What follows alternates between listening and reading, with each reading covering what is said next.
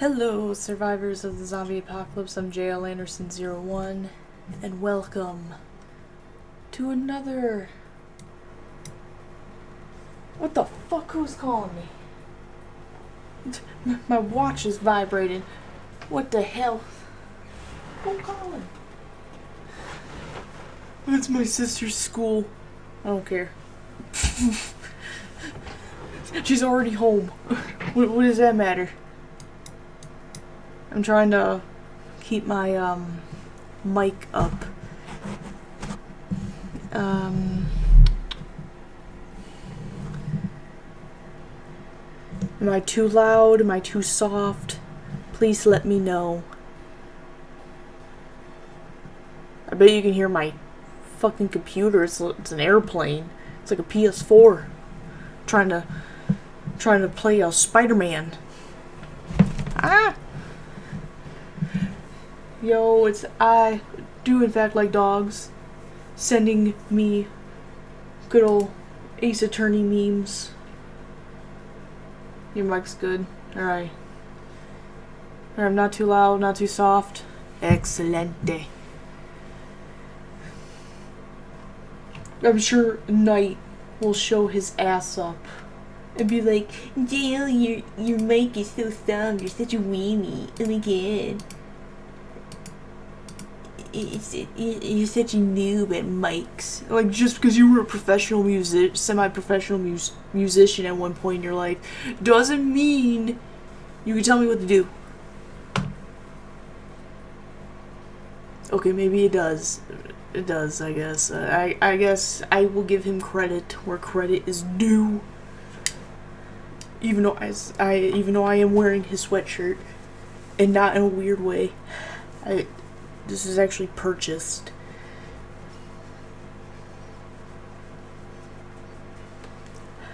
This is actually one of his merch, so if you watch him, this is Nightcast merch. I also wear my waifu's shirt too, because she's my waifu. And this is my merch, the Don't Touch Me. We gotta represent everybody. Rated E for everyone. I made my glasses worse. Like, goddamn. I can't see for shit. I'm blind. I can't see in front of me or else I wouldn't be wearing glasses. Don't touch me, don't touch me. That was me playing Resident Evil 3 Nemesis on the PS1, by the way. Well, it's technically the GameCube version. HD, like, upscaled version on Dolphin emulator. It's really good. Good game. It's a very good game. Except it annoys me. Then again, also, my mug, if you also desire, get my mug, it is actually designed for lefties and right-handed people, so no matter what, you can see the design.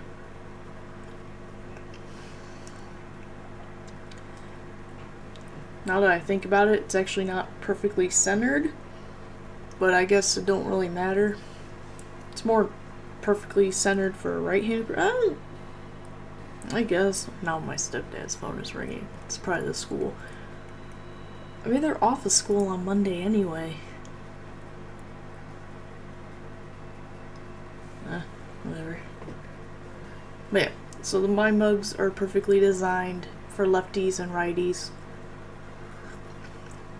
Because I hate it, like, you buy a mug, and a lot of the mugs you get, you pick it up, and the design, it faces you as you're drinking it.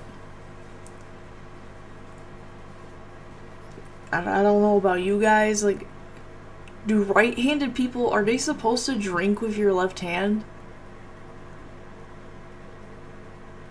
And then left-handed people drink with their right?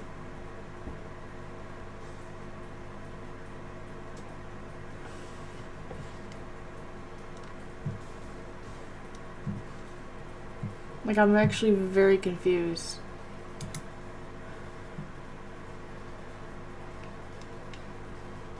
She's like,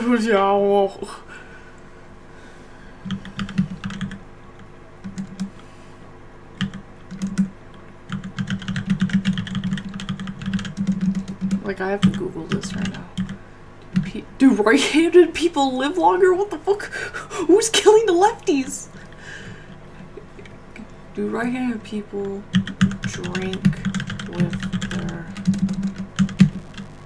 left hand?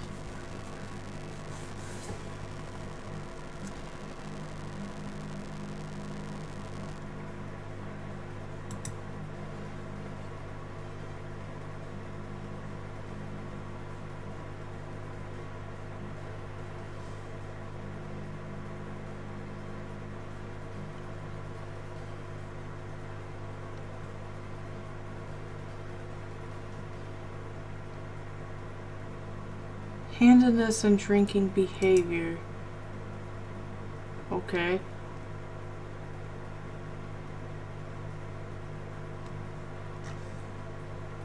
According to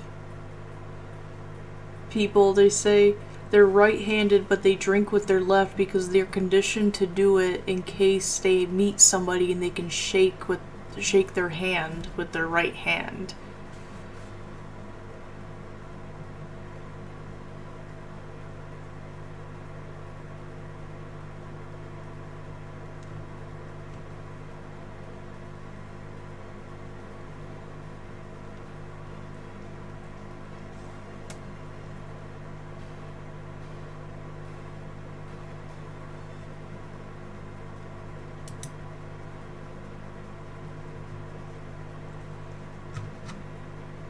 Okay.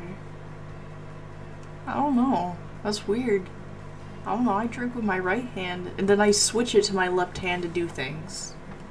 I don't know. Maybe I'm just a fucking weirdo. For most of us, it's obvious. Our right hand's the hands we do everything with, but a Reddit thread has sparked discussion with the advice that everyone who wants to make a good impression should actually use the left. Wiping your hand on your pants and offering cold handshakes is never a good first impressions. Okay. If you do switch hands, the damage may have already been done. So why hold your glass in your left hand? Because glasses contain cold drinks. Many of these drinks are also sticky when spilled. When you shake hands with someone, this first touch is not very pleasant. Okay. I don't know. I usually don't like touching people. Don't touch me. That's why I had a mug.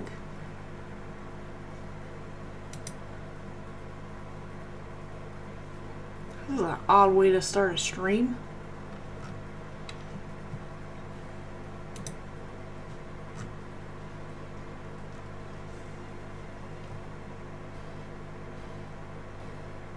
Why is there so many articles about left-handed people being alcoholics? This is weird. What?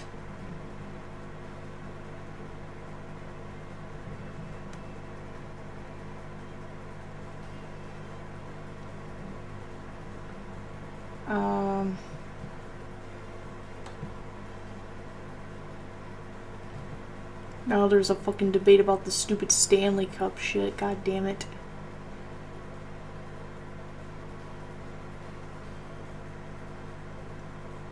Oh no. This is weird. Like I said, I do things so opposite. My mom thought I was meant to be left-handed, but I just learned to do everything as a right-handed person. Because I just saw everybody do it. Because my aunt, my dad's sister, there was like 4 kids, and my one aunt is left-handed. Her kids are right-handed, but my one cousin's son is left-handed.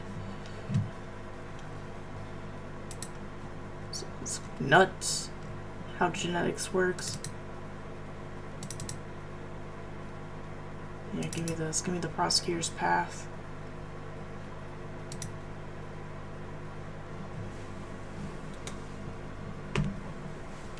Lado.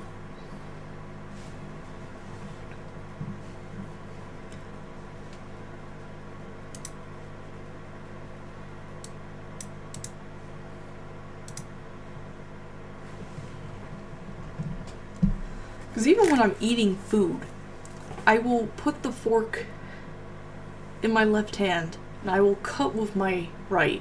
Then I'll put the knife down, switch the fork to my right, and then I'll eat it. Whereas everybody else that's right-handed will cut with their right and stab with their fork, and they'll just eat. They're fine. Now you have to be freaking Exworth. I have to be extra. Exworth, that's Edgeworth when he's being extra. He's gotta fake his death and shit. Now turnabout target and oh my god, thank Jesus. We're still in the tutorial chapter, by the way. And he does that? I'm the only person I know that does this. I'm like...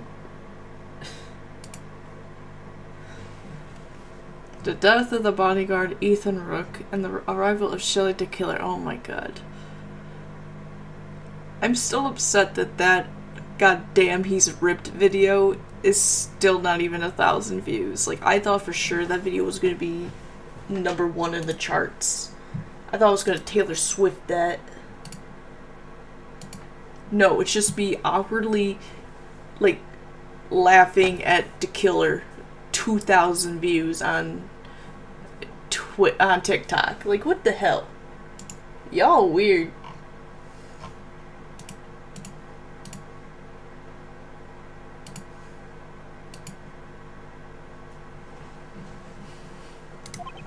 A new development in this case has come to light. Under Knightley's direction, the door of the president's plane was opened. It just smells like booze and women. Just lingerie everywhere from all the sex. During the paramedics attending Mr. Rook left, we set foot inside the plane, one by one. Single file. Oh, there's just good God. The orgy went too far. Cute beige. There's Night. I knew the weenie would return. Oh no, he's fucking dead. I felt like I just spilled coffee on my leg, but I did not. You just missed the part. You missed the beginning where I was talking about the sweatshirt.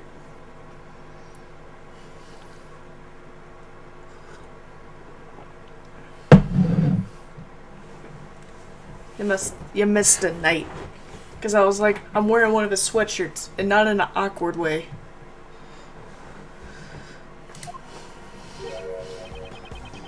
Oh, I like how this guy's still got a knife to his neck.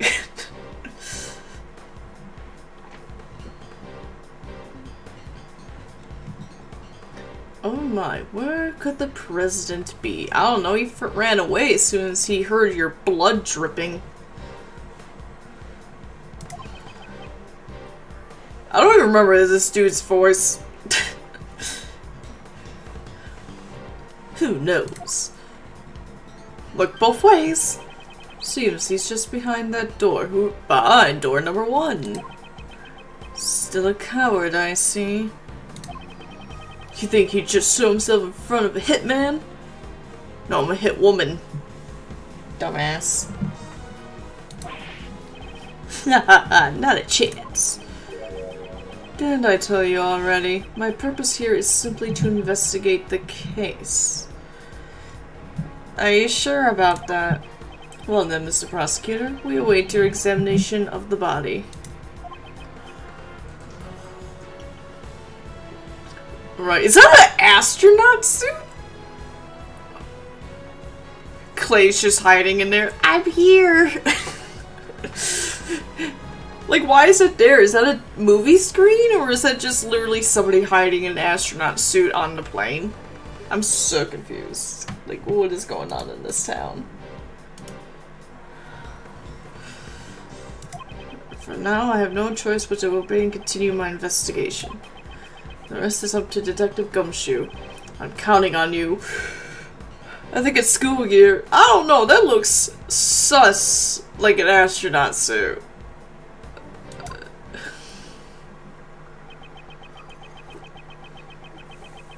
The attempted assassination of the president became the murder of a bodyguard. Heh, looks like you could use some help, Mr. Edgeworth. I don't deny it, but See, exactly. If that's the case, then it can't be helped.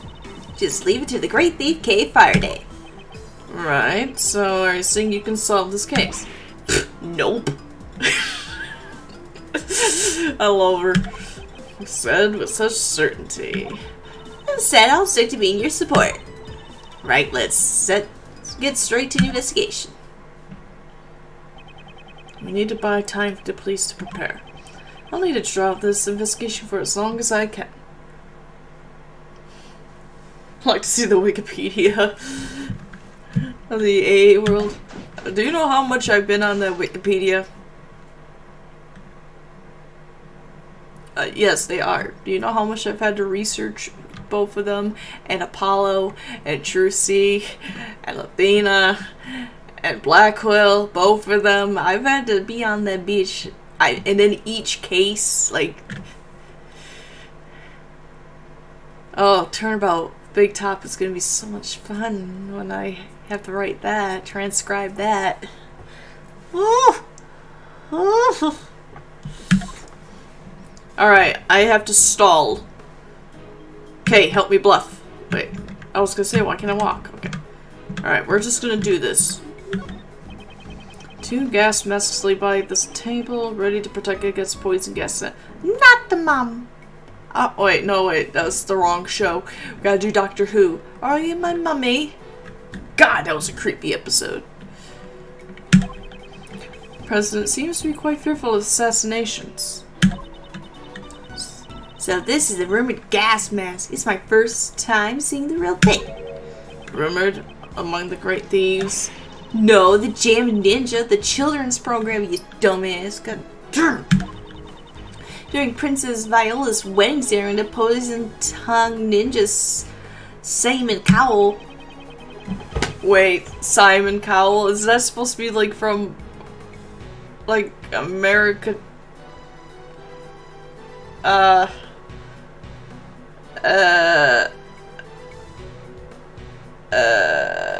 What was the show?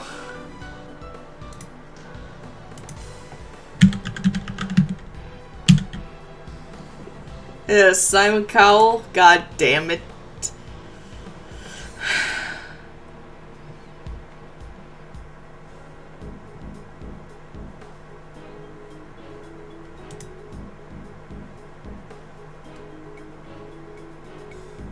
America's Got Talent.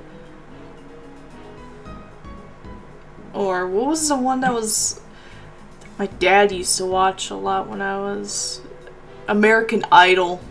That was the one that my dad used to watch a lot when I was young.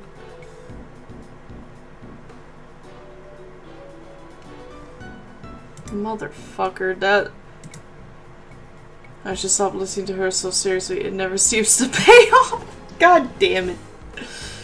Edgeworth, that's like your unofficial adopted daughter. Please take her seriously.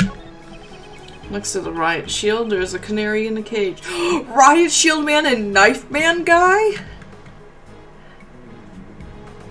Who remembers watching those on fucking YouTube? I love those videos. Riot Shield Man and Knife Man guy. Nice shirt. Take me now. Nice shirt, Ethan.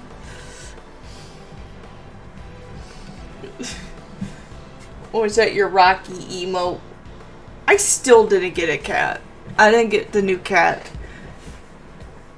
By the way, we're like jumping through hoops to get this cat. I did everything they wanted me to do and they still never... Here we go. Thank you, Knight. We're gonna get started. Oh, shit.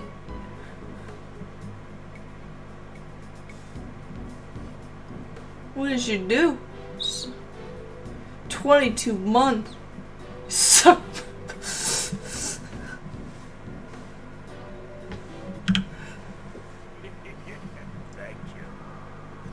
Nightcast Guitar just subscribed to the zombie apocalypse. Suck my balls, but you gotta come to PA. Check my balls, we scares you. Come to PA. Well, why don't you come to Michigan? Is it because it's cold? I mean, we just had a snowstorm. That was fun driving today. You just don't want to get popped in Detroit. I know how it is. In a weenie state.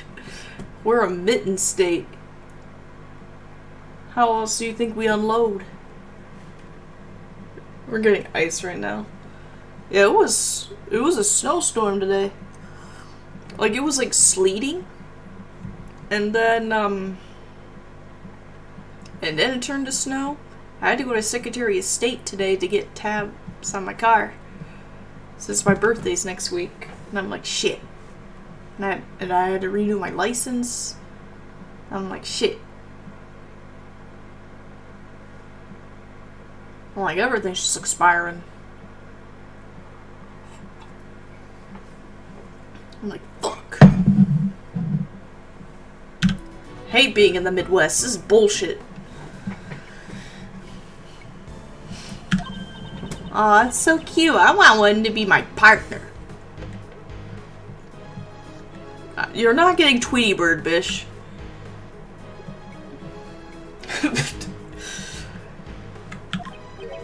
Partner? Of course, it can help me open locks and do other odd jobs at the crime scene. I don't think you could train a canary to do it. A great thief should always use nature to her advantage. I've heard of canaries being used to detect poison gas. Don't tell me. Wait, they can? Oh no, Leon's vest from MEAAI2 Remake. I won't rest until I've suspected every suspicious looking nook and cranny. Tamagotchis? How's the new cat? We didn't get a cat. I was just saying we didn't get a new cat. I've done everything they wanted me to do and they never replied.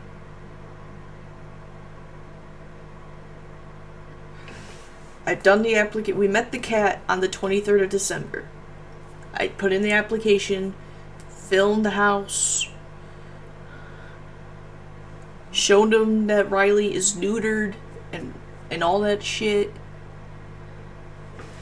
I get Peaches. You said she's an outdoor cat. We don't want an outdoor cat. I don't want to let the hoe outside and then she get hit by a truck by the movie theater.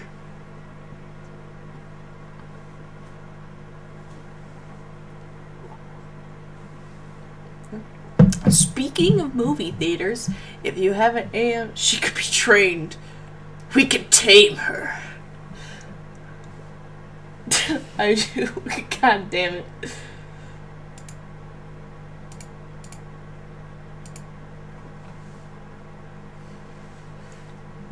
There's always free kittens. But you don't want a kitten though, because Riley is old. He's 10. He's a 10-year-old baby boy who only wants me for my milk and my cereal. What a dick. Oh, there's security alarms? I'd rather them be Tamagotchis.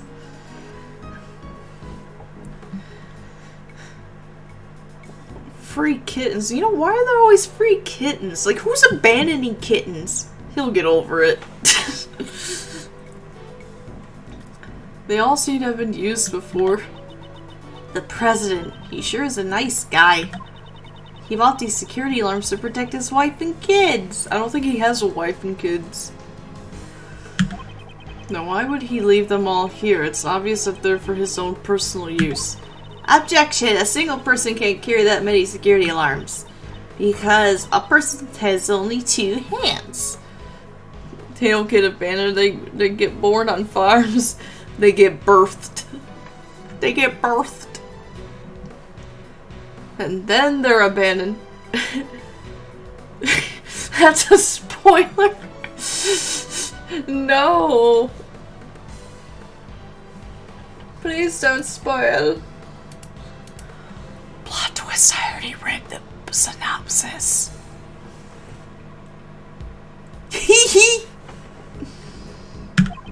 That objection is worth 0 points. Goddamn. Alright, what's this? This is a- oh, it's a, horror of horrors. Oh, it's a proof vest. Okay, there's a bullet in it. That's a heavy-looking vest. The president's clothes must be made from some special fabric. No, he's so feckin' ripped. His muscles are bulletproof. Have you seen him? He's like, look at me. I am a god. The dude. He makes Armstrong from Full Metal Alchemist look like a bitch. I'm just saying.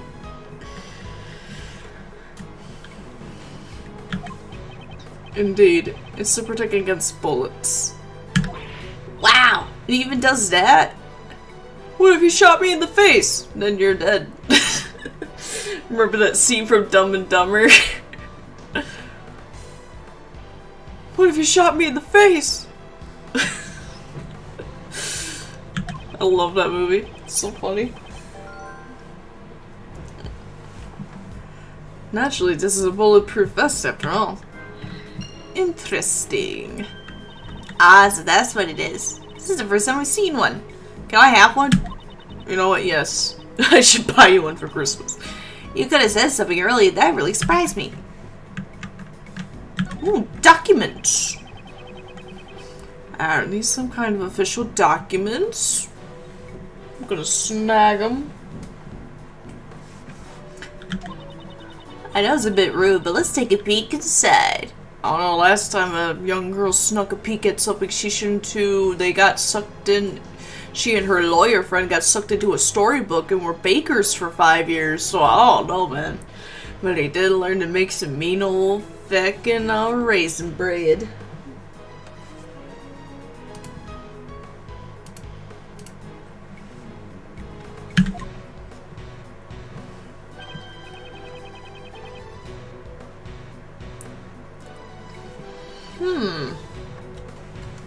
Must be able to repel any attack from the lake. The president is our top priority. Seems to be a security plan. Let's see.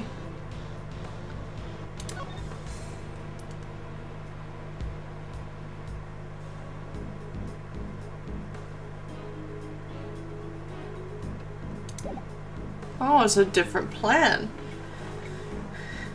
Bureaucracy Lannis Liberthia. God damn it. No.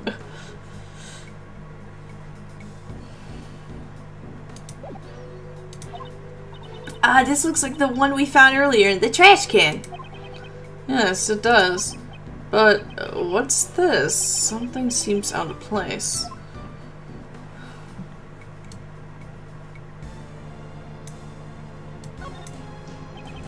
Certainly is a very sketchy drawing. This seems to be a security plan document. So we obtained something like this earlier. Something's different about this one. Could it be? Perhaps I should try deducing. I was! God damn it! Yeah!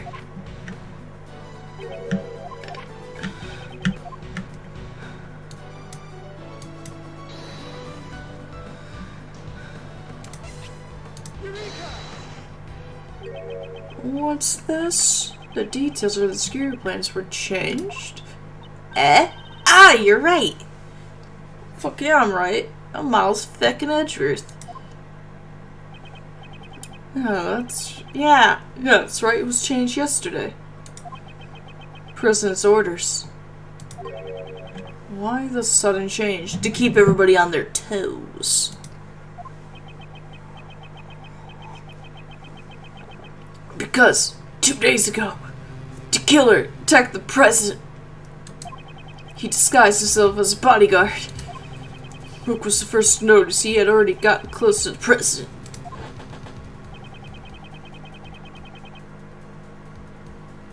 Rook managed to stop him just in the nick of time. God damn! This is freaking intense. Rook grabbed his left arm and twisted it. He was like, I'm gonna rub it real good right here. Rub, rub. Rub him out a good one. That's the jerk-off technique.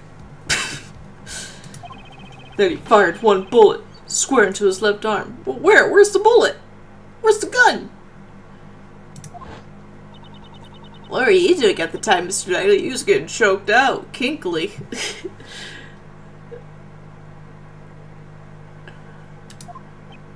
I was. If I remember correctly, the first person I took out that day was you. Whoops, was that a touchy subject, or... I didn't mean to call you out for being a bitch.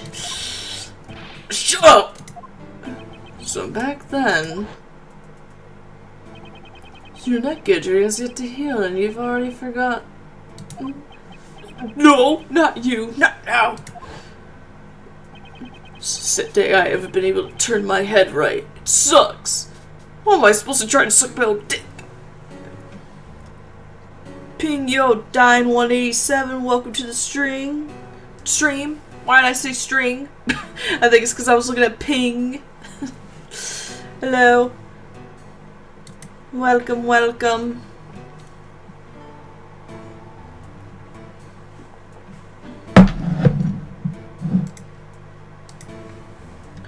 Let's get you a good old welcome.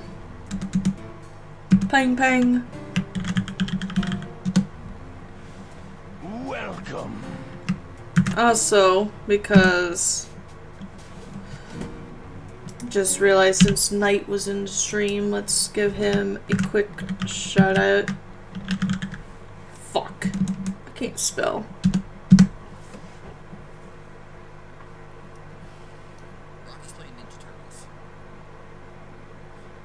Oh, that's the new kitty.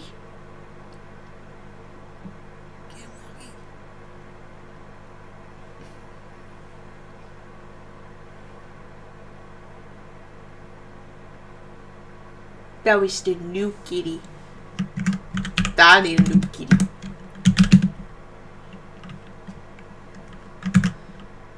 I just like cats. They're so cute. I love them. They make me very happy.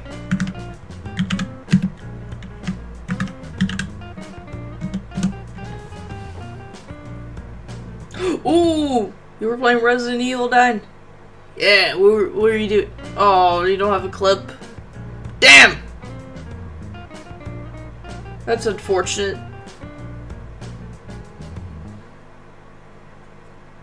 So back then, Miles, that happened 30 minutes ago. What did you initiate? Why did you initiated a flashback? Yeah, that's the one thing I hate about Ace Attorney. It's like we just issued a backstory. It's like Phoenix finds a piece of evidence and he talked to a witness. And it's like we just found this out in the defense lobby. Then we go to trial. And it's like, aha, this evidence I found. And it triggers the freaking conversation they had in the defense lobby. And it's like a 2-minute flashback. And it's like, I should probably present this evidence. Should I? It'll ruin everybody's lives. Yeah, I'll do it. It's like, dude, what the hell? You didn't have to do that whole flashback.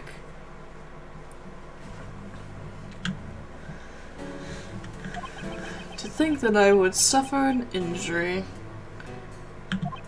Ethan Rook. You could say he was a most capable individual. Unlike this man here. I mean, yeah, look at his fucking hair. He almost looks like that. Looks like Jean from Attack on Titan.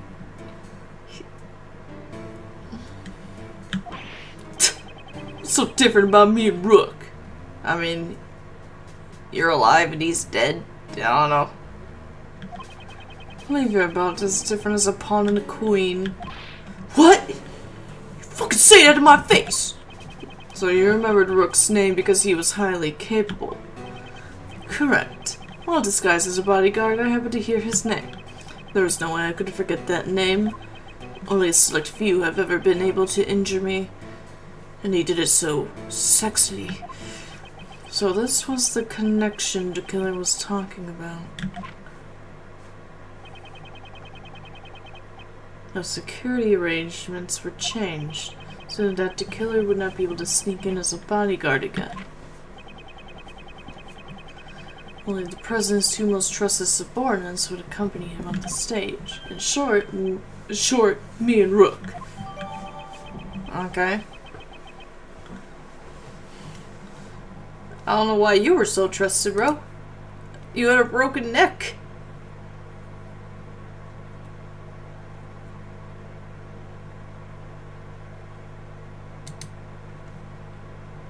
Like, okay. Then it appears their positions were also changed. That's true. He's now on the right side. Because I can't turn my head to the right. My position got changed to the president's left side. In other words, I was relocated to the right side of the stage.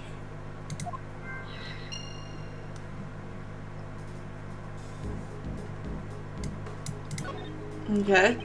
Strange decoration based off some strange animals staring at me with its strange eyes.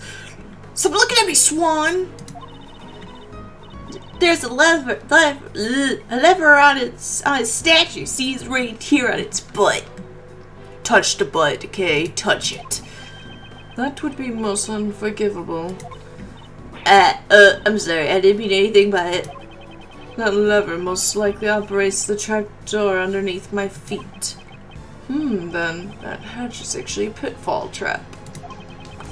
Hope you understand, it would be in your best interest not to pull that lever. When a killer talks about your best interest, it would be wise to do as he says. Touch the butt, Kay. Touch the butt. Touch it!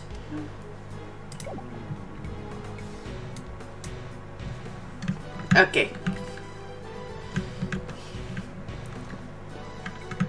So how you guys doing? I have high hopes for you. Please ensure you do not disappoint me. Oh, hi.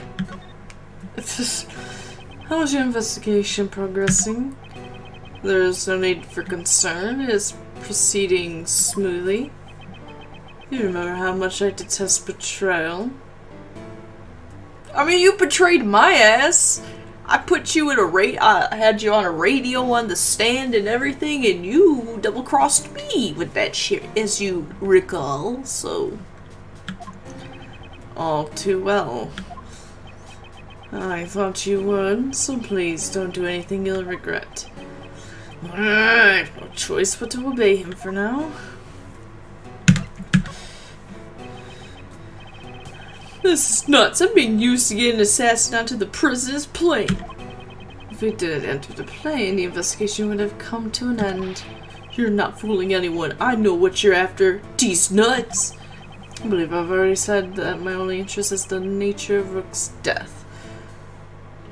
Man, he likes this guy so much. He's so upset that his like rival is dead. He's like, God damn. I can never get proper revenge on the dude that shot my arm. How am I supposed to fuck him? In more ways than one.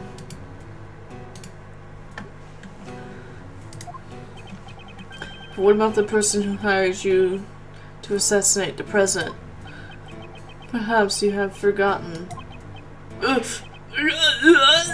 have no intent to carry out a job I deem futile. Very well. Let's continue the investigation. Splendid. I have the utmost faith in your abilities, was the prosecutor.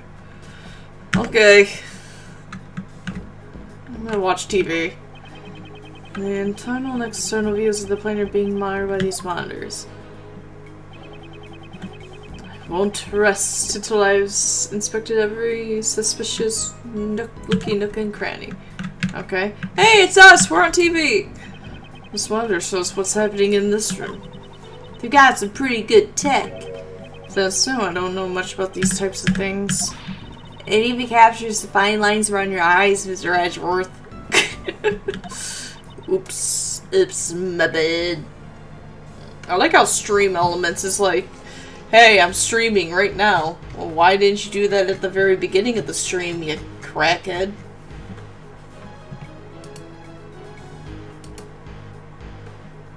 Like, dang.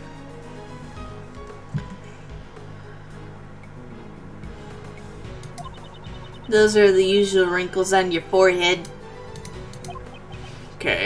Is that all you wanted to say? Yes.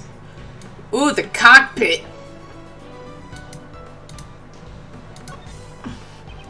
They just want to show the cockpit and the aircraft's exterior. There doesn't seem to be anything out of place. What do you mean? This one is blurry. There's nothing there.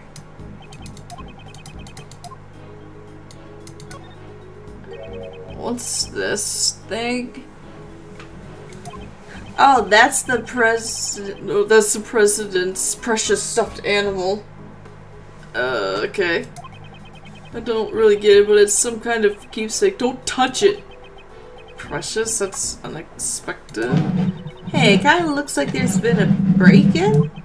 Indeed, that area it stands on does look a bit unnatural. Are those glass shards underneath this stuffed animal? What? The unnatural empty space, perhaps? This unnatural empty space, perhaps? Was there another monitor here?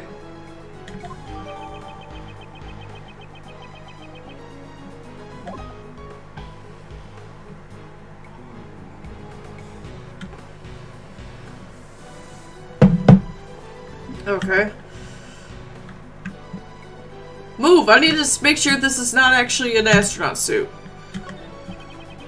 A swordsman protective gear from bulletproof vests, and hazmat suits. Wow, there's even a spacesuit! Oh! Oh, look at that! I do in fact like dogs. It is a spacesuit! I am correct. Oh my god. He has a spacesuit. The president seems to be very protective of himself. No!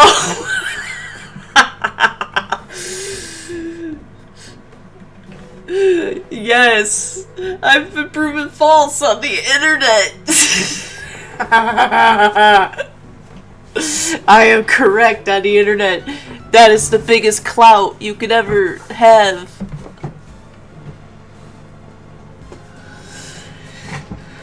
I must exile myself.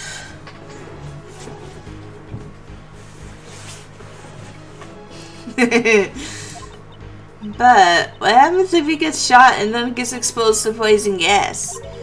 And then on top of that, he gets ejected into space! He would probably wear everything that you see here. That would be a sight to see. Oh my god. It's literally like a conversation between Phoenix and Maya. I love it. It's an inflatable lifeboat with an oar sitting on top. Looks like it's ready to be used at any time.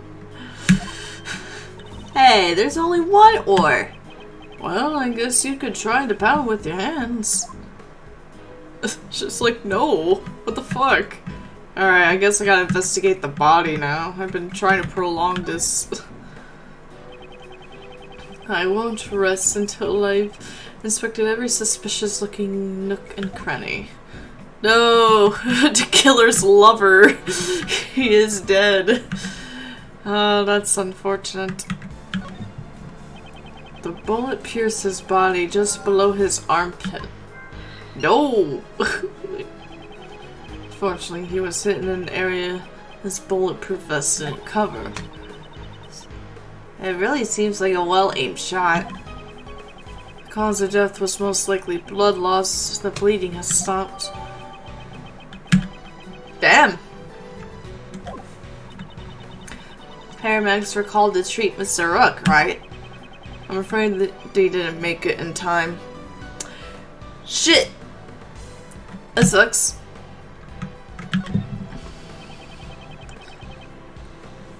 This is a bulletproof attaché case. I like how that's an attaché case, right? So in Resident Evil 4, apparently Leon was carrying one of those. How? Like, where did he have it on his person in the game? I did not see that attached to his ass anywhere. He had a little butt pack, but he could not put a bazooka in that bitch. You can't fit a bazooka in there. Look at it. You can barely fit that revolver in there. It's like as big as the case. You want me to fit a broken butterfly? The freaking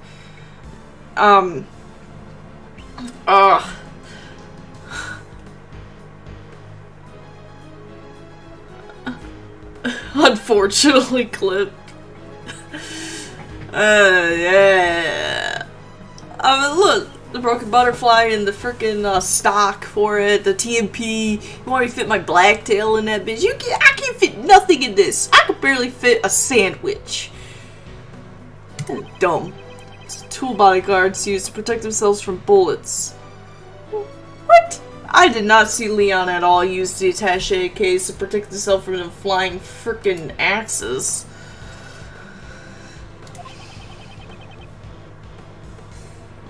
It could be seen in Kay's photo. What?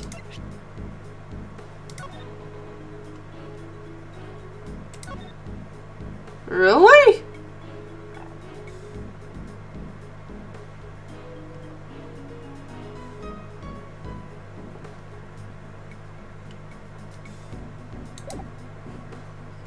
I thought it was to store my bazooka. My rocket launcher. My Chicago typewriter. This is garbage. Why is everything I know a lie? Oh, you were gonna show it to me anyway, okay. Seems Rook and Knightley both had one. Okay. Ah, that's the scene I stole on film.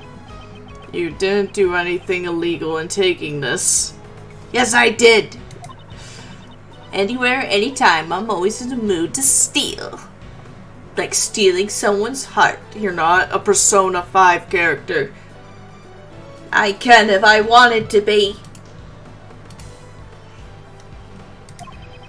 You just wanted to use the word steal, didn't you? Have been caught? Have I been caught? Yes. Okay. Ooh, it's a revolver. Seems the victim also carried a gun. Did he try to shoot something? He may have drawn it out instinctively to return fire. I need to check to see if the gun has fired any bullets. It's not fully loaded. There's no evidence of any shots being fired. This gun's also from Zheng Fa, right? Yeah. We were always issued the same model revolver. Interesting. Now let's look at his penis. Victim is Ethan Rook. He was the president's bodyguard. After hearing the gunshots, he immediately evacuated the president to the plane. He gave up his life to fulfill his duties. Does this mean he'll receive a what? Posthumous promotion? Okay. There's no need for forced comments. How did you know? Bodyguards don't follow that promotion system. Oh, like cops and shit. Yeah. Okay. His shoe! There's nothing of interest here. No, his shoe is important. I know it is. Damn it.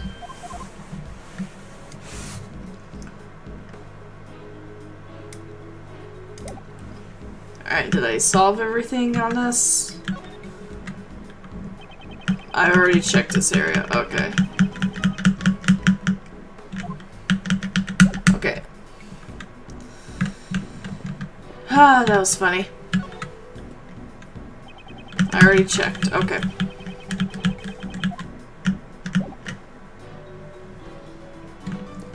What about here? I already checked. Alright, look at that. I'm actually good at a video game for once. We did it. Alright, do I need to investigate the door? The president is just beyond this door. This door. I'm getting a sense that it's challenging me. Okay. There's no need to feel challenged by a door.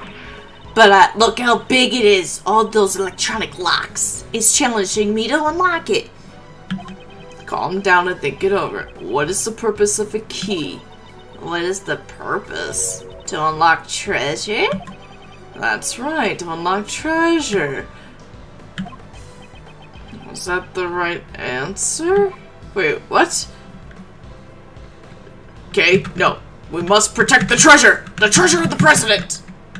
Mr. President! Just for that, I am going to save.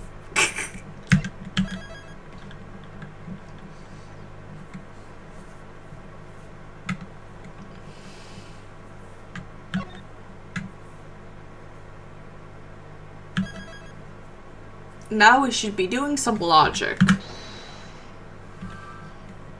Oh god.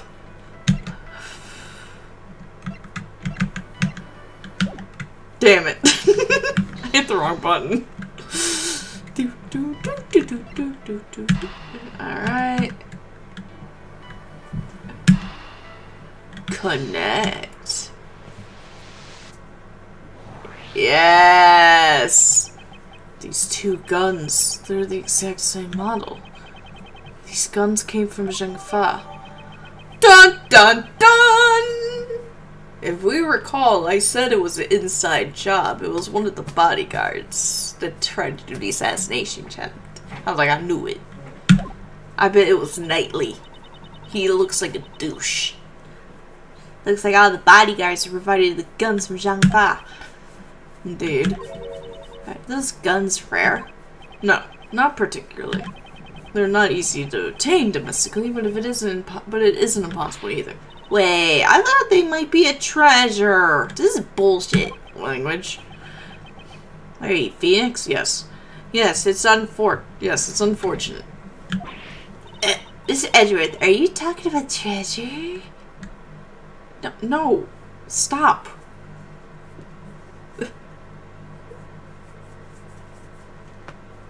Yeah, I know. Remember we discussed this last time? Not quite. If it was a rare mod, it would have been easier to identify. Even evidence could become treasure. Treasure. I see. You were doing your investigation. You searched for treasure. Well, I didn't quite say that. Goddamn. Okay, let's investigate. Where's the treasure? And suddenly she's motivated. Dude, I think Kay would be a great prosecutor or detective. Because think about it. The bullet pierced right through, so the person who shot him knew exactly how the bulletproof vest worked and where to aim. It's obvious.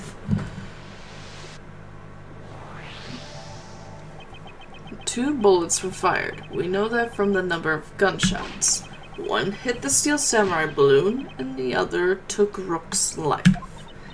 But didn't a bullet also hit the president's bulletproof vest? Right. It didn't match up with the number of shots. However, there is one way to solve this.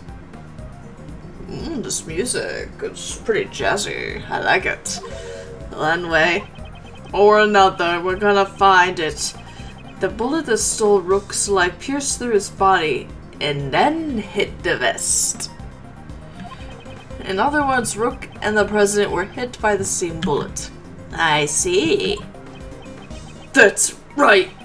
It'd be dangerous if he hadn't worn the bulletproof vest. Is the president alright? Even while wearing a bulletproof vest, you can still get injured. Yeah, you can get bruised. Yeah, the bullet's impact can still fracture your bones. But don't worry, he's fine. The president's trained himself like no other. That's why he's so ripped! The dude hits the gym every day like he's fucking Wolverine.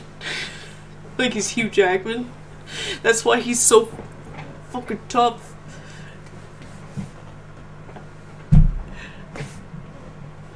It's just one ab that's bruised. Like it's just a flesh wound. Mr. President, it's just a bruise. It's just a flesh wound! Like, oh my god. Like, watch, he's like so ripped in tone, but he doesn't know how to fight at all. Like, he's never taken one, like, karate class. He doesn't even know how to throw a punch.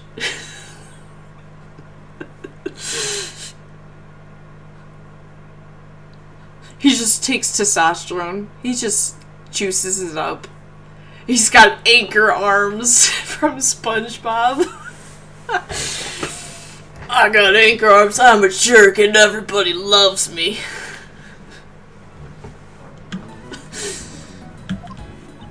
Maybe the president didn't even need a bulletproof vest. I mean, look at him, he's so jacked. I think that might be pushing it. I like to examine the bullet. There's a chance there may be still ballistic markings. Ballistic markings, what's that? Didn't we discuss that in the last game, Kay? Did you forget in the past 2 weeks? Like, bitch! Like, literally, it was 2 weeks ago we played the first game, and it's like 2 weeks, canonically, between the first game and this game. She was out partying with Emma or something. She was doing some, like, crack or something. I don't know. This girl got some memory issues. Ballistic markings are always left on a bullet. Each gun leaves a different marking. So if we examine the ballistic markings, we'll know which gun the bullet was fired from. You could say they're like a gun's fingerprints. Puncher! No, I like it. I get it. Now let's investigate right away. I think that'd be difficult. The bullet was completely flattened when it hit the bulletproof vest. There's no way you can investigate the ballistic markings. What? I want to investigate them. God damn.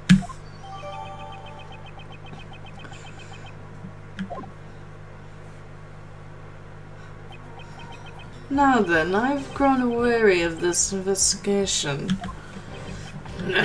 Still no sign of the Detective Gumshoe, god damn it!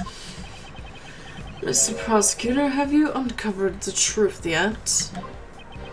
No, not yet.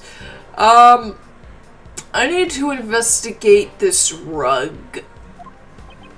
I see. In that case, would you like to speak with someone who is involved in the incident? Slap!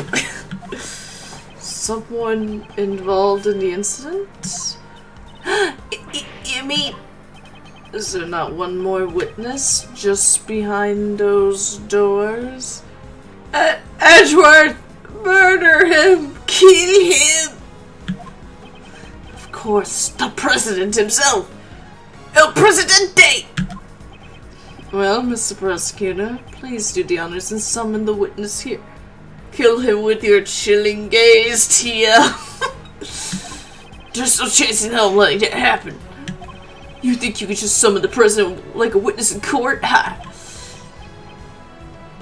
Mr. President, I'm sure you are watching all the serious security cameras come out to play.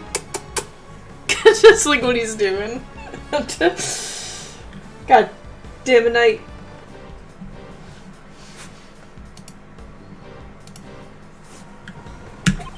Would you kindly grace us with your presence? Oh god, I don't know if I can handle it. I don't know if I can handle the ripness. That is, if you value your bodyguard's life. He doesn't value his life at all. He just lets him die. My pants match the frickin' thing.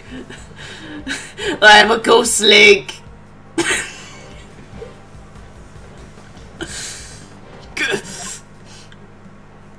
Don't come out, please don't. I can't handle you. Please don't. Don't. Yes, please stay. Don't you dare. I see. Slits throat. Mr. President, what sort of a man leaves another to die on his behalf? Yo, Firefly, welcome in. Welcome into the show. Welcome to the show. More fun, MJR. Man, I remember going to MJR theaters all the time and doing the clapping. Remember when that was a cool thing? Now my coffee's cold. I'm a little upset.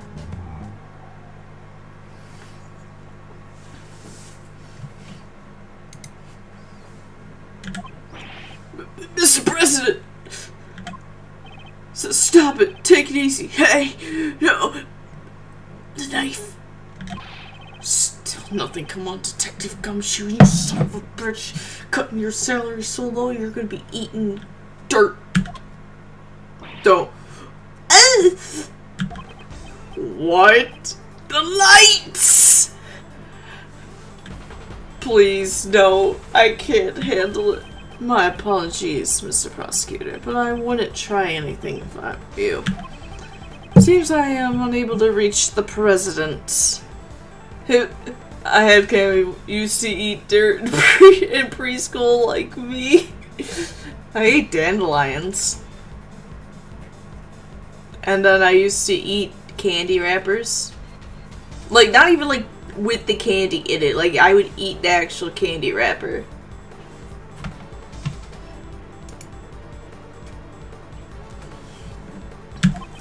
Even with Mr. Knightley's life. Stop!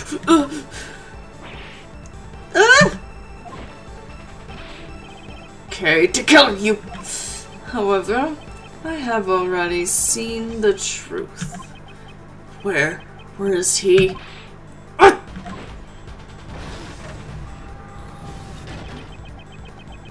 the fuck? He's standing there like a Naruto villain? Like shit. I leave the rest in your hands, Mr. Prosecutor. Why wouldn't you have just shanked him? Would have been so easy. It's Mr. Edgeworth. Oh, it's Mr. Edgeworth. Oh, it's a fucking Mr. Edgeworth. Mr. Edgeworth, sir. Everyone's fucking dead.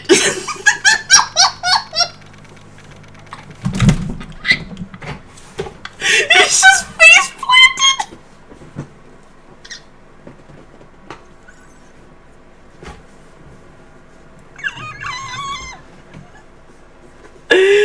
Oh my god. That's the image that everyone fucking memes about. I love it. There he is. And the Gumshoe's just got his face by his ass.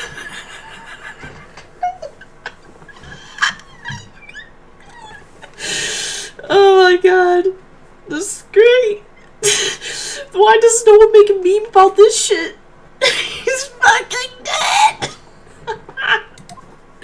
Oh, he's like, alright, I'm good.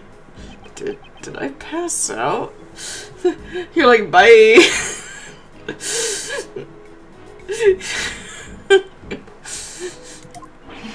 Mr. Ashworth, thank goodness you're safe. Mr. Ashworth, are you okay? Classic Capcom line. The classic, are you okay? At least Edgeworth wasn't a zombie eating people. And then you said, are you okay? Because goddamn, that happens way too much in Resident Evil. Makes no sense. Okay, well, what about you? I just woke up myself. Felt like someone tried to mess with my skirt, but thank God I wear bicycle shorts. Hang in there. My head's throbbing a bit, but it's no big deal. Detective Gumshoe, what happened to the killer? Well, Miss Swift came running out of the plane. She told us the killer made a run for it, but we were too late, sir. We heard from that bodyguard that the emergency lifeboat over there had been stolen. He's probably at the other side of the lake by now, sir. Didn't you steal off the park? The police were all called back to surround the plane. Right now, there's no one guarding the opposite shore. God damn it, Gumshoe. Looks like your party has been cancelled. Ugh. Hang in there.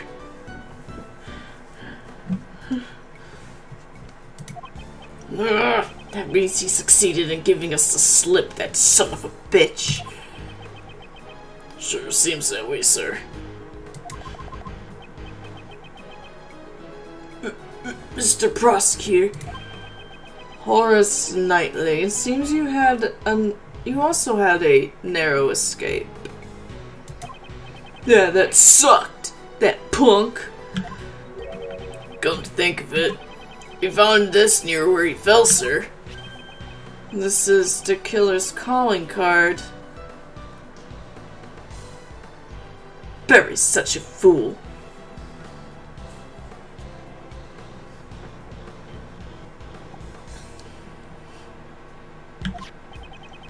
Looks like a message from him. Kinda weird, there's no picture doodle of Phoenix's face on it. Ooh. You know, Phoenix, right? I don't know that man. And Bella. I can't believe that never got brought up ever again. He always leaves his card next to his victim's body. Am I the victim? Am I a ghost? Let's check. Oh, I thought I could flip it and there's a message that's like... like, eh... That would have been so funny.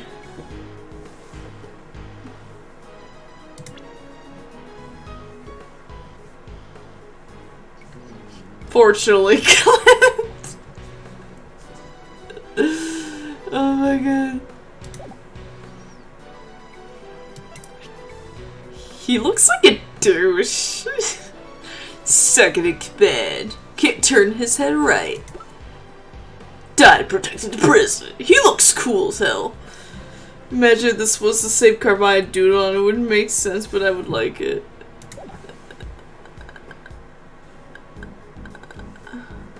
It wouldn't make sense. I wish I could just see the rippedness. Like, goddamn.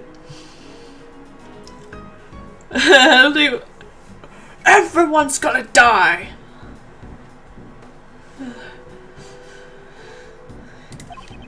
But you're not dead, sir? What? Are we dead? Or are we ghosts? Perhaps this signifies something similar to a killing. Like my pride.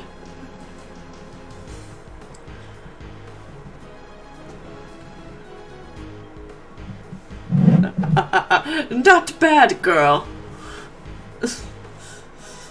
Calm down, Chief. My beautiful town. I love RE2. Resident Evil 2 OG is like one of my favorite video games of all time. It's my second favorite RE game. My favorite is Code Veronica, though.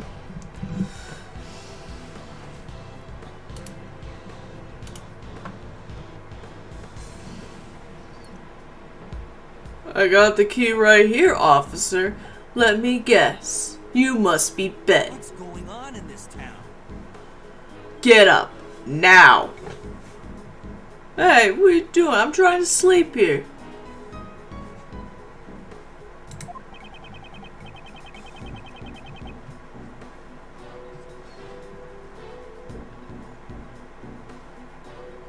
Wait, Pinky? What the fuck is that? Oh, let's see what the Pinky are trying to go $1 million.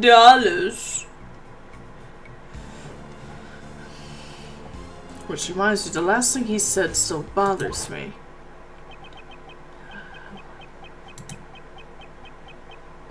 What do you mean? I still don't like it that he's standing there like a Naruto villain. Like, what the fuck?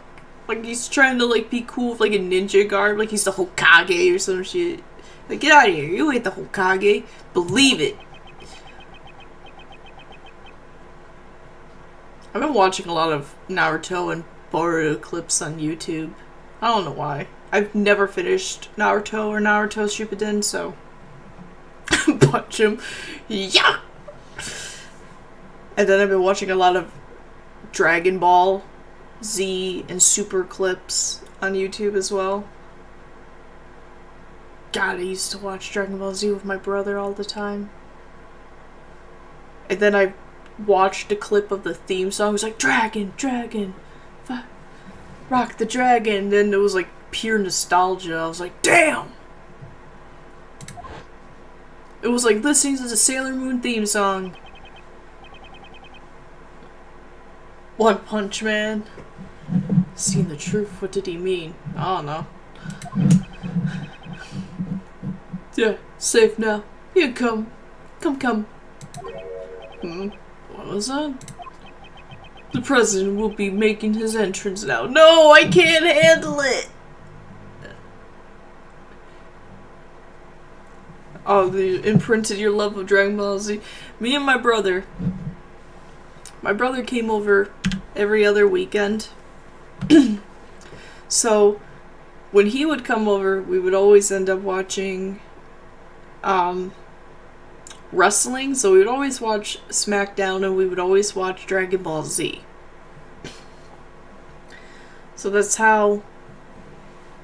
I wasn't a huge fan of wrestling, but I would play the SmackDown video games with him on PS2, so we'd make the ridiculous wrestlers and shit. If we didn't do anything with the wrestlers, I was always Kane, or I was The Rock. So that's why I've always liked The Rock. Always did the people's elbow and shit on people.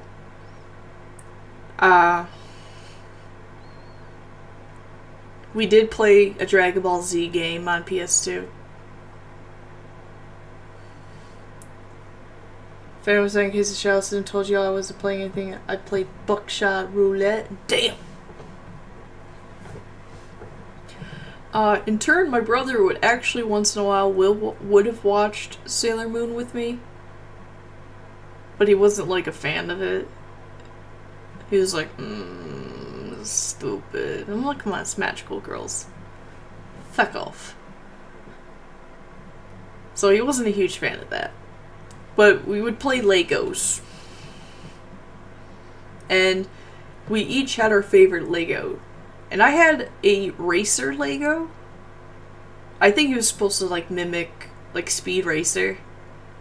One, I named him Captain Mustache for some reason, but he didn't have a mustache. I don't know why I named him that. I was like 6. And the other Lego set that we had, he was a farmer. And my brother named that one Goku. And he's like, we'd always build our little houses, and he's like, I'm Goku, he's like, Kamehameha, and we'd like fight Captain Mustache, and I had a horse, and I had a Pegasus thing, because of Pegasus from Sailor Moon. But you got 2 stubs, S and Super S. No, S is more... Was it S or Super S arc? I don't remember which one it was, but Chibiusa or Rini in the English dub dealt with Pegasus and shit. So I had a Pegasus. That was fun. That was a child imagination. That was like 23 years ago. God damn! Ah, you're petting Riley! Look at his stupid little face. He was shocked.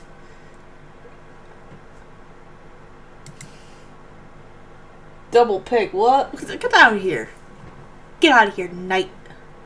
Well, where is that, by the way? Where is that? Do I even have a get out of here, knight? I don't.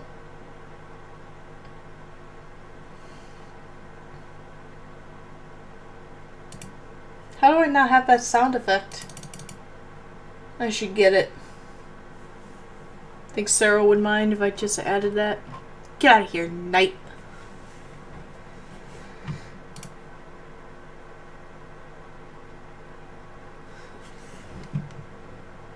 Yeah, get the bear bits. At the bear bits. But yeah, that was a childhood story. Also, my brother would like do wrestling moves on me, and then my head would get hit on the wall so many times. That also explains why I messed up.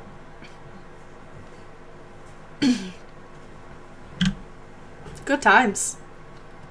Then he pissed me off so bad that I beat him over the head with my pink little tykes chair. The president! Oh shit. He kept laughing at me because, like, whenever I hit him, it wouldn't hurt him. And he's like, you're crying, I'm winning. So then I got the chair and I just started beating him like it was a steel chair from wrestling. Oh, that's just how it was. I'm a violent little biche. Please. Oh god damn, he even looks ripped as a sprite! No, please! No! No! Dear God, please! I can't handle this. Why? It looks like he painted his clothes on his body. Please. Why is he got like a... Like, he looks like he has the Beast's head from Disney. No. God, why is he so fucking ripped? This man is the president of Shangfa, Tijan Huang. You, What if I gave him, like, a tiny voice? I'm gonna do that. The next time we talk, I'm gonna do it. It's an honor to meet you. My name is Miles Edgeworth. I'm a prosecutor. I am Tijan Huang. I have heard of your deeds. You saved my country from a great crisis. I'm sorry, I had a special microphone when I did my speech to make my voice more deep. Is he referring to the Yadagarasu case? I was simply solving a murder, nothing more. So fuck your country. Such modesty. I have been observing your investigation. I don't... It hurts the way you pronounce his name. I don't know how to pronounce his name.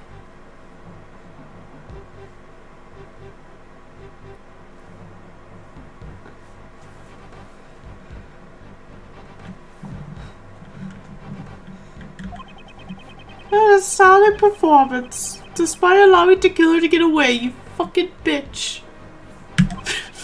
Thank you very much. So he's watching through the security camera. So you watch me get knocked the fuck out? However, I regret that it ends here. Me and my pecs regrettably say get out of my plane. What do you mean? Oh, I thought he was flipping off! It's pronounced...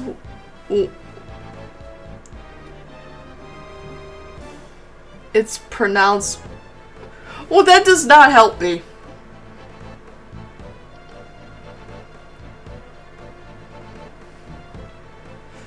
I would still pronounce that as Huang.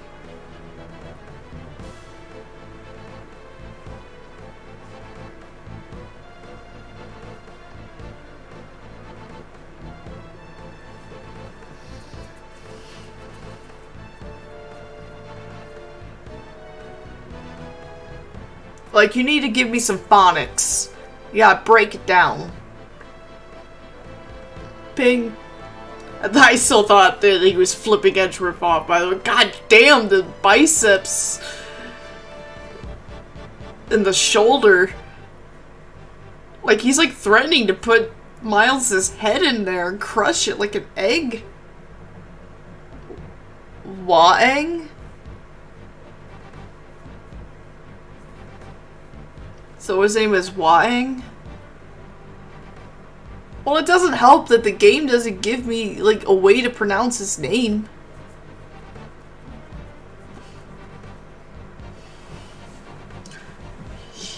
Heed my words, foolish prosecutor. You should have already been informed by Knightley. The investigation will be handed over to the esteemed police force of Shangfa.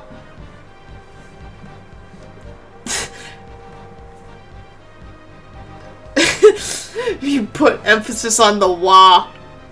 Like, what do you mean, put emphasis? Like, I go, wah!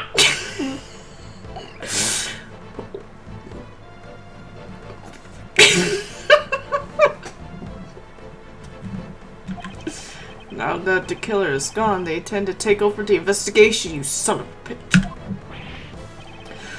Hey, pal, what are you doing? What's with that attitude? Dude, go shoot your out of your league. He's gonna crush you like a grape. Or so I can't describe how to pronounce this name any better. It's because of the killer, Mr. Edgeworth, that... Enough, detective. Mr. President, I cannot agree to this. Why must this investigation be handed over to your country's police?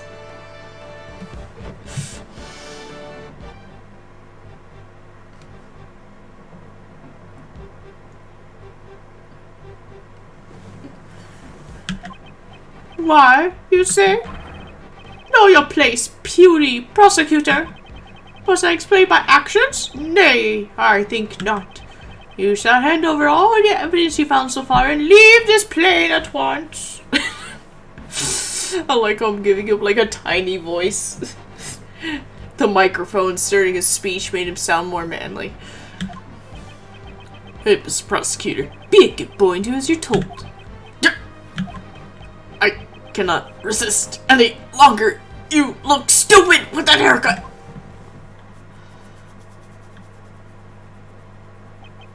All the evidence handed over to Knightley. Why? Why won't he allow me to investigate this case any further? Now then, would you kindly take your leave? Knightley, place the suspect under firm restraint. I'm on it, Mr. President. An attempt on my life! The murder of my subordinate! Such evil! Such sin! I'm only a good boy to one man only. What? I didn't kill nobody. I swear. Shut your trap, lady. You dare question me, you dare stain this world with deceit. Shall we pardon this sin? Nay, absolutely not. It is almost unforgivable. My reasons being, there's no mistake. The president is hiding something. If I turn back now, the truth will be lost forever. Mr. Edgeworth. Mr. Edgeworth, is there nothing you can do?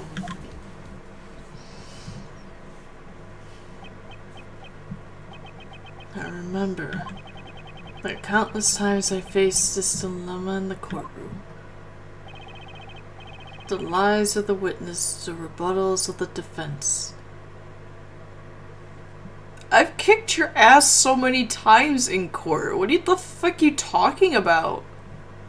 Damn, how is this man speaking in speech?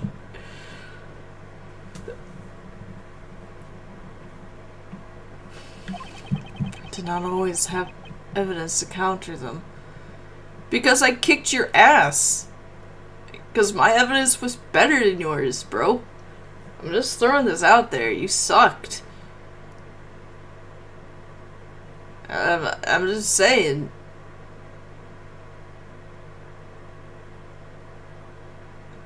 Like, are you saying that you could have beat me with Maya? You were gonna put a 17-year-old girl in jail for the murder of her sister that she didn't even do?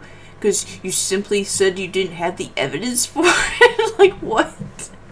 Like, goddamn, if I had this one piece of evidence, that bitch would have been in jail years ago. I should have left you in that jail cell years ago. Maya's like, but you didn't. You love me, Edgeworth. We talk about Steel Samurai all the time. He's just like, I know. You really think I could have killed my sister with my little hands? And he's just like, I guess not. Nonetheless, I was able to draw out the truth from them. You didn't do anything during Maya's trial. You only really helped me during fucking Will Powers' trial. I thought I would come up with a question, but I did not. That's right. My words alone are my weapons. I thought it was your fancy Leonis Kennedy-esque hair, but okay. When in doubt, pinky out night. Oh god, not this again. Now then, let's analyze the situation. No, please, not this again. I don't know chess. God damn! Stop flipping me off! Leave this place at once! This is a direct order for the president himself. You're not my president! He's not even listening. Any rebuttal I give, he cuts off. When he has that forceful attitude, I'll need to watch the situation carefully. My opponent is the president of Zhangfa. I don't think he'll show any weakness easily. He's like saying this shit out loud. His words may be overbearing, but I need not to be intimidated. If I observe his behavior closely, I should be able to read his emotions. First, I'll start by asking about his reasons for taking over the investigation. Now let's begin. A good opening line will put me in advantage. See any good movies lately? Logic chess begin. Oh, fuck. Explain your reasons! Please allow me to confirm something about it. Nay, I don't recall granting you permission to speak!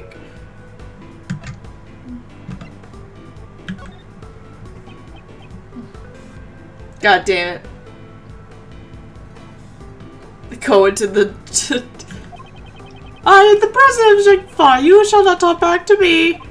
I'm not talking back. I'm simply asking for confirmation. He's like so smug. He's like, I'm not talking back. You are.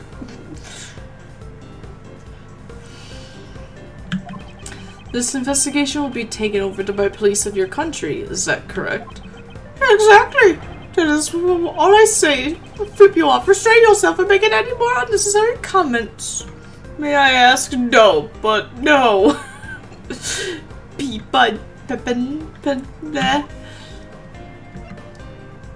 think I will restrain myself? I don't know, wait and see. That's enough. Being on display is tantamount to being on my country's soil. You gotta do as you please. It's plain. Is there something significant about this place? I should remember this clue. Explain your reasons! I'd like you to explain your reasons for depriving us our right to investigate. Impudent fool! Hold your tongue! There is no reason. That should be enough of an explanation for you. Perhaps that clue may be useful here. Gathering from what you said so far, does that forceful attitude of yours have some connection to this place? No, his horsey still stands! You insolent. Earlier he said that being on this plane is like being on your country's soil. From those words, I was able to deduce the answer, namely that is, you wish to claim extraterritorial rights inside this plane. Am I correct? That's enough! I shall brook no insolence! I don't know, wait and see. If you have nothing to say, be gone! You're wasting my time! Seems I should have been a bit more decisive. Oh, god damn it.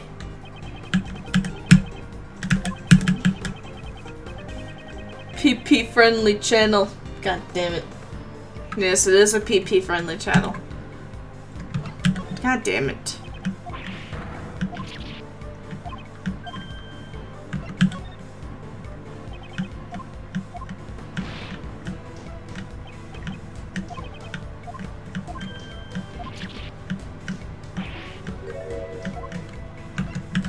Alright, you seem unsettled. Yeah, now I have my horsey. Your words are forceful, but I cannot overlook them. The moment I mentioned extraterritorial rights, your face grew pale. Like my horsey here. Fuck your horse. My horse beat up your horse. God damn, he's ripped. Look at him. In light of your present courage, I shall grant you an answer. That's right, I am claiming extraterritorial rights inside this plane. But this plane was made in Germany, therefore it's a German plane. However, stop flipping me off. What does that change? You are still powerless. There is nothing you can do about it. I see. Under international law, the plane would be considered part of Jingfa. How convenient. If he wishes to stake this claim, then I shall question his validity. Validity? Okay, whatever. I can't read. I can't read. The next move will decide the outcome.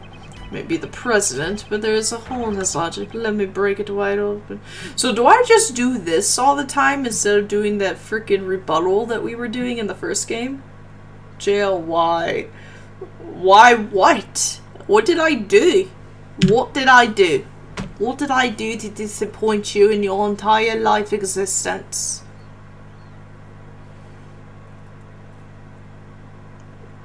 Because I don't know how to pronounce a lot of words. I had a speech impediment when I was young.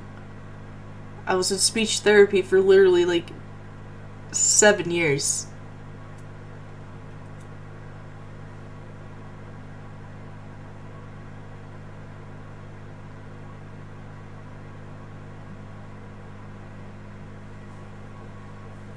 So I have issues.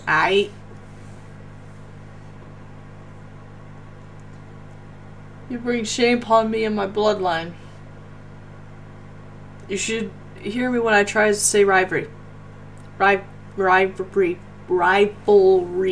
I have to say it slow like that, or I just say rivalry. Rivalry. It's like Nemo trying to say anemone. Anemone.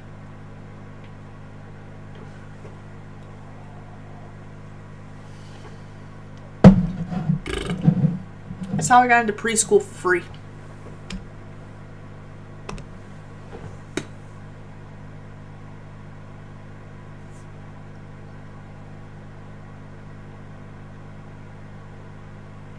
Anyway. But no, I really had a speech impediment. So I do have issues pronouncing certain words.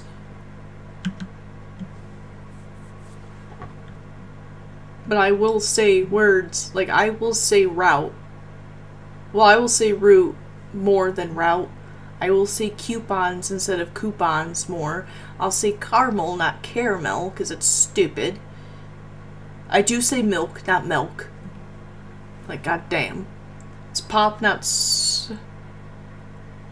I'll say pop, not soda. Because feck you.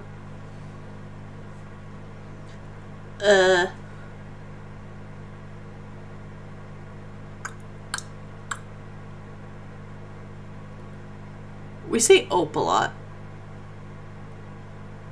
We say groceries instead of groceries. Apparently, Southeast Michigan is the only place in the freaking country that says door wall.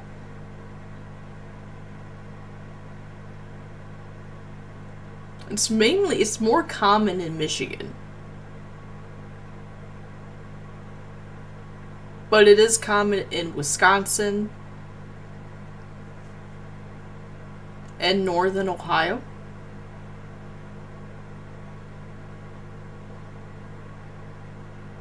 I sometimes say a boot because of being close to Canada. And I say dollar a lot.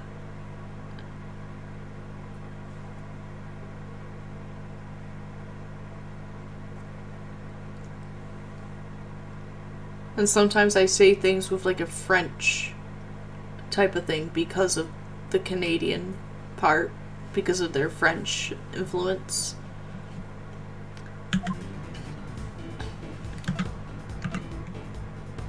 Aren't you being too forceful?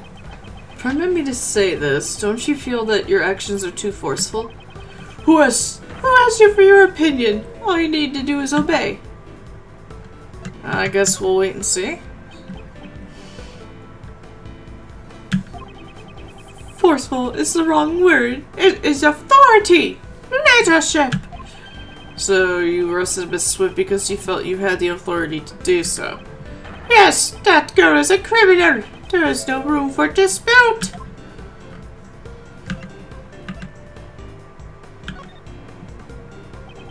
Haven't you realized it yet? I have you cornered. Not it! I'm just wasting my time with pointless chatter. Keep forgetting that other people grow up not pronouncing the word I've learned how to pronounce, and it hurts my brain.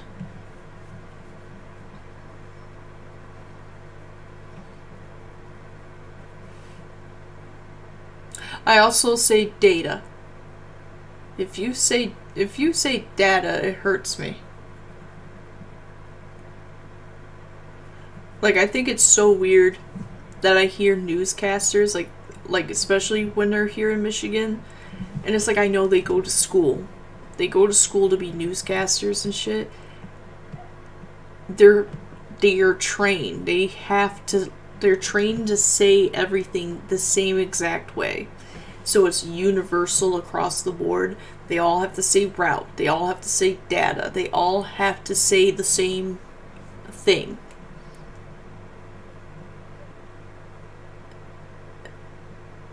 Yeah, it's data. Makes no sense. But with like newscasters, they all say the same thing. They have to say route, they have to say data. And it's like, what are you doing? And they all have to talk in the same exact kind of tone of voice. And it drives me nuts. I'm like, bro. Can't y'all just have some pizzazz? Like, that's why people like YouTubers better for news and shit, because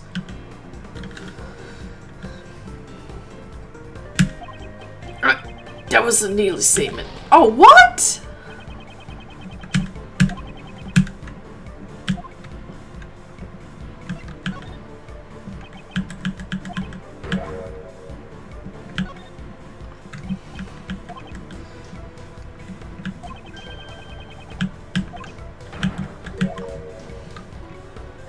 I guess I'll wait and see. The shooting took place outside the plane. Only she could have done it. That's it. The shooting occurred outside the plane. This could be a very important clue.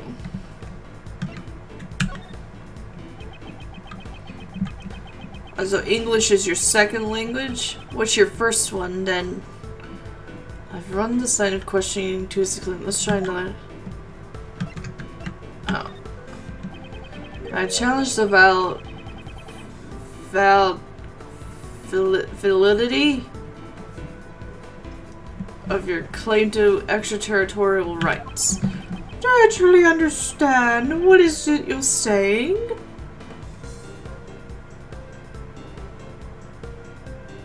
Oh, like Native American. Okay. We actually just finished the show Echo on Disney Plus.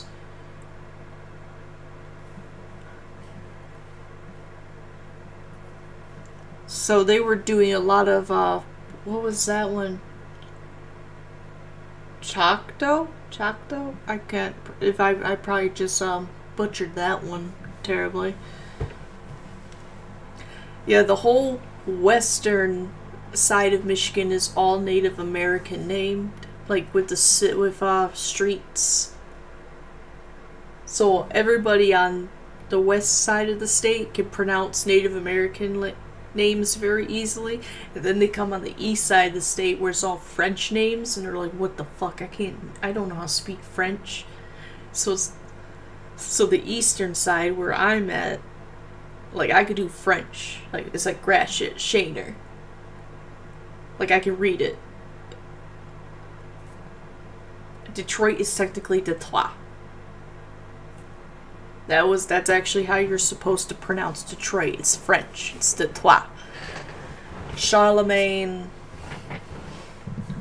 Dequinder, like, they're all French. But as soon as we hit the west side, it's like the only Native American word I could probably say is Kalamazoo. Any other ones? Yeah, get out of here. I don't know any of them words.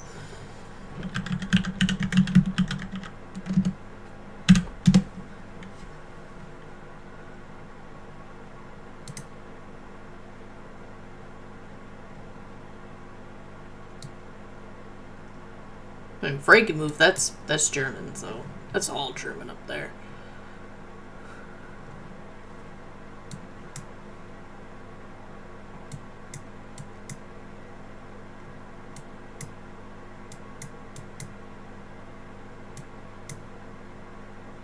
Oh, we got Muskegon.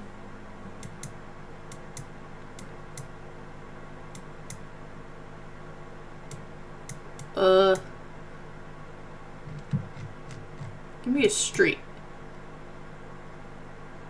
I zoom in and these are the most... We got Black Creek Road in Columbia, thank you. That does not prove my point at all, thank you. You have failed me. Sun Dolphin, thank you. Did not help my case at all. Thanks. Come on. Robert Street, yep, thanks. That's some white people shit. How about you? 20th Street, thanks. 32nd, thanks. Our backyard bees. Okay.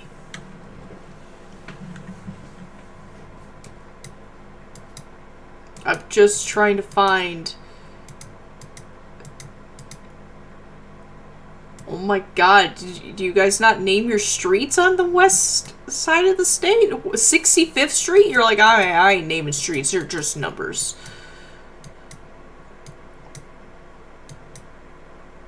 Here we go. What the... Saugatuck? I don't know. Okay.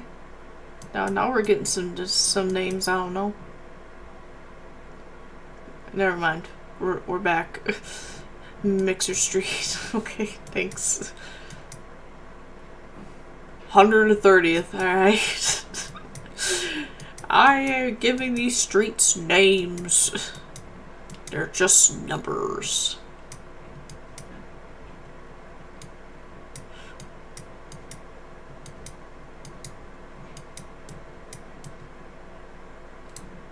Man, I feel lied to. Everyone I know was like, the west side of the state is all Native American names. These are all basic bitch names.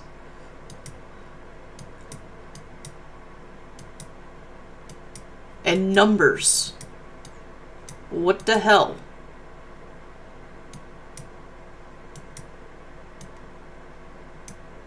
Like, look at Miami Avenue and Orchard Road.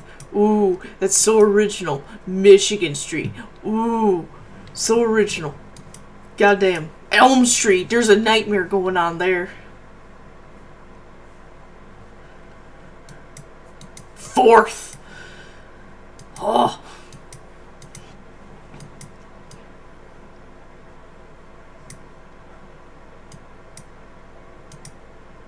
Phoenix Street. Yeah, there we go. I want to go there. Let's go there.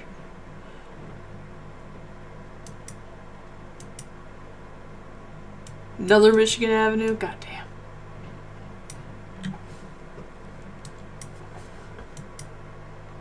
God damn. Elkenberg. Okay. LaGrange Street. Ah, Kalamazoo Street. There it is. Kalamazoo. Is this supposed to be Steve? S-T-I-E-V-E? Oh, it's probably something stupid. That's the most bizarre name that I've seen so far.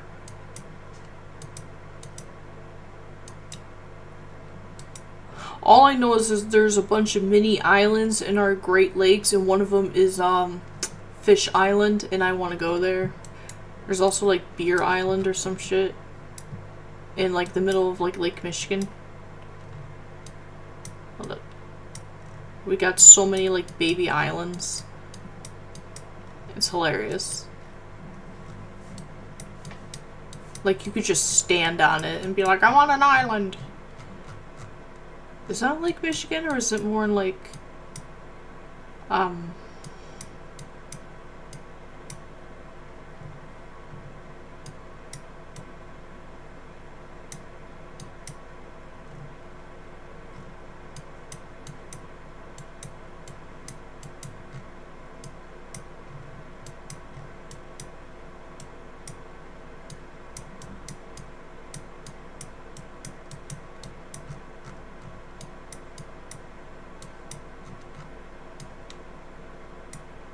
actually it's more by like,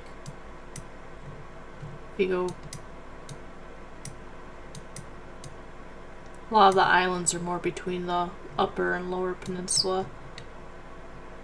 Yeah, we got Beaver Island, South Fox Island, High Island, Garden Island, Hog Island. Yeah, gotta go there. Go to Hog Island, guys. Wants to go. Oh, there's this tiny island right here. It's not claimed. There's no name. Let's go. Jail Island. Let's go. We're gonna go claim it right now.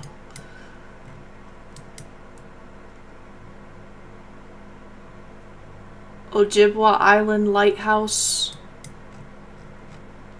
Oh, we got Whiskey Island. I forgot about that one. Trout Island. I thought it was Fish Island, but it's Trout Island. Forgot about that one. Yeah. Gull Island. Yeah. Puny Island. Yeah, the Great Lakes got a lot. We got South Fox and North Fox Island, guys. I'm just letting you know.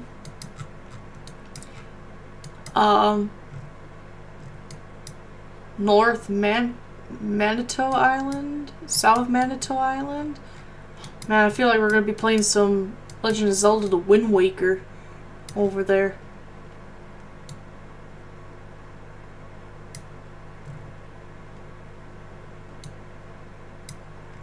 Oh, and I feel like it's the north, the UP that actually has more. Oh, we got Dick. And the UP, there's Dick. There's literally a city called Dick.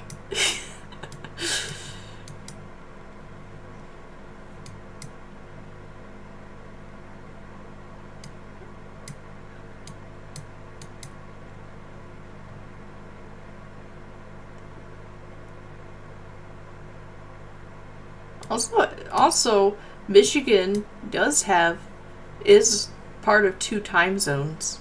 Only the UP, one little part of the UP is in a different time zone.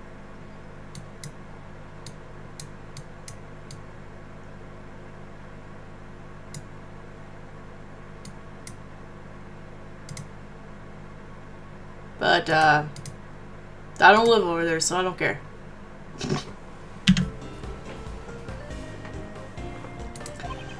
Of course, and I stand by it.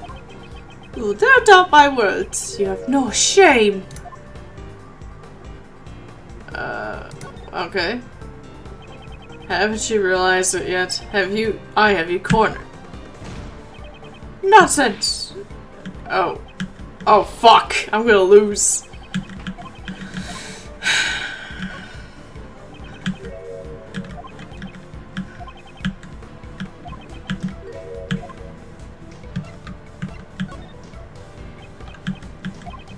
Such irredeemable ignorance. It troubles me greatly. Miles Edgeworth Street. There is no need to worry. I do not need to be saved. It is Miss Swift whom I wish to save from these false charges that you have laid against her. I admire your tenacity. However, your wish is unattainable. The extraterritorial... What? Extraterritoriality laws are unshakable. This plane is Zhangfa territory. It's time to use that clue.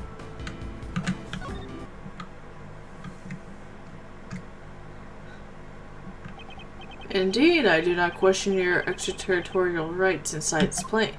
However, you just claimed that the shooting took place outside the plane. Yes, if it didn't happen inside the plane, extraterritorial laws do not apply. Your claim has fallen apart. Miss Swift's arrest is invalid. Impossible to be bested by a mere prosecutor. I am the president. Checkmate, Mr. President. I don't think that's how you play chess, but okay. Dr. Chess complete. I almost lost that one. Mr. President, will you allow us to continue with our investigation? Nah.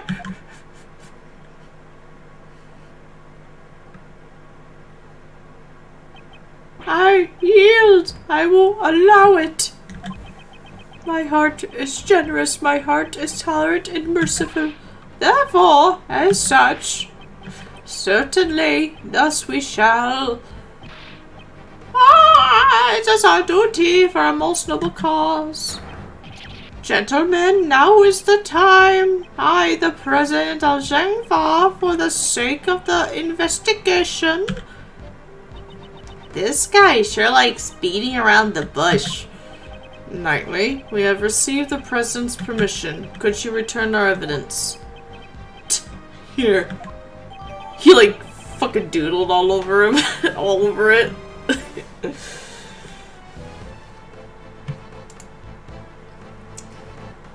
Is this a D-friendly channel? Get out of here, Knight! God damn!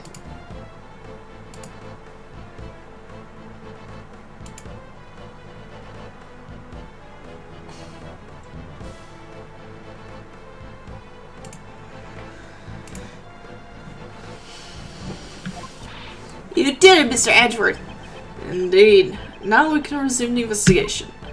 It's funny how happy you are just because I gave you your precious pieces back. Now let's see how will you use them. Pay attention then. Here's my next move. I'm gonna lay down a face down. Decides to do dual monsters instead. Mr. President, may I make one more request of you? Would you please testify about the moment of the incident? Testify? Hey! Hold on a sec. That's your next move? Isn't that the sort of thing you'd leave to the courts? Naturally, it's a courtroom procedure. However, I'd still like to hear what he has to say. If he refuses to cooperate with the investigation, you'll have to give a clear reason. That's... Is there something wrong? Knightley, stand down. I shall grant the Honorable Prosecutor's request. I thank you for your cooperation. God, he's ripped. Now heed my words. Now we're doing this again? Okay. Alright. Where was I when these occurred? Ah, yes, the stage. Then Rook Knightley suddenly appeared and stood in front of me. After that, I heard a gunshot and a red balloon bursting. And so those two attempted to escort me into the plane. But then, the second gunshot. The bullet pierced through Rook's body and struck my bulletproof vest. If that's the case, then the President's a victim too, right? And it was an assassination attempt. Mr. Rook just happened to get caught up in it, unfortunately. But isn't it strange? Why would the victim want to interrupt the investigation? Of course, if this becomes public, it would cause problems. I see. There's still some deep, dark secret behind this case, right? Certainly the President and perhaps Knightley too know of this secret. Punch him. I'm dying. Why do you want me to punch everybody? Hacha! Without fail, I shall reveal it for all to see. Punch! He's too ripped! I can't get him!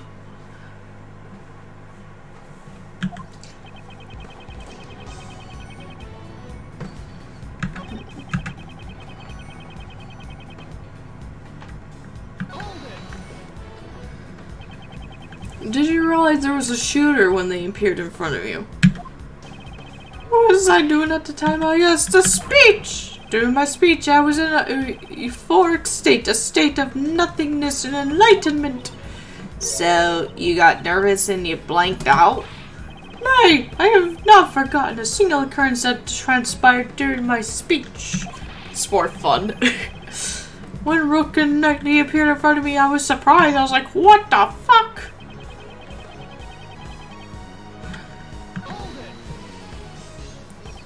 A red balloon? You try my patience, prosecutor! That was not my intention. I just wanted to make sure your recollections were reliable. There were balloons on both sides of the stage, swelling red in the cloud sky, as laid out in the security plan. The security plans. Ah, the one from the bag. Let's see.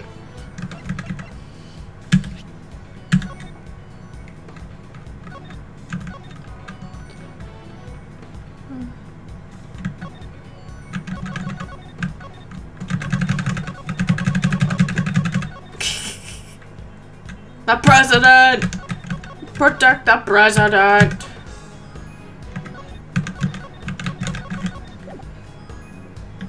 Oops.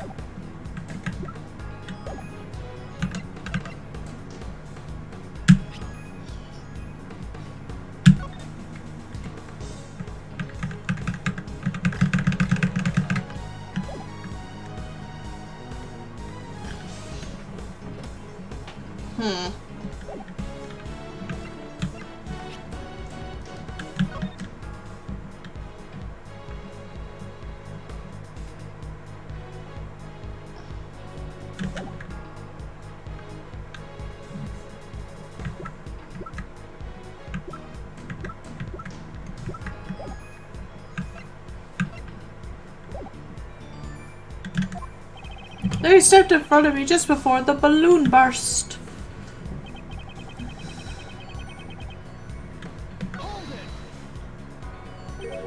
Attempted to escort you? What actually happened? That's right, attempted! Rook and Knightley raised their attaché cases. That's the moment shown in case photo. They led me towards the plane. God, he's breathing so heavily.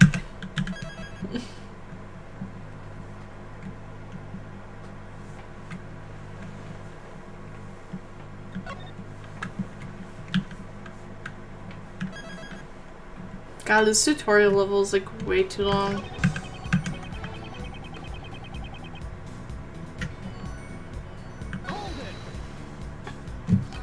When the bullet hit, what condition was the victim in? Oh! He was truly a man among men. He was almost as ripped as me. Still groaning from the bullet's impact, he grabbed hold of me and dashed into the plane. So you entered the plane along with the victim. I am to be protected. Rook was to protect me. That was his role. He speaks firmly, but it feels like he's just dodging the question, sir. He's the president, that's to be expected. There doesn't seem to be anything out of place. Since he's also a victim, he wouldn't have a reason to lie, sir.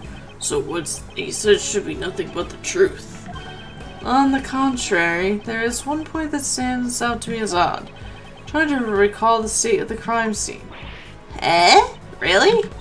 Show me the evidence. Perhaps I should review it one more time.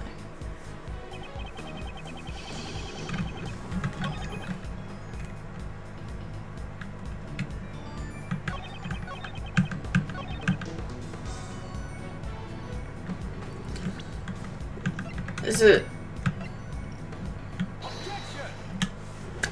It's not red. It's a steel samurai. A red balloon burst. I'm afraid that's not the case. What? Please have a look at this piece of evidence. Can you see? What has burst? No! This is... what exactly? It's the Steel Samurai, warrior of Neo Tokyo. You do well to remember it, because if you don't, I'll fucking kill you. It's the best hero ever. If you wish to win the support of this nation's people, aka me. And don't forget the rival show, the Jammin' Ninja. No one cares, Kay. The balloon that was ruptured by the bullet was no ordinary red balloon. It was a Steel Samurai balloon. Very specific, but But they're just red and it's very specific. Okay, they're still red and it is very specific. But according to the plans, there should have been 2 red balloons. Where does it actually say red balloons? It says so right here in the security plan. Sarah, looks like there were only 2 round balloons down there. It doesn't say specifically that they had to be red, though. They could have been fucking pink. I'm just saying. Knightley, what is the meaning of this? Explain at once. Yes, sir. The Steel Samurai balloons was a last minute replacement because I thought they looked fucking cool. Replacement. That's what we were told. Seems that information didn't make it to the president. Mr. President, we ran into a little trouble during setup last night. One of the balloons that we had prepared burst. So he scrambled to find a replacement? Exactly. We just happened to run into a guy manning a stand in the park. He said he lent us a Steel Samurai balloon. He was kind of a poser, like foot. A stand, a Steel Samurai balloon, and a poser. Larry. Pumped air into his red samurai pants to create a makeshift balloon. So the Steel Samurai balloon looked just like an ordinary red balloon. So is that what you mean? Knightley, why was I not informed of this? Sir, I'm terribly sorry. I didn't think it was important enough to report. Couldn't you tell by just looking at it? I did not notice it. So we must have took the Steel Samurai's pants for an ordinary balloon? Was there a reason why you made that mistake? Oh! What now? A moment, please. I just remembered now. I could not see the balloon very well. You couldn't see it? It's fucking red in pants! A balloon in his pants! Better than squirrels in my pants. Exactly. At the time, the wind was strong. The flags on the stage were fluttering wildly, and they obstructed my view. The flags. The flags! Did you not see the flags that were set up on both sides of the stage? Due to the strong wind, they were waving about just like this, like woo, wind! So a strong wind was blowing out at the time of the incident. The flags were flittering wildly. Is there a problem with that?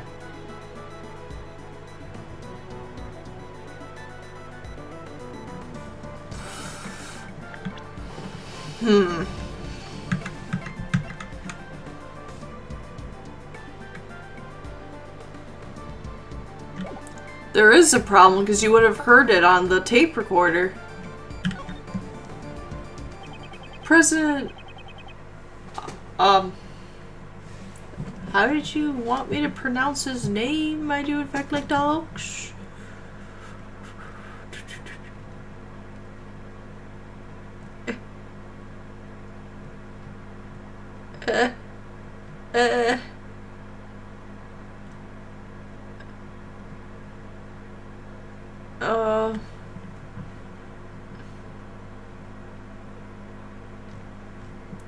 Where'd you... Okay. You put emphasis on the wah. Like... Wah! And you have my gratitude. Your testimony has helped uncover a new contradiction.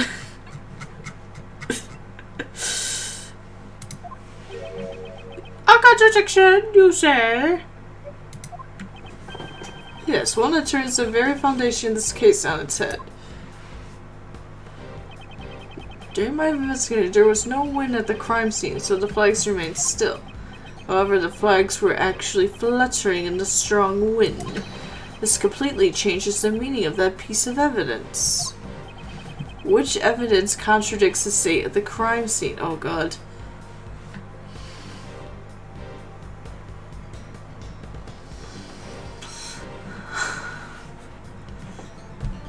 Would it be the tape recorder or the trajectory?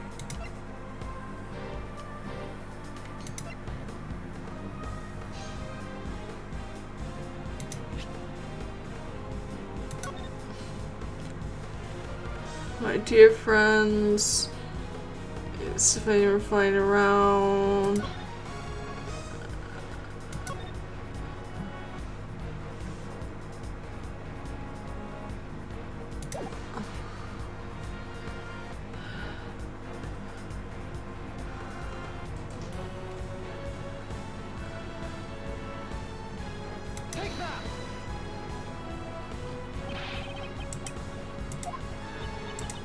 That turns the case on its head.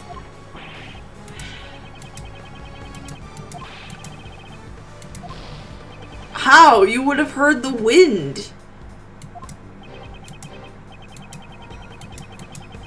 I'm just saying you would have heard the wind in the tape recorder. I'm just fucking saying. That's...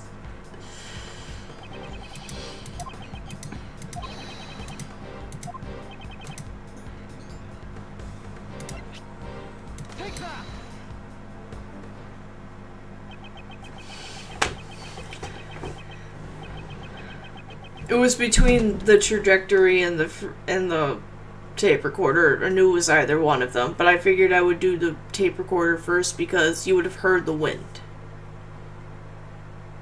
I'm just saying, you would have heard the wind. That makes sense.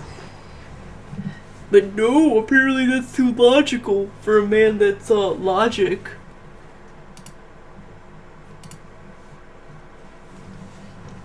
The gunshot rang out during the president's speech. The bullet struck the balloon and also pierced through the national flag. Kill him. I had previously deduced the bullet's trajectory during these facts. Whee! The assassin fired the bullet from the left side of the audience area. However, the flags were fluttering about like so, my reasoning changes. Ah, this flag's position has changed. Correct, the bullet's trajectory must also change. Oh! If we trace the trajectory of the bullet, we can also tell who fired the shot. But Miss Accurate, that person is... Indeed, I still don't understand why. However, it can be none other than him.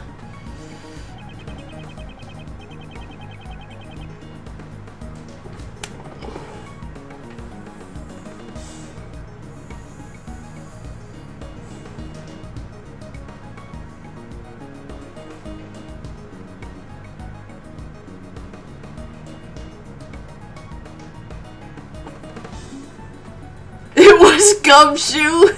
I called it!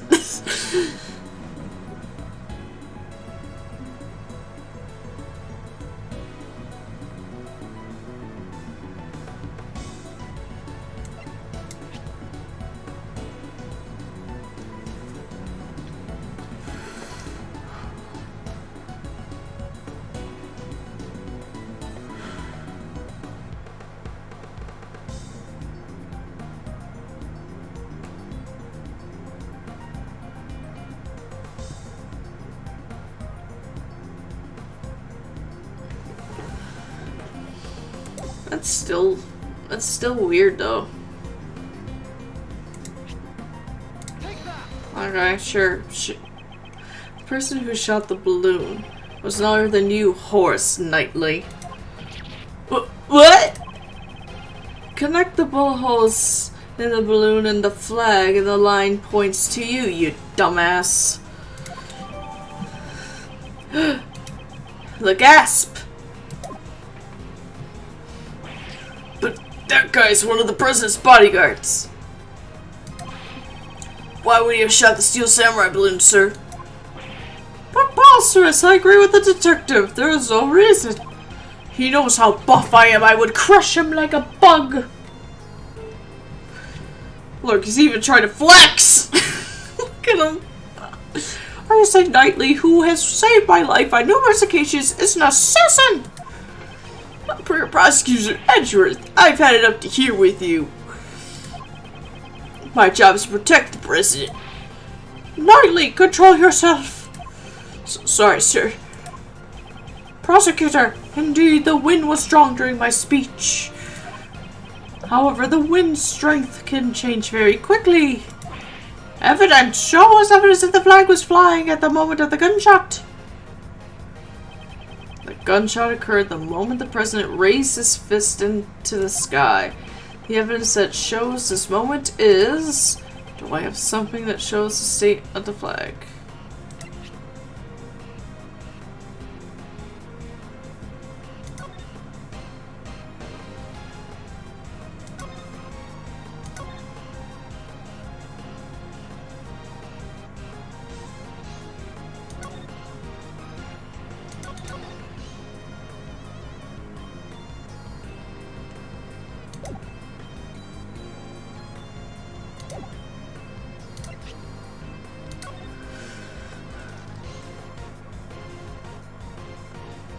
Oh, there's K.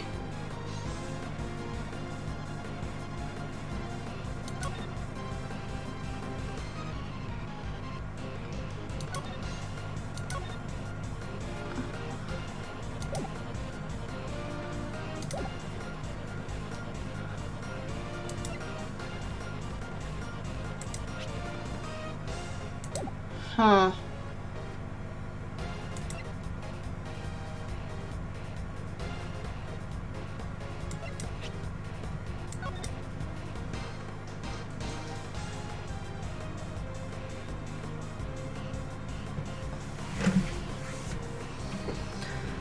I don't think it would be the pictures. I mean, is that one of the flags? Is that the...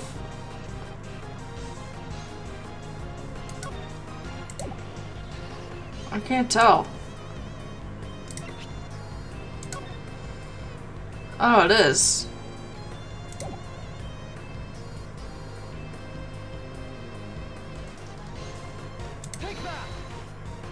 Oh shit! I hit the wrong one, I'm sorry. This doesn't really show it. Okay, what do you think? That? You mean that thing? You're holding me, sir? I think you should just admit that you were wrong. Yeah, I am. Okay, I admit. I'm sorry. I didn't mean to hit that one. I meant to hit the other one. I just wanted to make sure it was the same color. The evidence is in this photo. Interesting! And where in this photo exactly?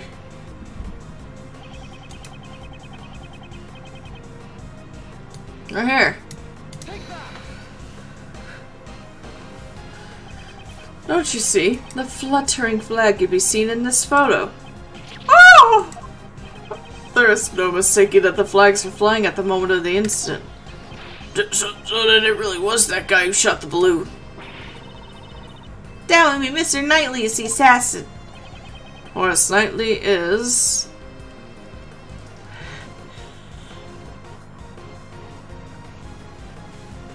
I don't know, he's not the assassin? Horace Knightley is not the assassin. The only thing he shot was a balloon on the opposite side of the president.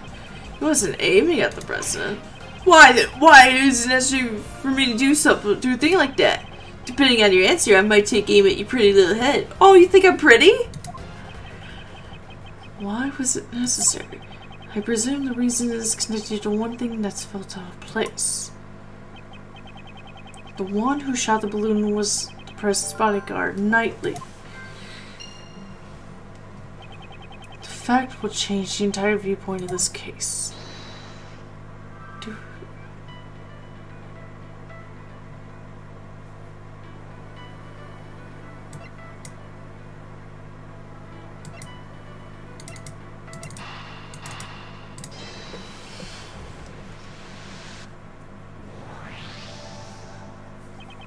Why was Knightley's position changed? Because I can't turn my head to the right. My position got changed to the president's left side. In other words, I was relocated to the right side of the stage. But I was still the left side. Because that's his left side, it's still the left side of the stage. Because it's your left. It's our right, from our perspective, but it's technically still the left. Because it's your left side, it's stage left. Because when you're talking about the stage, you're still doing it from your perspective, so that doesn't make any sense, actually. That whole logic doesn't make any sense. What the fuck? Is that the only reason? If the plans had not changed, and Knightley remained on the left side of the stage, Knightley can't turn his head to the right. Would have been able to aim at the balloon on the left side of the stage. Perhaps the security plans were altered so that Knightley could shoot the balloon? If that's the case, what is...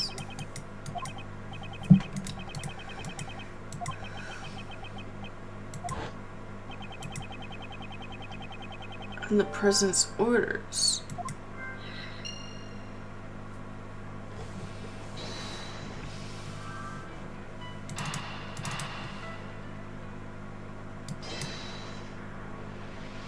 The President arranged his own assassination attempt? In other words, the President knew about the balloon being shot. He knew about the attempt on his own life.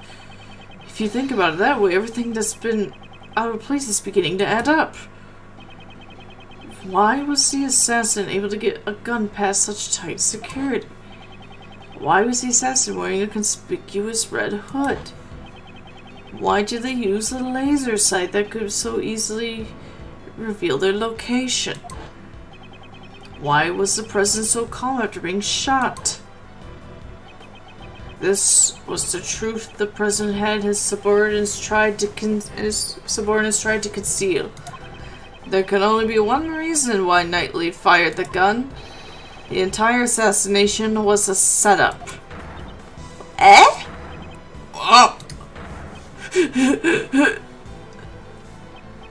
How dare you? Do you seriously understand what you're implying with this? Of course I understand. In fact, now I understand everything. Mr. President, you wish to take the investigation rights from me. Now as long as you could conceal the real truth. How dare you mock me with these spurious allegations? Mock you? That was not my intention. I simply used logic to uncover the truth, that is all. Knightley fired the first shot in order to rupture the balloon. Hearing the gunshot and the sound of the balloon bursting, the audience began to panic. This was followed by the one more shot. Wait, one more shot? Yes, Knightley turned towards the balloon and pulled the trigger a second time. The second gunshot was also fired by Knightley, to create the illusion of the second shot hitting the President. So, what about the bullet that hit the President's bulletproof vest? What if that bulletproof vest had been prepared in advance? What's the matter, Mr. President? Afraid of facing a little bullet? Hold it! That's not true. I was definitely shot. If we examined a bullet in your vest, it would answer the question for us. We will find Rook's blood on... Will we find Rook's blood on that bullet? But the person in the red hood who shot me is in that photo. Weren't you listening, Mr. President? From the bullet's trajectory, the one who fired the shot must have been Knightley. Then Nicole. She too was part of the President's plan. She was to bear the blame and become the false assassin. The red hooded figure. Exactly. I don't know how much of the plan Miss Swift knew beforehand. However, she didn't fire the gun. All she did was aim the laser pointer at the President's head. That's right. Once the crowd began to panic, you would turn your pocket inside out, and thus the red hooded figure vanished. After that, you discarded the gun and security plan in the trash, and the illusion of the assassin vanished like a ghost was complete. And with the assassin gone, the case would go unsolved, pal. Yes. And That's what he hoped for. That's why he wouldn't let Mr. Edgeworth investigate the case. Exactly. All of this was an asinine publicity stunt from a lying president. Wait, you...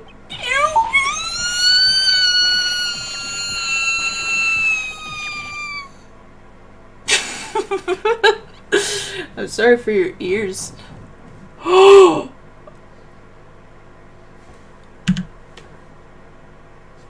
The PAX was a ruse?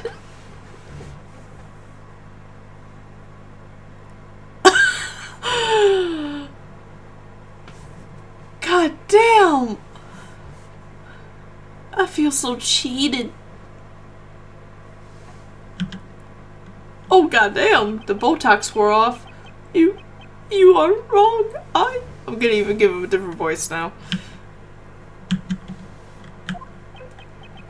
He revealed his true form. It's like Digimon. Damn. The assassination is a lie, isn't it?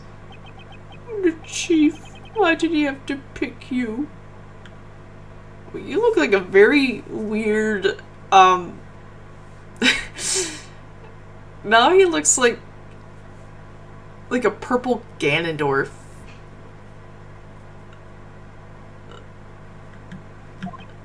This should not have happened. Objection. Well played, Mr. Prosecutor. Nightly. I am speaking with the president now, thank you very much. Like, damn, Edgeworth. Oh, sir? You're a chess player. You know knights always strive to protect their king. Shoots himself in the head. So shut up, now. Are you threatening me, Mr. Knightley? What's with this guy? Oops, sorry, I went over the top there. But on to business. As my first move, I want to ask you a question. You say I fired a gun on the stage, right? Then I should have been caught. The entire audience was watching me. I see. Now it's my move. You used a certain object to prevent the spectators from seeing you. A certain object. What did Knightley use to prevent the audience from seeing him? The attaché case.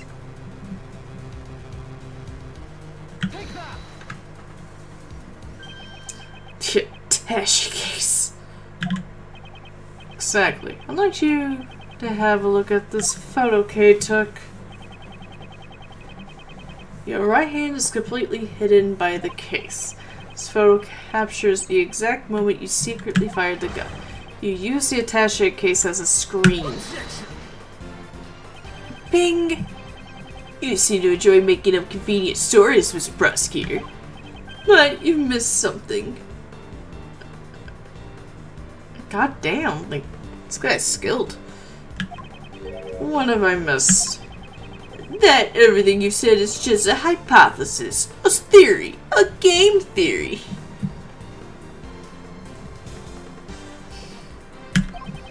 Flags flapping in the wind, using the case as a screen. The security plans were modified because I can't move my neck. You've got no decisive evidence. Yeah, it'd be great if you had the bullet that hit the balloon.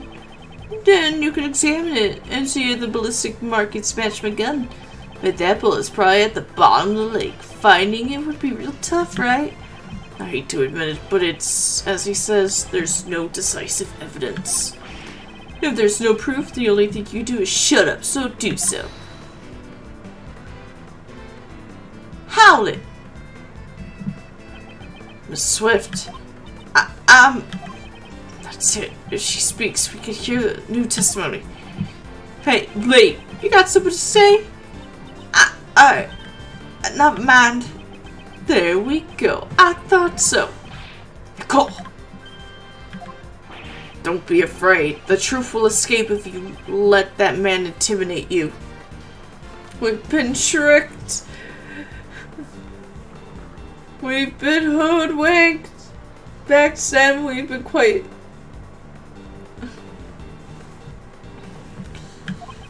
You're a reporter. A journalist, are you not? I will not remain silent. You better consider your position. Use your head before saying something you'll regret. I forgot the #1 rule of journalism. Journalists must not tell lies. You can't call it a scoop if it ain't the truth. Mr. Edgeworth, I'm sorry. I've been hiding this the whole time.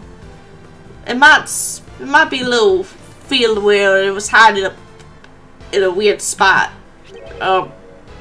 Okay, this is disgusting. This laser pointer I played with my cat. It was hidden in his tuna fish. Oh, that's what you meant. I used this laser pointer to aim at the president. That's all I did. I never fired the gun. Stupid woman! If you testify, you'll be admitting you're an accomplice. I don't care. I'm gonna tell him everything. 3 days ago, I was covering an event at the Singapore embassy. Then some of the president's men called me over. They were like, "Hey, hot stuff, you want to do something?" I was like, "Sure, I'll do anything for $20. They said if I cooperated, I'd get an exclusive interview with the president. And the gun in the trash? I really don't know. All I was told was to come wearing a red hood and to aim the laser pointer. I never thought it would snowball into all this. I'm really, truly sorry." Cool. Thank you. That was a testimony worthy of the courtroom. This is sufficient testimony to verify the fake assassination plot. Damn you! The lot of you. You're all a bunch of mindless morons. I'll fucking beat you up, dude. It's a shame. Oh god. Battery saver on. Oh shit, my laptop. It's dying. Like my soul. Give me a sec. Oh, there's my charger. I'm a ghost. Everybody just calm down.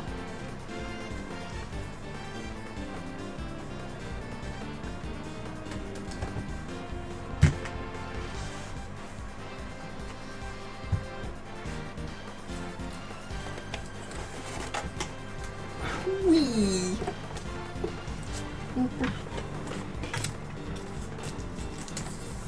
Okay.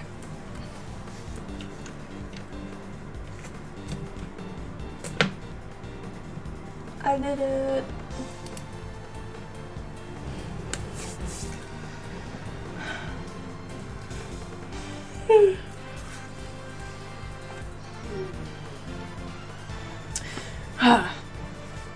It's a shame. If only you had been able to conduct the investigation as planned.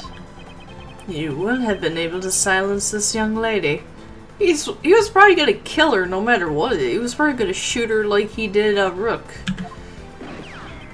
Blast! Wait, did he just shoot himself? So tomorrow's headlines now read, "Fake assassination plan exposed becomes a murder." Right? Can't believe that you'd do something this horrible, pal. I meant nothing. Hold it. The president. Knightley, that's enough. We have no choice but to admit it.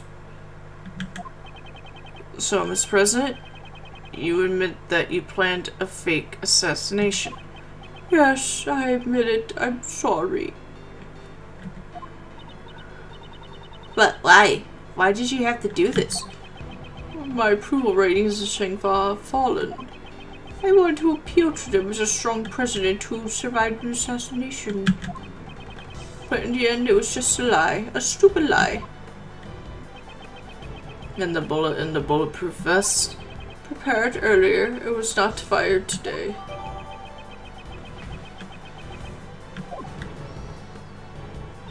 But what about Mr. the Killer? It seems our plan was leaked. Someone wanted to make this fake assassination real. That's why the Killer wore the red raincoat.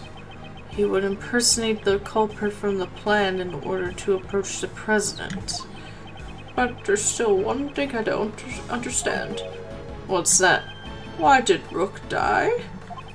His death was not part of this charade. This charade. I just wanted to be funny. That it really happened. Yes, why was his life taken? Ethan was an outstanding bodyguard. Even though he wasn't from my country, he had my utmost trust. I wouldn't think that having the trust of a cowardly president meant that much, honestly. I'm just saying. Hey, that's the same sort of bond between me and Mr. Edgeworth, Bell. I wouldn't put it that way. Why you wouldn't trust Gumshoe?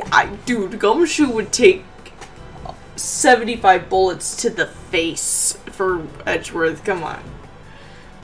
Oh shit, it's night. He's still here.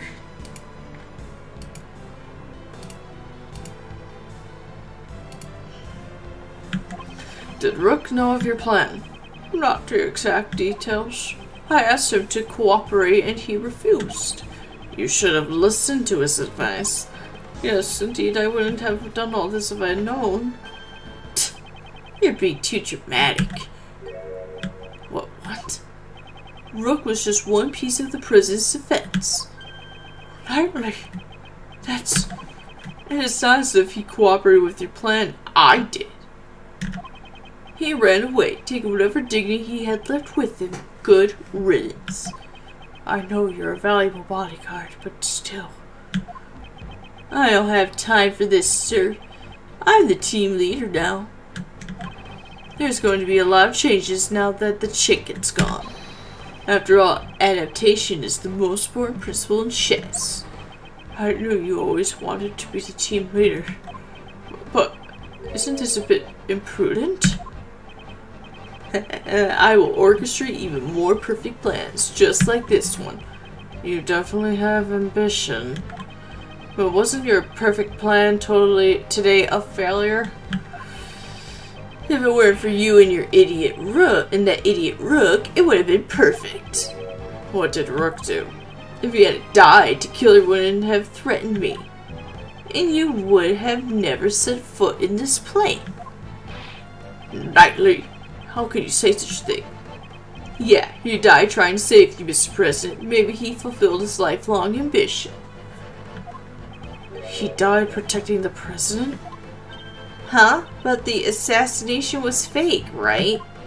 Of course it was, but you need to listen closer, little girl. Remember the guy who wanted to make the fake assassination real? There were 2 gunshots at the time of the incident. The first was, as you said, I shot the balloon.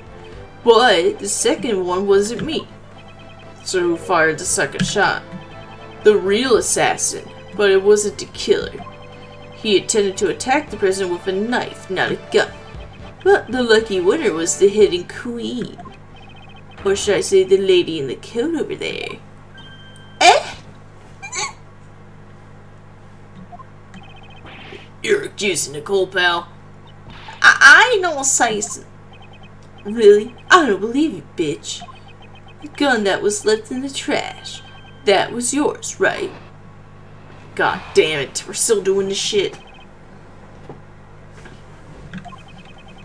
I shot the balloon and entered the plane with Rook and the president. Rook waited in the cab while I led the president to the security room. When I came out, Rook was already on the ground. The bullet the lady fired must have hit him while we escorted the president to the plane. The shot was fired from the gun you found in the trash. So you're saying you don't know exactly when the victim was shot?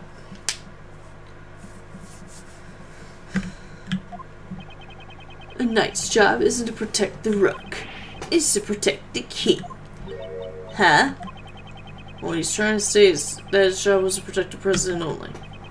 It's over if you lose the king. Checkmate. That's the first rule of chess. If you let your pieces get taken right in front of you, you're not likely to win. But I did win. Look, the president is safe. Don't claim victory when the game has only just begun.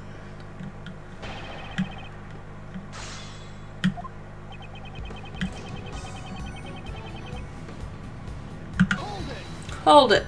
Hold your titties. So the victim had no part in your plan. Yeah, That's right, he didn't even know it was all fake. So you're saying he thought it was a real assassination attempt? But he finally got next to him. Wouldn't he have noticed? Maybe he did. None of it matters now. Besides, even if he thought the assassination attempt was fake, his duty was to protect the king. He made a split-second decision to sacrifice himself. The victim was truly a man of honor. You're wrong. It was all part of my plan. He simply assisted in our little performance on stage.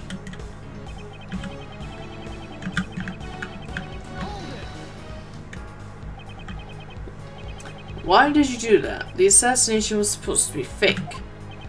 There were a lot of guests milling around outside. Would it be bad if the prisoner who just escaped an assassination was seen lounging around and drinking grape juice? Imagine the headlines.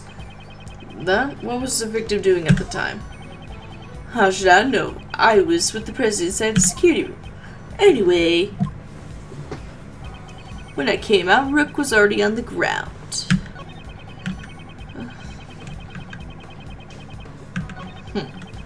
Okay.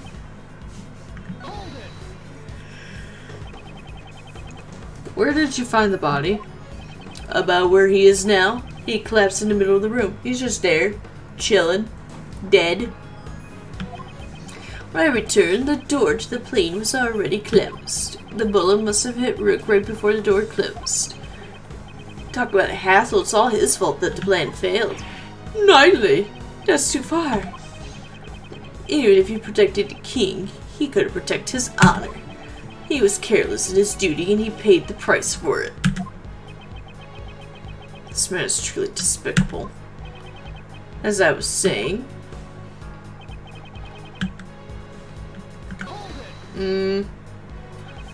Weren't you both carrying bulletproof attaché cases? Yeah, when Rook noticed the laser pointer, we opened up those bad boys and became the president's shield. You're telling me that the bullet slipped through the space between your shields. Are you claiming that Miss Swift has such precise aim? Well, she was targeting the president. I wouldn't say her aim is precise at all. So the bullet was off target and just happened to hit the victim instead, though through the tiny gap between his bulletproof vest and case. I don't want to believe it either, but they say the truth is stranger than fiction. Rook was hit by a 1 in a million shot, and you have the evidence to prove it.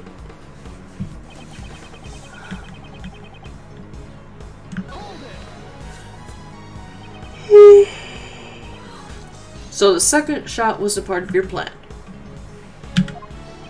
That's right. She did that on her own. If you think about it, wasn't she desperate for a scoop? I'm a journalist. I ain't no murderer. Well then, who was the one who joined the plan in order to get an exclusive coverage? It's just like you said, and I orchestrated this fake assassination attempt. She was only supposed to aim the laser pointer. I guess it wasn't enough for her. She prepared her own gun and took aim at the president. She probably thought she wouldn't get caught if she went and shot me too. Knightley fired the first shot, and then Miss Swift fired the second one. In other words, Nicole also had a gun. Never thought she was the type. Without any proof, it's just pure speculation. Then, bam! Let's present some evidence.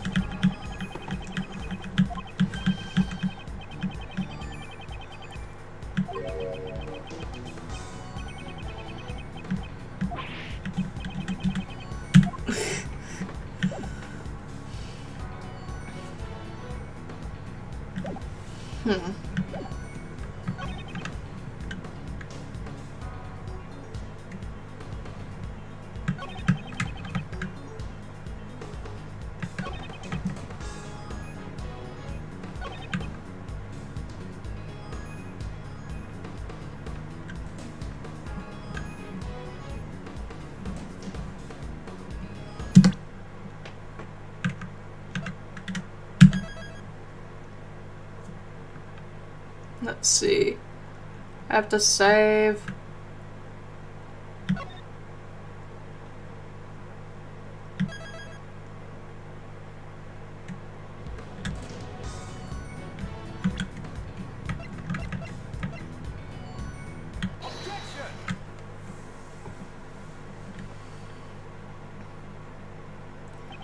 So he shot the balloon and Miss Swift shot Rook. Is that really true? Can't see it any other way. The gun we discovered in the trash was fired twice. The number of gunshots don't add up. Why don't the gunshots add up? It's simple. This gun is fake evidence left behind by the real criminal. Fake evidence? Think about it. The criminal planted this for a reason. By finding the gun, we'd assume that the assassin was in the audience, in order to make us believe that the gun was used by the assassin. The gun needed to appear as if it had been fired twice. I get it, because 2 shots were fired during the incident. However, we proved that the bullet that hit the balloon did not come from this gun. Therefore, I have my doubts as to whether this gun also took Rook's slang. Here it comes. You're back in some serious heat. Enough with the song and dance. You've come this far. Go ahead and say it. I won't just say it, I'll prove it. The one who really shot Rook is... the President! I thought I actually added on the President for a second. No, it's so funny. Horace Knightley, you murdered Rook. You finally said it. You said the thing! Knightley, you couldn't have. The killer wasn't the only one who took advantage of the fake assassination plot. You intended to murder Rook and claim he was a victim of the assassination. Once the president had entered the security room and the door of the plane was closed, only the victim and Knightley would have been left in the room. And at that moment, you fired a third bullet directly at Rook. Okay. A third bullet? Ha! Only 2 gunshots have heard the numbers so match up. The plane's walls are soundproof. If the door was closed, the gunshot would not have been heard outside. But wasn't the president in the next room? That's true. The president may have heard the gunshot. Mr. President, did you hear a gunshot? I didn't hear any gunshots. But weren't you watching this room through the security cameras? The cameras in this room aren't usually turned on. I turned on the power after I entered the security room. So you didn't turn on the power immediately after entering the room? No, actually, what is it? He's not being clear. Mr. President, focus. This is vital shit.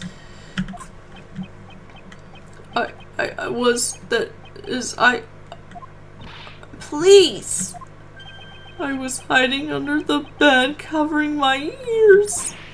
What? But you knew the assassination was fake. Doesn't matter, I simply hate the sound of guns. The terrifying sound, I just can't help it.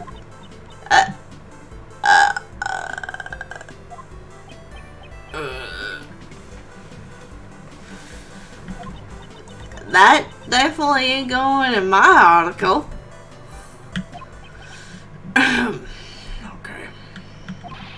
Knightley, you saw the president hiding under the bed. So evident. Furthermore, you could tell if the security cameras had been turned on by looking at the monitors. In that moment, when the president wouldn't hear the gunshot or see the room, you had a chance to fire a third bullet at Rook. unchecked Scowy. Yeah, why do you think Apollo don't like him? He like, nope. I'm scared. Nightly, did you really? You deceived me! Like you deceived me with your pecs, bro?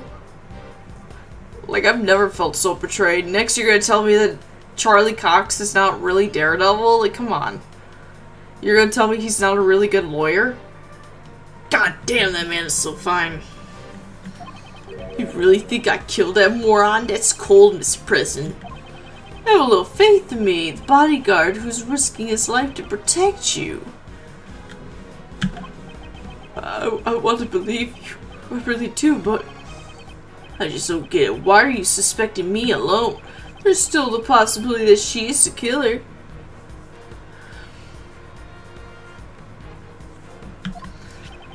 This gun is not the murder weapon. The number of missing bullets makes that clear.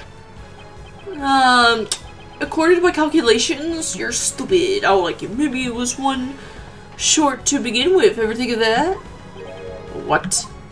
Maybe it already fired a shot yesterday or the day before. And the second shot was fired today, the one that hit Rook. Well, isn't that just the perfect excuse? Maybe I did take meds today and I'm gonna strangle you. Like, I'm sure what the fuck are you talking about? I don't know. I thought we were just saying words.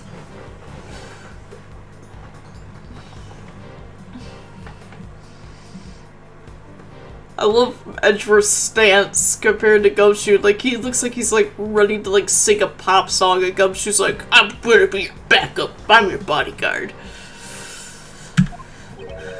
Excuse, the possibility exists. You can't deny that. He's right, I can't deny it completely. You need decisive evidence. I don't know, who's running around with not a fully loaded gun?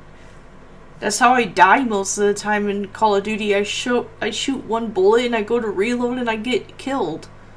I shoot one bullet in Battlefield, I get killed. I'm just saying. In Resident Evil, I'm always fully loaded. You gotta shoot the 1, 2, 3, 4, the zombie goes down, reload. 1, 2, 3, 4, zombie goes down, reload. Never not have a full clip. That is a goddamn rule. If you don't have a full clip, then get out of here.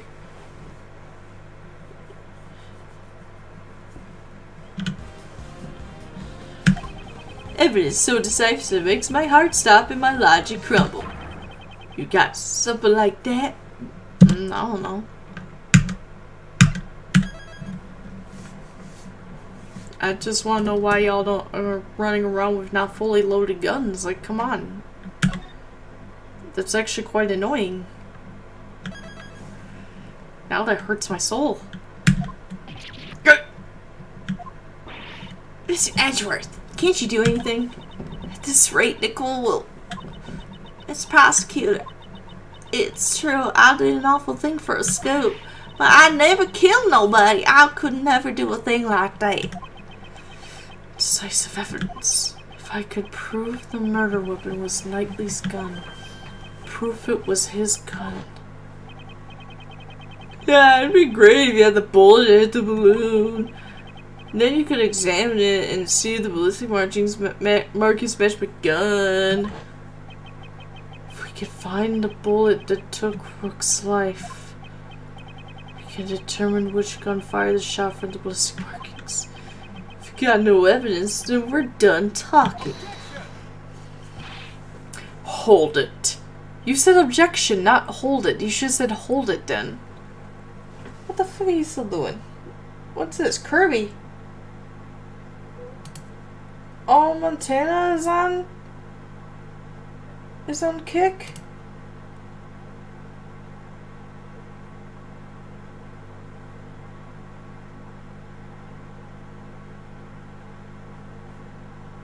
Damn. Oh. That hurt my neck. I hope I don't have a headache tomorrow. If I have a migraine tomorrow, I'm gonna be so pissed.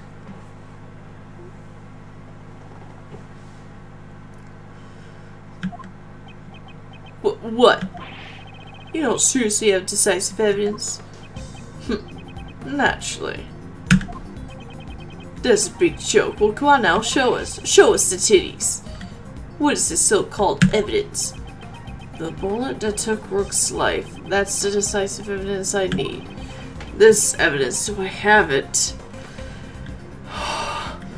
Do I say I don't have it? I feel like I'm making the face that Michael makes in The Office. I don't have it. Okay, it's game over, man. However, it is somewhere in this room. What? The bullet that killed Rook pierced through his body. So where did the bullet go? Earlier he explained it like this.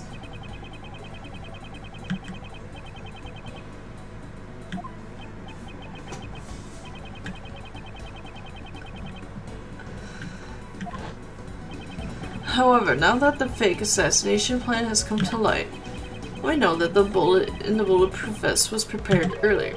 So then, where did the bullet go? Interesting. Very interesting. Do you have the answer?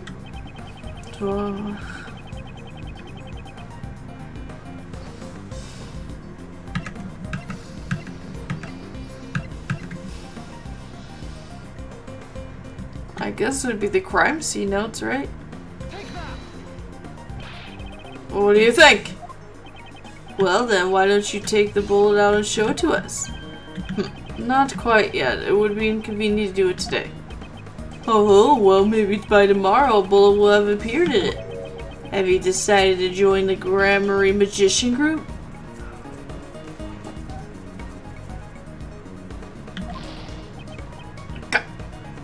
Oh, damn, that's actually a good reference to them because this is like a couple weeks prior to that. Damn.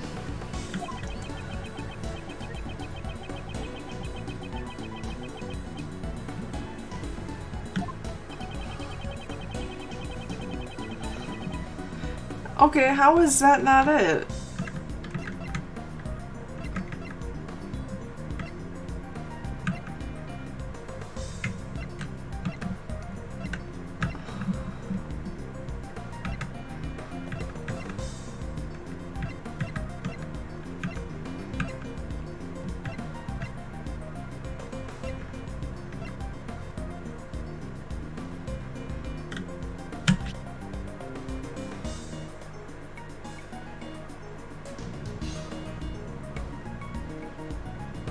One monitor missing?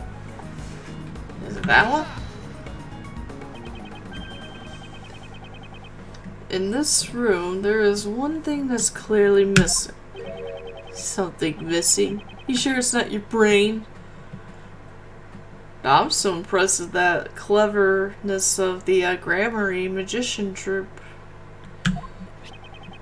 I'd like you to look at the rack of security monitors. Oh! Seems you've noticed, Mr. President. Among these images of the plane's surroundings, only the feed from the right side of the plane is absent. That's what's missing, a single monitor. Mr. President, there was originally a monitor here, wasn't there? That's right. Why is there a stuffed toy now?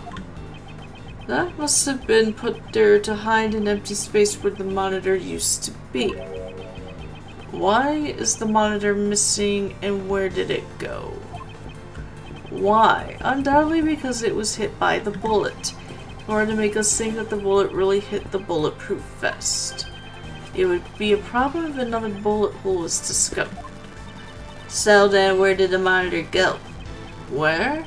It should be hidden somewhere inside this plane. There hasn't been a chance to dispose of it since it was shot. Detective Gumshoe, search this plane. Roger that, sir. President... fuck. President Wang! It'd like be like... I feel like I'm being like...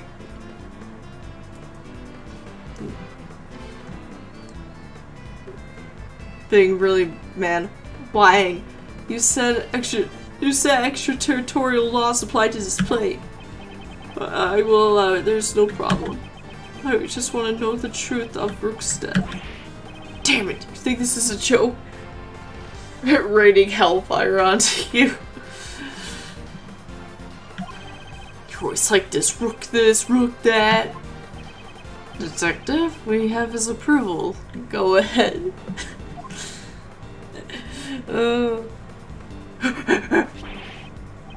Mr. Edgeworth, I found it, sir.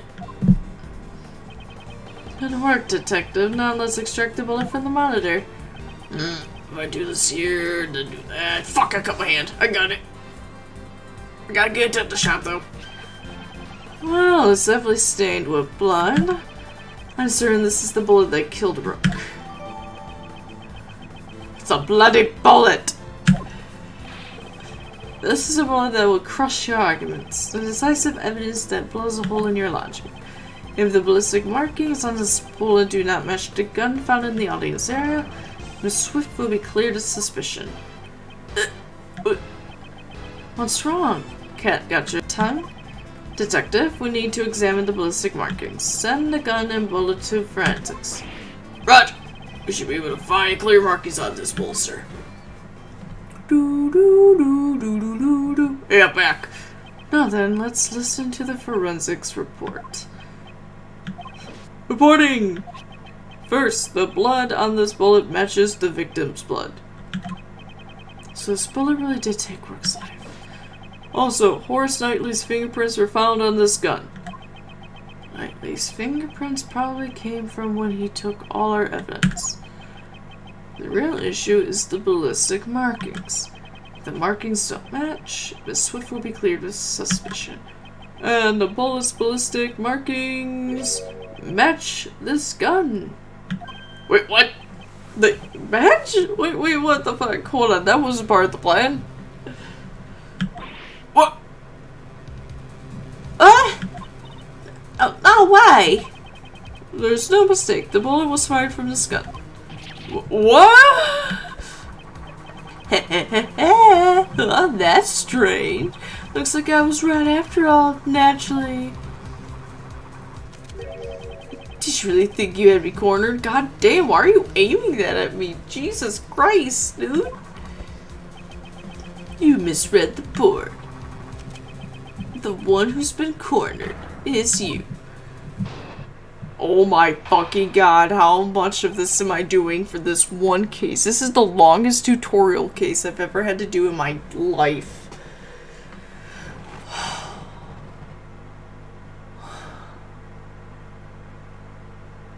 These cases are longer than sitting in church and you don't know what's going on and you have to sit there politely and be awkward. That's me. I'm like, why are they talking about a lamb? I don't know who is a lamb. I took communion on accident. I don't know Bible songs.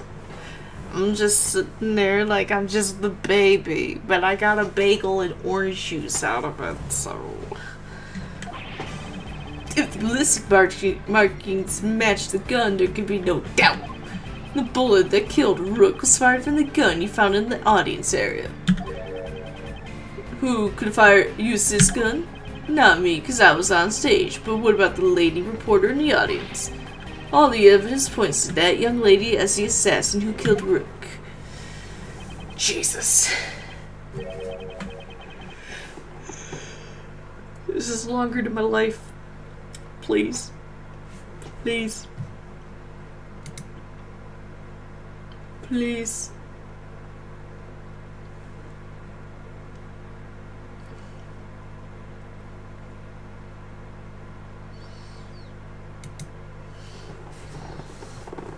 Oh god.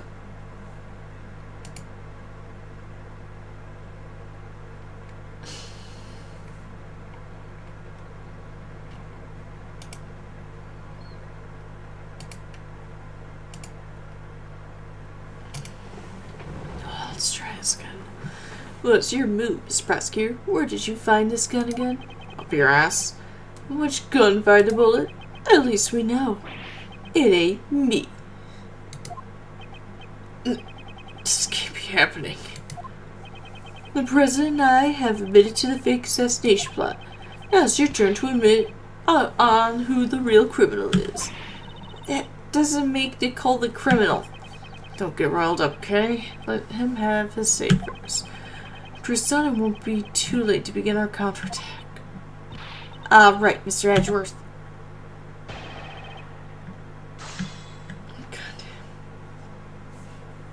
Will you stop trying to make me do this shit? Get out of here.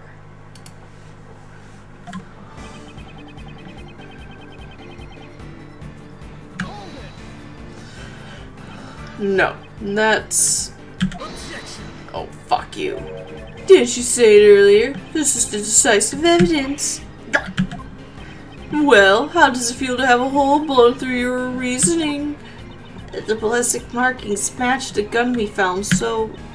Does that mean Nicole really was the shooter? I'd like to believe otherwise.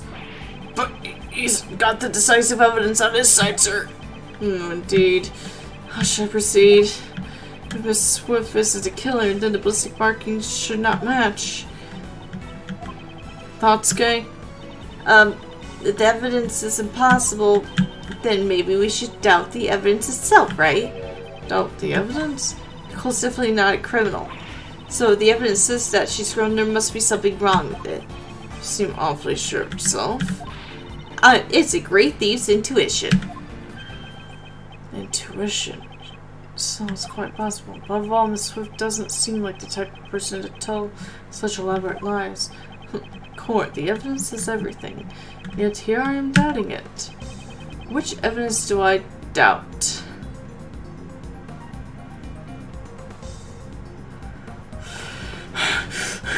Which one do I doubt?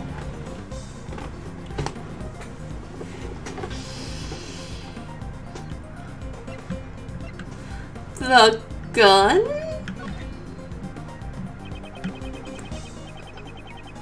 If anything's suspect here, it can only be the gun. The bullet was discovered just a moment ago. Couldn't have been tampered with yet. Did Knightley have a chance to tamper with the gun?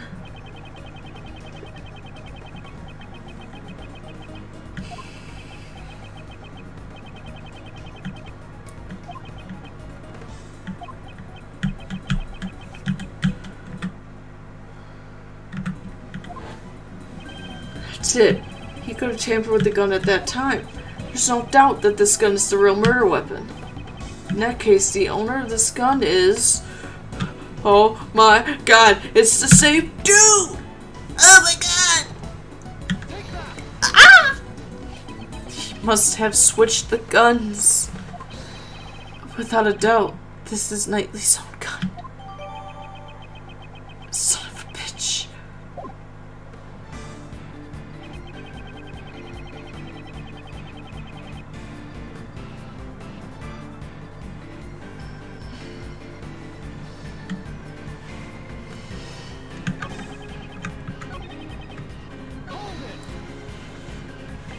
Knightley, you're the one who should hold it. You proved it yourself. Don't tell me that you're going to betray your own logic. The bullet is stained with the victim's blood, so it's clear it took the victim's life. And the ballistic markings matched the gun we found in the trash can. Nice, nice. Your face betrays your thoughts, Mr. Prosecutor. At this rate, he'll get away. Now that you've got a firm grasp of reality, it's time to take the next step. The link between the gun and the bullet is clear, so...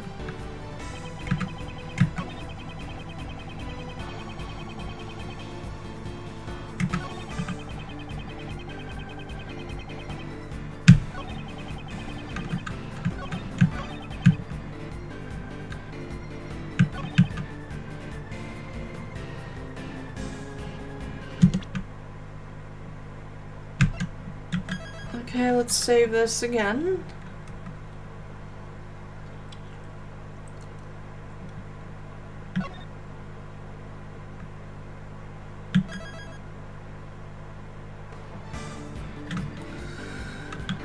Let's present... Damn it. What do you think of this? Nothing.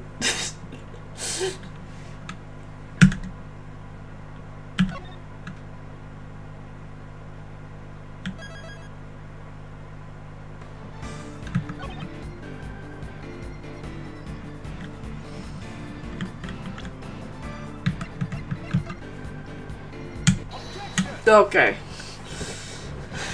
Knightley, you switched the guns, you son of a bitch. The gun that matched the ballistic markings was yours all along. Interesting choice of move you made there. The switch occurred at the time you seized the evidence, when we were arguing with the president over the investigation rights. You detached a laser sight from the gun found in the audience area, and attached it to your gun. Then, when you returned the evidence, you gave me your own gun. Did I do that? So what you're saying is that I knew you'd want to examine the ballistic markings? Indeed, staying one move ahead of your opponent isn't that the fundamental rule of chess?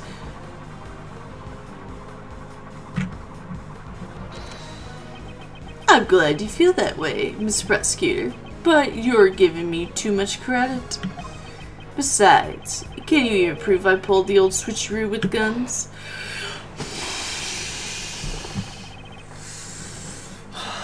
Jesus fucking Christ. Oh my god, please, please.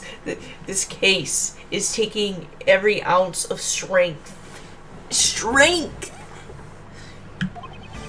So the gun happens to be the same model as mine, pure coincidence. But take a closer look.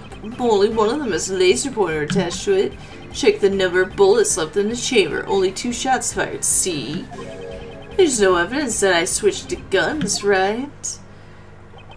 I'm giving you too much credit. That hardly sounds like something you'd say. Guess I'm just more modest than you. Well, except when I'm in front of a chessboard. But we're not in front of a chessboard. That's too bad. Don't use that as an excuse later. I didn't lose the game. I just couldn't find enough evidence. You're the one who should have an excuse ready. You didn't beat me at chess. You only found the evidence.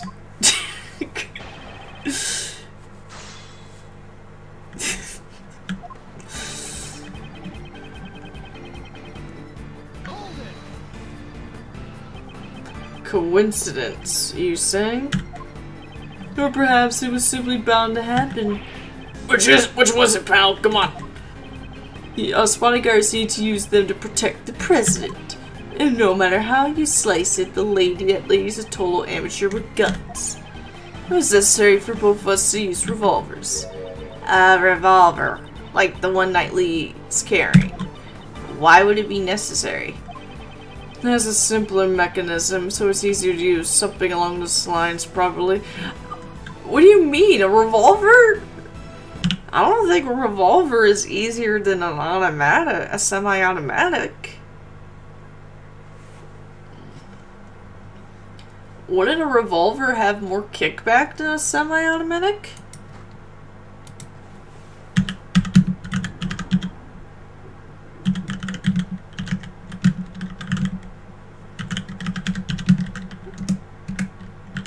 Oops. And a semi-auto pistol. Revolvers transmit more felt recoil to the user than semi-autos, even chambered in the same caliber, because semi-auto actions absorb much of the rearward force before it gets to your body.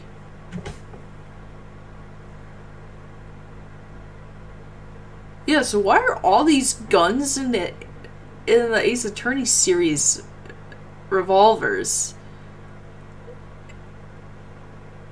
Also, reloading a revolver is more difficult than having a clip.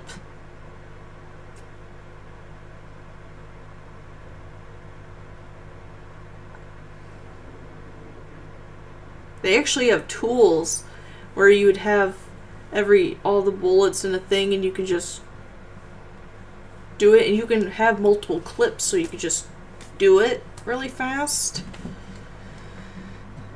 Whereas a revolver, you have to put each one in the chamber and then do it, so it's hard to reload really fast.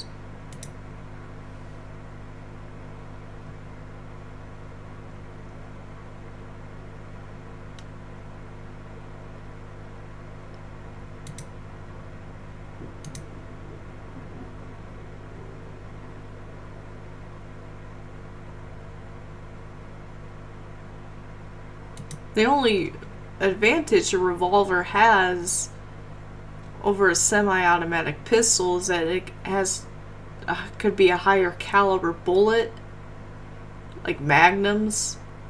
So a higher caliber bullet means it's more powerful. You do a harder hit.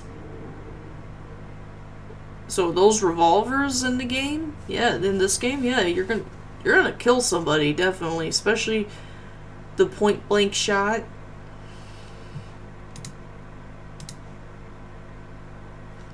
But it has a simpler mechanism, so it's easier to use. A revolver's not easier to use. That is not accurate. Not accurate. Nope. Unless you're trained, it's not easy.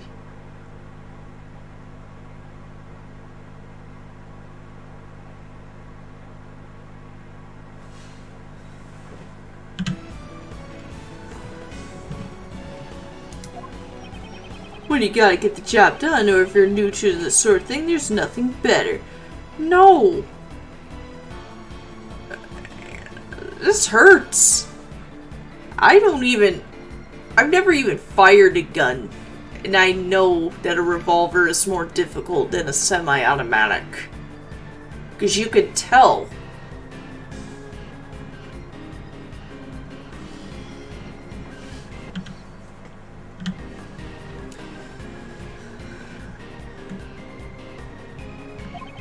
The truth is, I thought it was pure coincidence all along.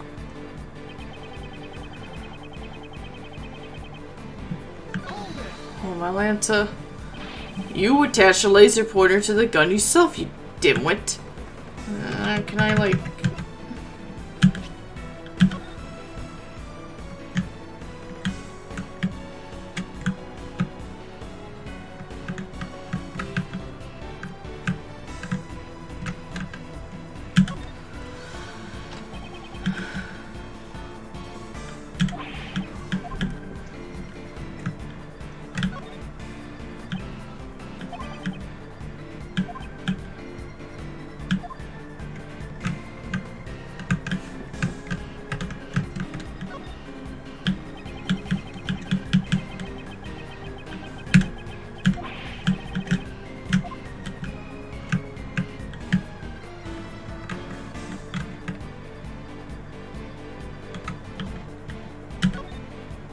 No, it's just gonna keep doing that, huh?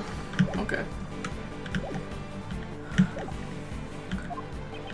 Oh yeah? Prove it. Show me the evidence. Oh, well, that's... You can't go around calling people liars without proof. Well, I'm not calling you a truther. The bullets.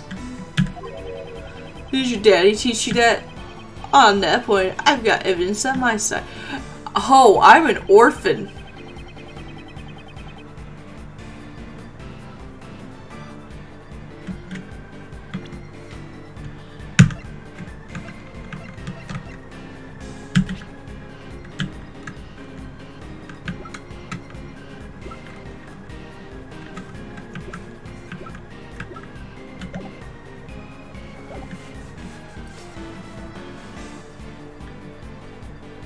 The bullets, fingerprints, ballistic markings. What the fuck? Something's been bothering me for quite a while. Did your dad? My dad's dead. My question stands. I was 10, and he was killed by a gun.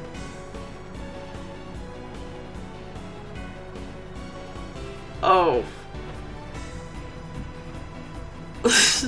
Trying to be cryptic.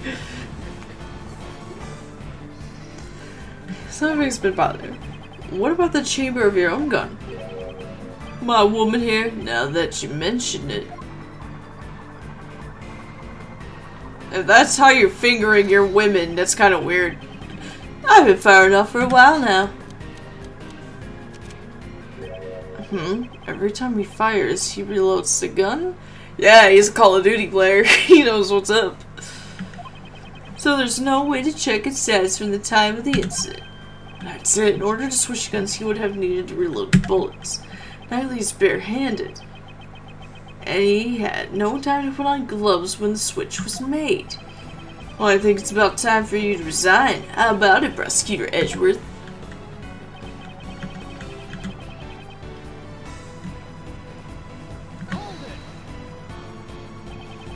If it's evidence, you motherfucker.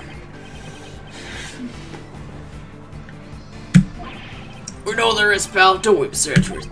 There's no time for another investigation. I can only use what I have right now. Consider all the possibilities. If you've got something to show, let me know. Evidence that Knightley switched the guns, does that even exist?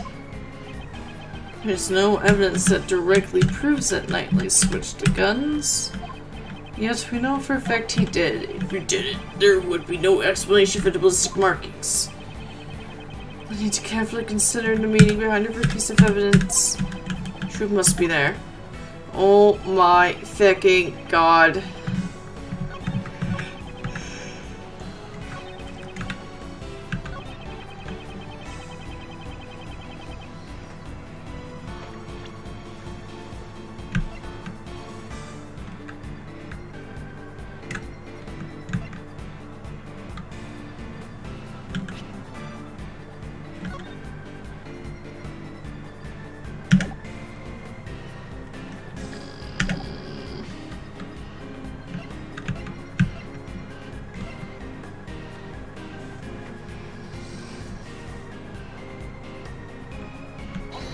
Damn it!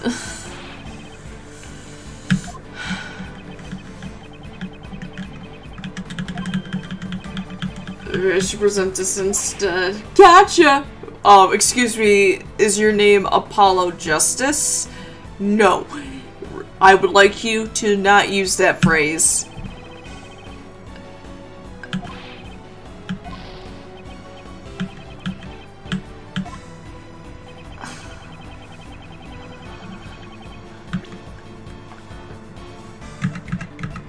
It has to be. Gotcha. Shit.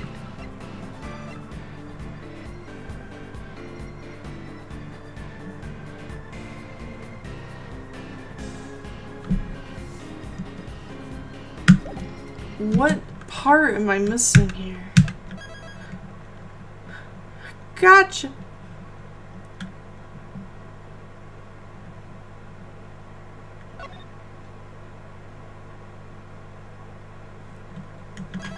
Oh, I'm so annoyed. I've been doing this case for years. Here, have this bullet. No. Fuck you.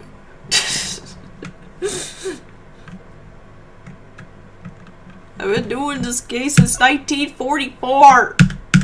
Let me go home, please. Edgeworth said something about this statement and it has to be important. Okay, it's not the gun, it's not the bullet. What is it?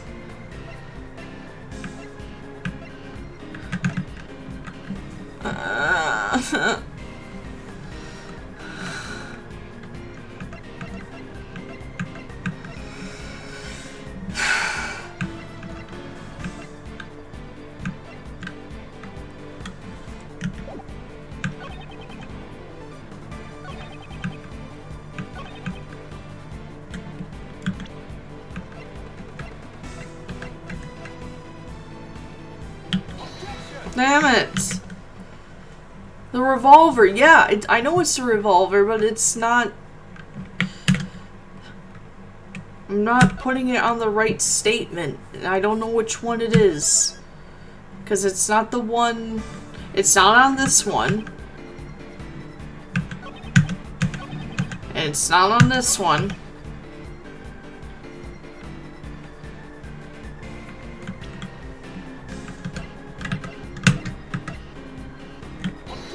It's not that one.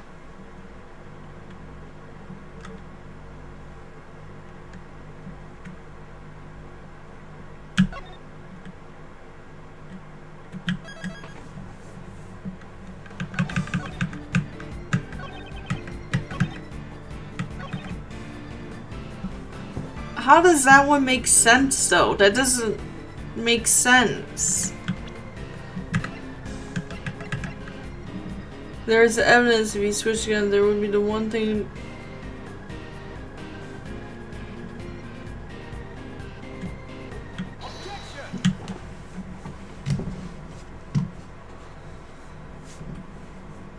He touched both of them!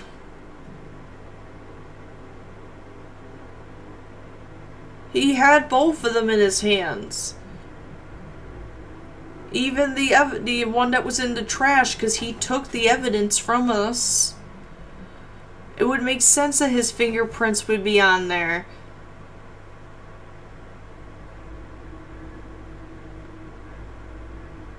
That still doesn't prove that he swapped the guns.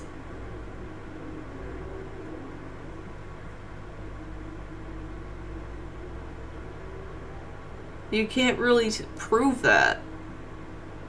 So that logic technically doesn't make sense. You can object that. I was holding onto the gun for evidence. Because the investigation was supposed to go into my jurisdiction.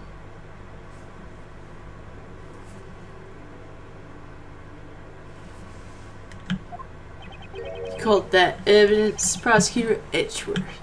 You're trying too hard. Certain traces were left on this gun. Traces that prove this gun belongs to you. Show it to me. What kind of piece you got?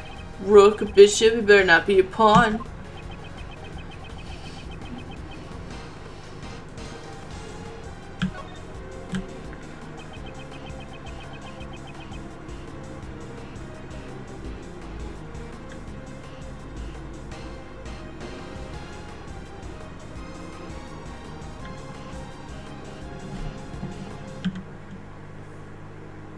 If he only held the outside of the gun, why would his...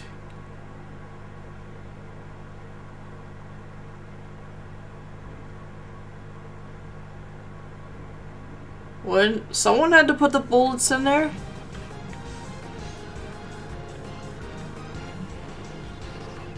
You left your fingerprints on this gun.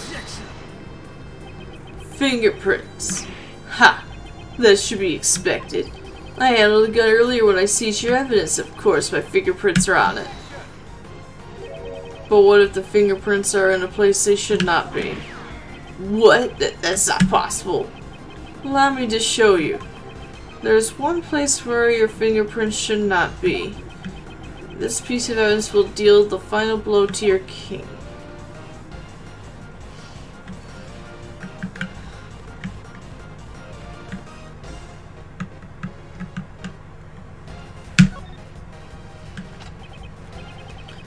Here, Detective Gumshoe, please have a look at the cylinder. 2 shots were fired, sir, but where should would the fingerprints be? Oh, god damn it.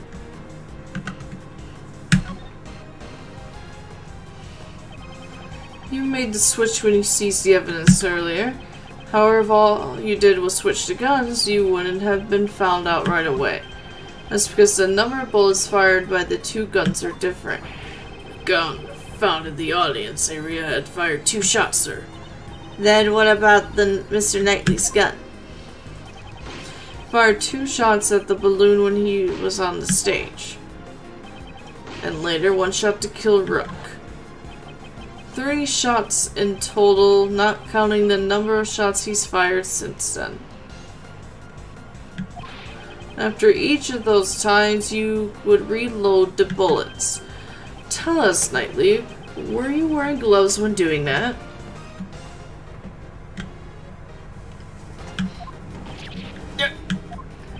Officer, in your report earlier, where were Knightley's fingerprints found on the gun? Sir, the prints weren't just found on the outside of the gun. They were also found on the bullets as well. If all you did was handle the evidence, why would your fingerprints be on the bullets? That's... With this, it has been proven that you switched the guns. The gun which fired the bullet that took the victim's life. It belongs to you, Horace Knightley. You're the one who stole Rook's life. You are the true assassin. I...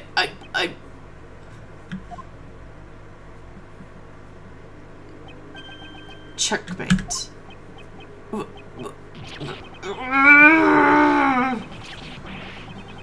Just shoots him.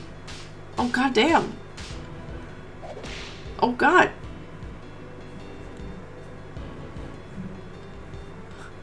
I like how there's a blue badge. I should have been made leader. Me! Rook, that piece of scum. If it hadn't been for him, I would have had complete control of everybody. My assassination plan. It was perfect. My plan was perfect.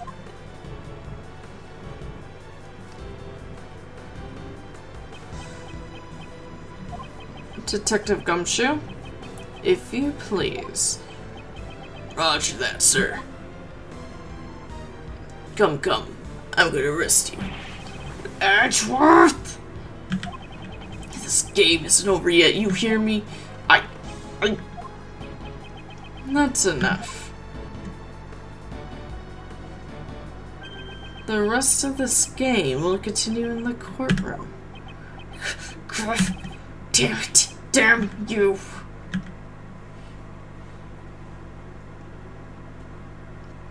Come.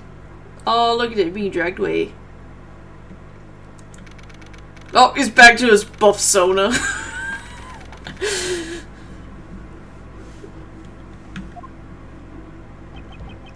You have my gratitude.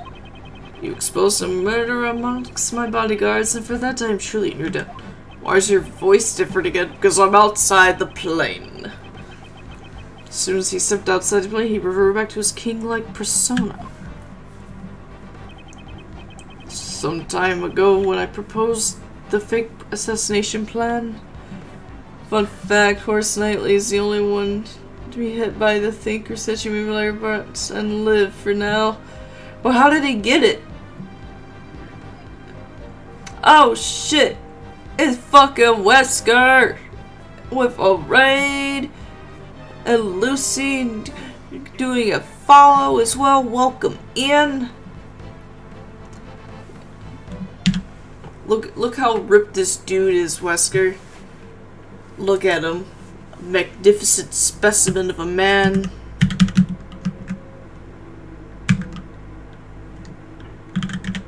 What the fuck is going on in this town? We don't know. 20, I don't remember. They added the big pile of dung into the game, because why the fuck not? Big pile of dung. Ah, that's a big pile of shit, chat. God, that is a big pile of shit. And that is what you get on this channel. Man, that even has flies. Alright, but does it have the cell phone from the third Jurassic Park movie? Do do do do do do do do. Do do do do do do do do. Like that bright yellow phone. You know the one I'm talking about? But welcome, Raiders. God damn, they're just messing with that dumpster that's outside my house. Shit. God bless America. I'm Gerald Anderson01. We're playing some Miles Edgeworth Ace Attorney 2 Investigations. And, we do some Resident Evil as well. As you can see, I chill out in the RPD on occasion. Sometimes Mr. X wants to give it to me, but I say, "Fick off." Yeah, big JPGAW fan myself. Nice, nice. So, like I said, Lucy, thank you for the follow. I'm guessing Wesker pressured you into doing that. So we'll give you a shout out. Get that jazz music going on.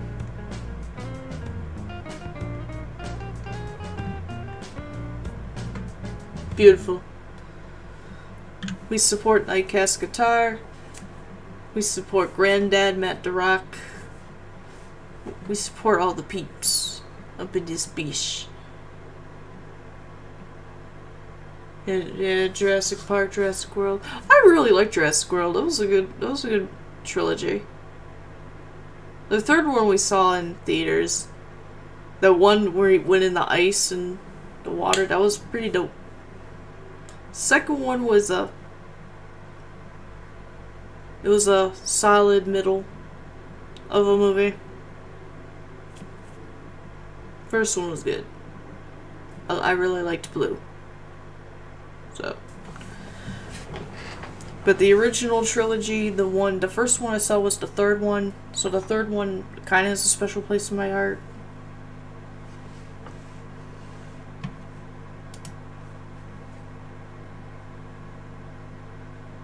Also, Jurassic Park music is one of my favorites of John Williams, so we got it. Alright, am I like almost done with this case? Like, god damn, this thing's so long.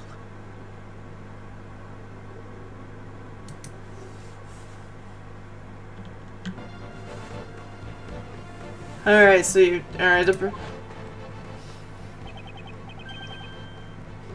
want me and not Rook? Rook declined, so I'm asking you. What do you say? Alright, let's do this. I'll come up with the perfect plan. Can even use that guy as a chess piece. When Knightley said that, his eyes were overflowing with hatred towards Rook. Frankly, I was quite anxious about asking Knightley instead of Rook.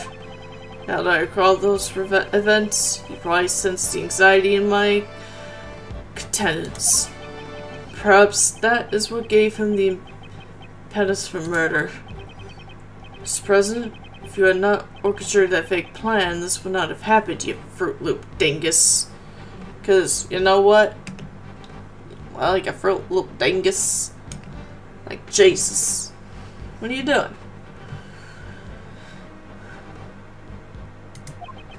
That is your sin. A sin that won't disappear. Yes, you are absolutely correct. You have my sincerest apologies. I too must bear some responsibility for this. What do you mean bear some? You bear all of it. Your fucking muscles here are not gonna blind me no more. So I am most grateful to you. I thank you for solving the mystery of Rook's death. I am scheduled to stay in this country for a little longer. But if any of you ever wish to visit the Republic of Zhengfa, you will always be welcome. Bye! Gumshoe. I love him. I love it. Thank you, thank you, thank you. So happy for you, Nicole. You were set up as a suspect for the murder. Still, your involvement with the fake assassination remains a fact. You will have to submit to police questioning later. You should know that there's still a possibility you may be charged with some crime. Yeah, I know. Sorry about all this. I understand you want to catch a scoop, but there's a line that should not be crossed. I hear ya. I promise to reflect on this. We did it, Mr. Edgeworth. That was awesome. Prosecutor Edgeworth solves presidential assassination attempt. It's gonna be big news. But big news? Mr. Prosecutor, would you mind telling us how you feel about solving this case? God damn, woman. I just told you might go to jail. There was certainly a quick change of attitude. No comment. Oh, don't be so ornery. The reason is because this case is not over yet. Not over? What do you mean, sir? What shows that this case is not over yet? Oh, god damn it!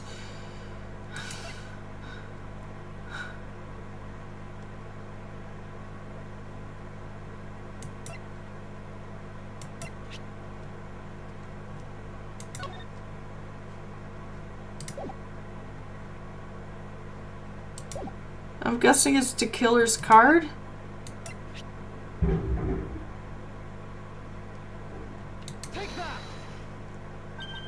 The killer's card. The killer still hasn't carried out his request. Even killing the president. That reminds me of the Game Grumps episode with Shadow the Hedgehog. Kill the president! I hope this doesn't turn into a larger incident. An assassination attempt on the president of Shangfa. News of this incident spread across the entire country. Mass media also hounded me as I began to prepare for the trial of Horace Knightley. Everyone had seen the news and everyone was talking about it. Including this fucker. He kept calling me. He was like, what the fuck? You didn't invite me? No, I didn't. Leave me alone. However, amidst the commotion, nobody noticed that the game had only just begun. I mean, yeah, the game did just begin. This is the first episode, and it took me forever to do. Brand new episode, the imprisoned turnabout. Oh my god.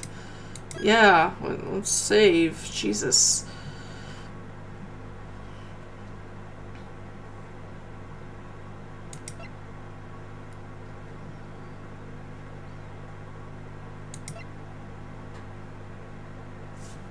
Oh my god.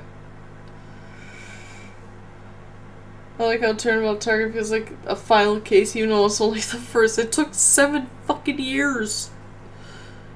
I'm gonna take a moment to reflect on my life choices. So we're gonna be right back. Oh god, there's fireworks!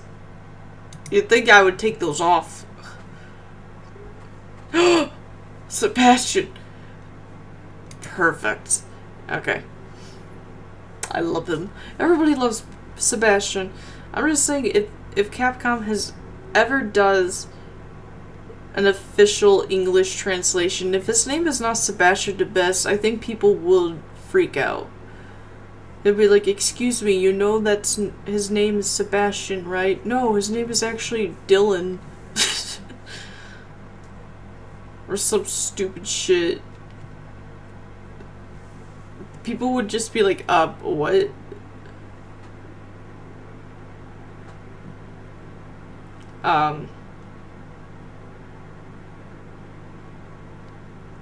Yeah, we're gonna give you this music right here. There you go. Have some Pursuit music. I'm gonna take a quick break.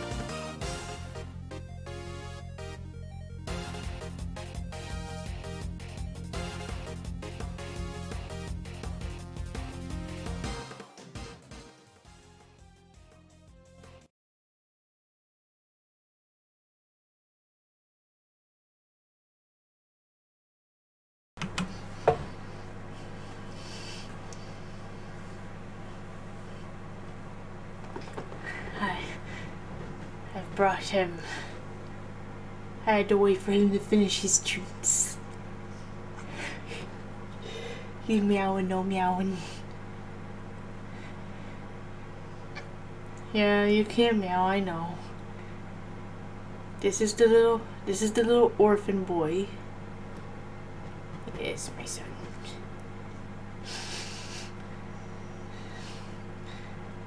Yes, Riley, hello. Say hi, Riley.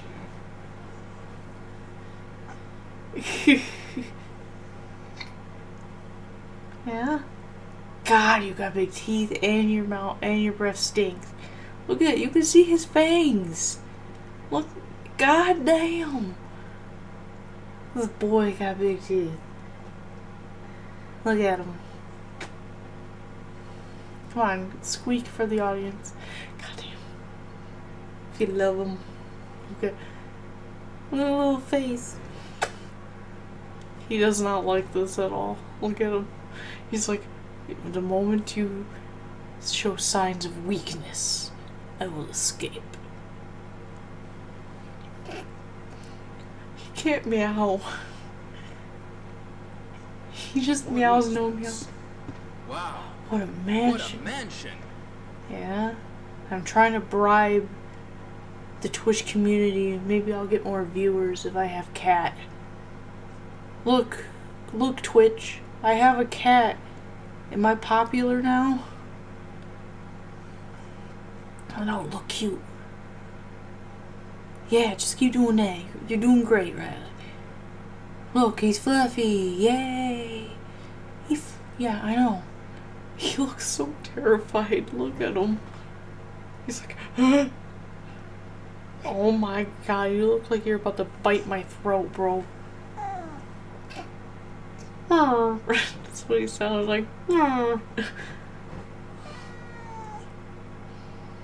What? Okay. I literally gave you a bunch of treats to pacify you. Okay. Should I not have given you treats? Bites through. He's like a little velociraptor right now.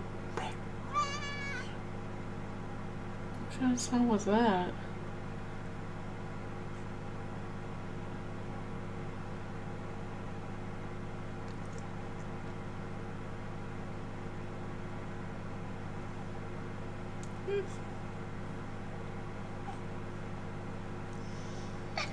Yeah.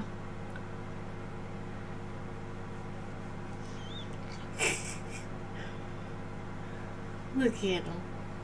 Like, can you see his little teeth first? Like, in the camera? Without him even opening his mouth? Like, dude got some big teeth. Like, yeah, I know. You got big teeth. You're a big boy. That's why we gotta give you treats like 12 times a day. So you could be satisfied with your hunger. He does. He's got chompas. He is Riley. He's the boy. We also call him Rylus when he's bad. When he's on my kitchen table. Yeah, you know what you do. Hey! The new fear unlocked. He's trying to be a little panther. Look at him. Oh, he didn't like it that I was mocking him. Yeah, you can go. Yeah, free at last.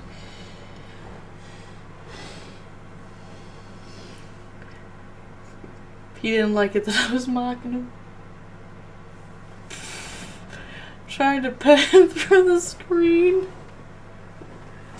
Yeah, you gonna leave? Don't eat my trash. You trash panda. Now you're fine for me petting you as long as I can hold you. Get up.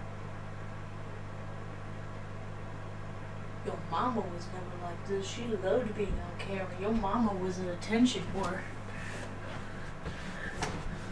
Gabby, when she was on stream, she was an attention whore. She was the biggest attention whore. Now I'm stuck with him. He's like, I don't want to be on this Twitch. You don't want to be famous. What the hell? What kind of cat don't want to be famous? Selfish ones.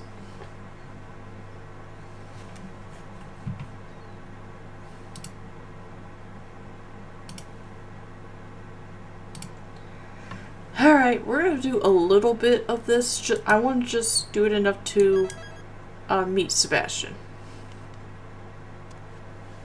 Oh? Hello? Resident Evil? You rang? Let me guess, you must be Ben.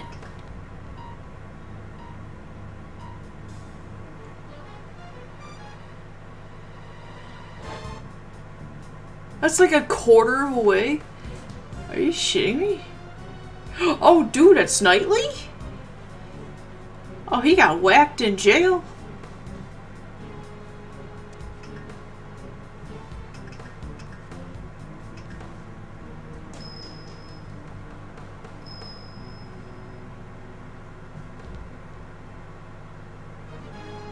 Like, is that like...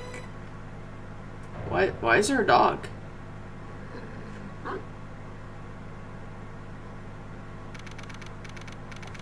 Hi, the detention center.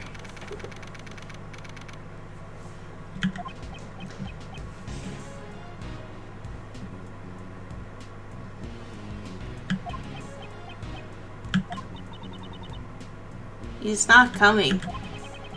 He is not coming, sir. How long does he intend to keep us waiting? Now, Mr. Edgeworth, there's no need to get your cravat in a twist. Ethan Rook's murder. 2 days after the incident, we visited the detention center. Naturally, we were hoping to meet with the defendant, Horace Knightley. His trial was set to begin the next day, with me serving as the prosecutor.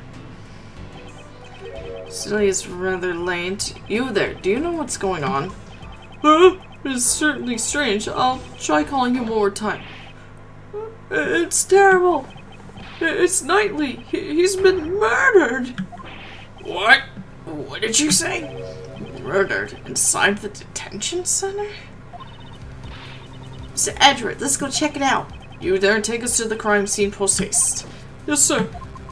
Come. We're running. Knightley's not in his cell?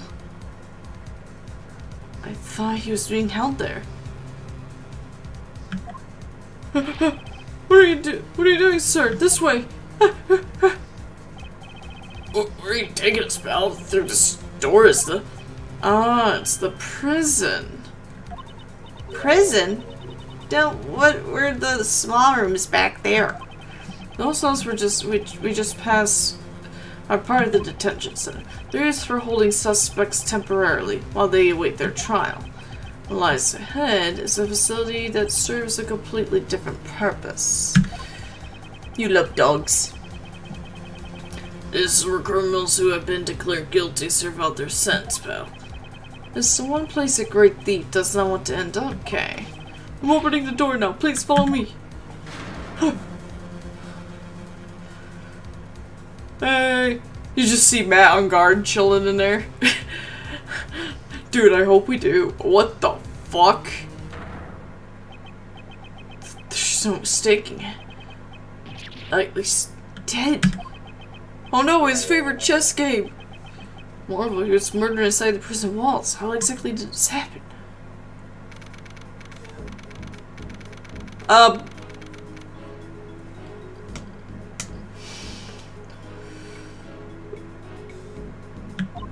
What do you mean the workroom? This is the kill the prisoners room. What the shit?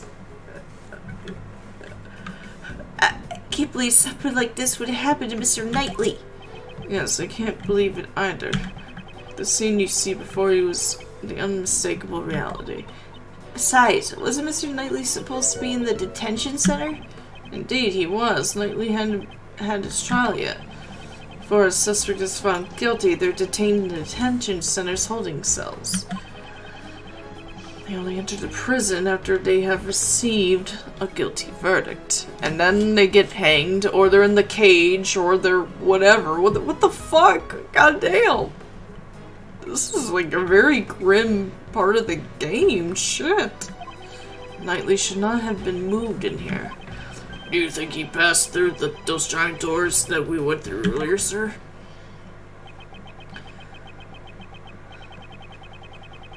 Huge metal doors and a long passageway separate the prison and the detention center. As the suspect, Knightley wouldn't have been able to pass through. Okay. What happened to Knightley? In order to solve this mystery, we must first investigate the crime scene.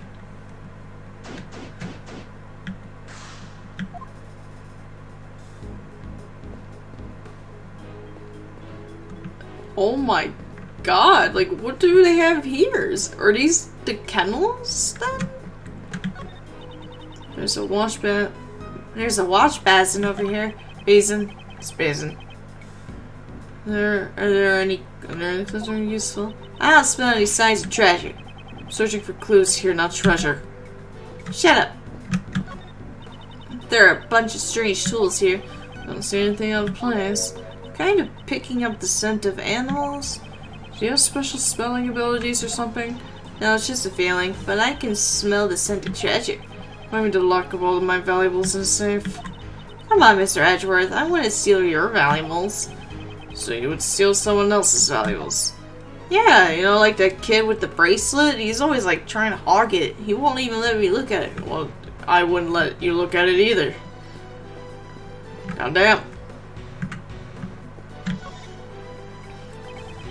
This section of the room is covered in dirt. The dirt is soft and footprints on it, sir. There are too many footprints. Won't be easy to identify them all. The forensics arrived. We probably shouldn't tamper with this area. Detective, please don't trip and fall in the dirt. Oh, be careful, sir. I won't want to get my favorite coat dirty. More worried that you'll mess up the footprints. Okay. I'll humor you for 5 seconds.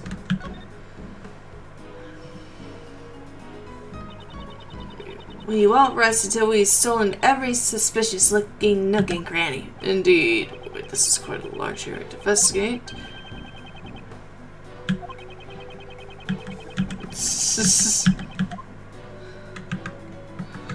Okay. It's a pulley. Is that used for prison labor too? It looks like it. There's something I want to ask you. Don't even think about dangling on the hook. Eh? How did you know that's what I wanted to do? Somehow I had a feeling. It's a cage inside the cage that's in the prison. It's like a cage section. Leave the correct term as prison cell. They're the same thing. You need to look more at the essence of things. Actually, it's more important to get the correct information. Oopsies. Oops.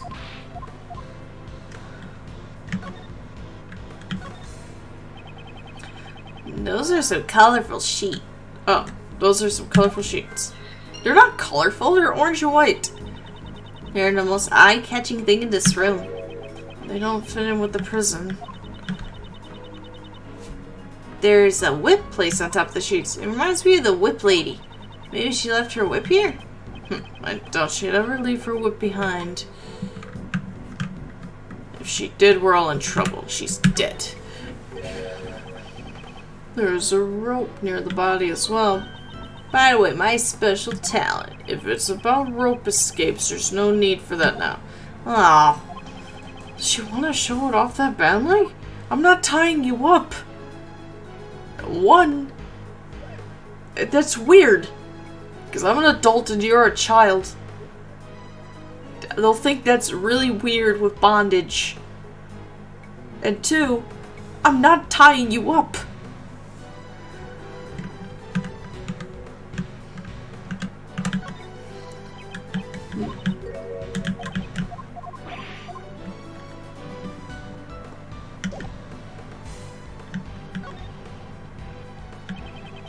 Oh, okay.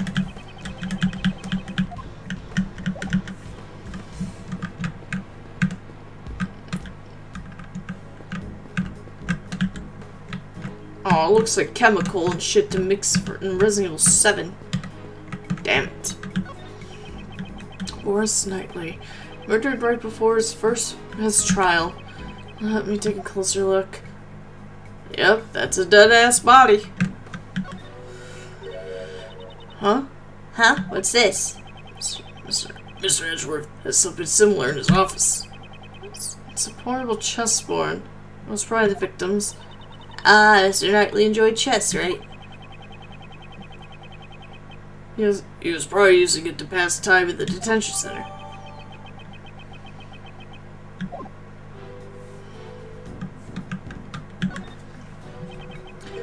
This is a rubber glove. What better than a condom? Yes, there's no mistake. It's a rubber glove. How come there's only one? Let me take a closer look.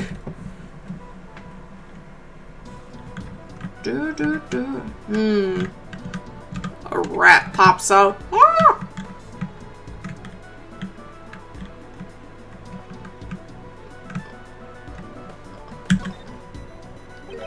It says for inmate use. That must mean prisoner use this glove? Yes, that's what I was thinking. I mean, I don't think so. It could be a ruse, like the president.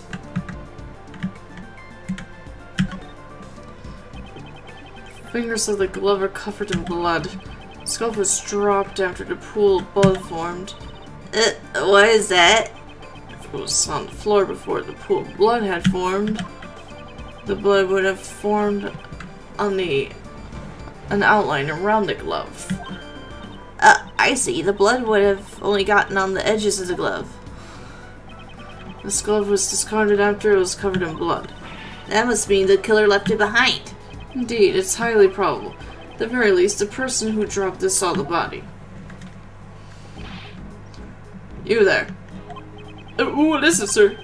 Do you recognize this glove? Yes, sir. The inmates use these for prison labor. That's odd. Rubber gloves are usually kept in the inmates' rooms. They are strictly regulated, so you can't just take them out. Indeed, there are no signs of any other rubber gloves in the room.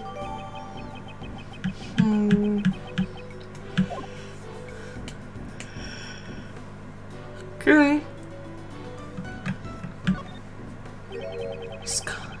It's covered with a dirty sheet. There's a rope on top of the sheet. Was lightly tied up with this rope. Kinky. Bondage. Death bondage. Take a closer look under the sheet. Might find something. He's like missing a whole ass leg. Yikes, the sheet is bright red. These appear to be bloodstains. Right, so be able to find something. Let's search this area a little more closely. Okay. There's something on his finger. Let's have a closer look. Oh, looks like an expensive ring. Oh, mind if I do? Okay. Don't steal it. What? I didn't do anything yet. God damn, man. You're me real bad. Ugh, the blood from his neck has stained his brace bright red. Cause of death was most likely from his neck wound. He probably died instantly. He couldn't even cry out in pain. There are small bumps on his head. Are these bruises? Maybe after he was stabbed in the neck, he fell back in his head. I wonder. At this point in time, there are too many unknowns. Okay, do you have your digital camera with you? I'd like the detective to take a photo of the body. Would you let him borrow it? Sure thing. You're coming. Thanks, pal. Alright, taking the picture, sir. Sexy. Still, he's wearing some awfully dirty clothes. There appears to be dirt stains in several places. What, were they trying to bury him in the Hagen dirt area? Jesus. Turn those clothes even though they're... He's wearing those clothes even though they're dirty. He's just like me, sir. Detective, I hope you realize that everyone shares your lack of hygiene. Damn, sir.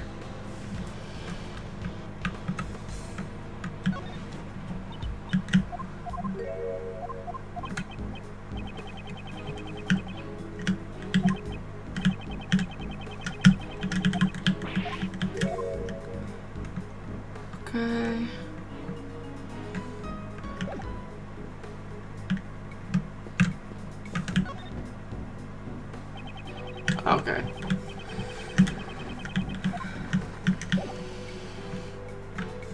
Oops.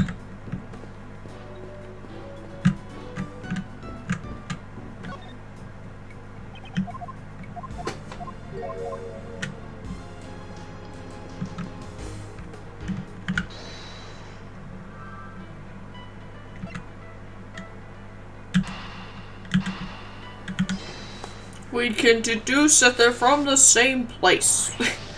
Okay. The sheets stacked here have a very distinctive pattern. It's the same. It's the same as the blood-stained sheet. That's right. Okay. Don't steal my lines like that. God damn it!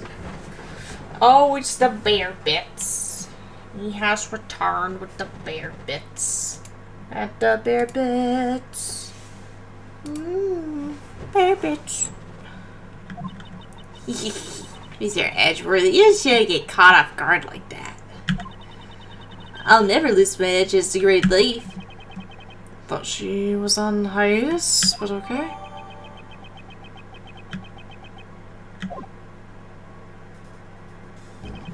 Well, we've collected quite a bit of evidence. With the three of us here, it's a piece of cake, right, Gummy? That's right, pal. We're the Invisible Trio. Sooner or later to start celebrating, there's still something we haven't found yet. What have we found yet, sir? I don't know, a murder weapon? The murder weapon. The murder weapon that took the victim's life has not been found yet. Now that you mention it, you're absolutely right, sir. Detective, get your act together. Isn't that the most basic of the basics, you dumbass? I'm sorry, sir. Don't worry about it, Gummy. I didn't notice it either. It's not much of a consolation. In this prison, dangerous objects should be used that could be used as weapons is strictly regulated. It'd be quite dangerous if the inmates got their hands on them. Taking a murder weapon and carrying it around is not an easy task. I see. You have a point. What was the murder weapon and where did it go? That could be the key to solving this case. Hello? Hey! Sorry to barge in like this. It's just a crime scene. Huh? You aren't you? That piercing gaze, that furrowed brow. Objection!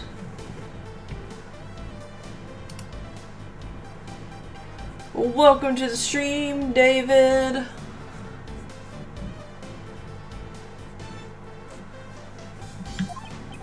It's been a long time, Mr. Shields. Oh, shit!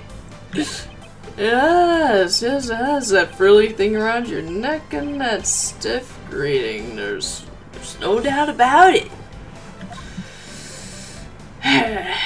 Prosecutor Manfred von Karma, fancy meeting you here. Oh, Edgeworth, not pleased. He's like, you can go fuck yourself. Hold it! Where you sink, pal? Mr. Edgeworth's not that old man. Detective, it's fine. Oh, it's you, Prosecutor Edgeworth. I thought you looked a bit young. You two are so similar, it looks like your Uncle Ray got you two mixed up again. You never change. How many years has it been since we last saw each other? I've already forgotten. Your Uncle Ray's been overseas these past few years. But you know, there's something I still haven't forgotten about you and your betrayal. Damn, bro. You want to get beat up, don't you, dude? I'm getting some bad vibes over here. Do you know this guy, Mr. Edgeworth? Allow me to introduce him to you, Raymond Shields, attorney at law. I love his hair. Ace Attorney Ray Shields at your service. I'm pleased to make your acquaintance. I'm Detective Dick Gumshoe, sir. Okay, Faraday. Nice to meet ya. I'm a great thief. But I'm currently on hiatus, so... And he always yells at me, so... He's kind of like my dad, but he's not really my dad, you know what I'm saying? Great thief. Well, that sounds romantic. How wonderful. Oh, well. That's splendid. Uncle Ray would love to join a little gang. I'm sorry, but we're only accepting bright, cheerful, and energetic girls. Oh, I see. What the fuck? That's too bad. Well, how about a hug then, as a sign of affection? No. No. K is me. No. I guess not. This isn't Europe after all. God damn, why is everybody in Ace Attorney always going to Europe? Actually, what is with Capcom in Europe? Chris goes to Europe. Miles goes to Europe. This dude goes to Europe. They just love Europe. They're like, Europe, Europe. Green eggs and ham. Like, goddamn. Mr. Shields, what are you doing here? Oops, that's right. Sorry. Preventing the attorney from investigating the crime scene is the Von Karma way, isn't it?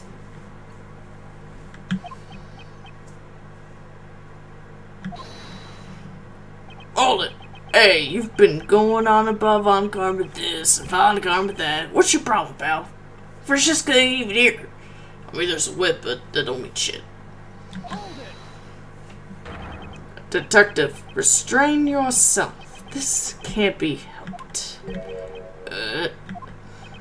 Mr. Shields, are you the defense attorney for Horace Knightley? That's right. Or should I say I was his defense attorney?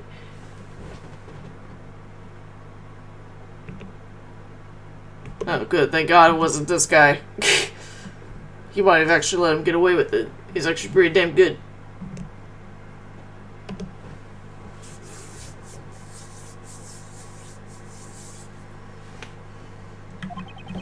So Shields is a defense attorney. Knightley had not been murdered.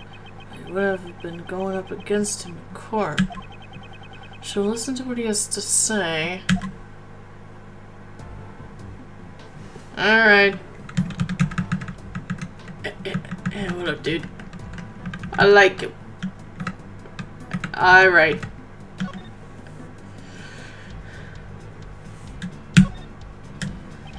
Since you received the request to represent the victim, that must mean... Yeah, Uncle Ray was supposed to meet with Knightley boy. As was I. I had planned to meet with him, but then we heard the report of the dead body. Emergency meeting!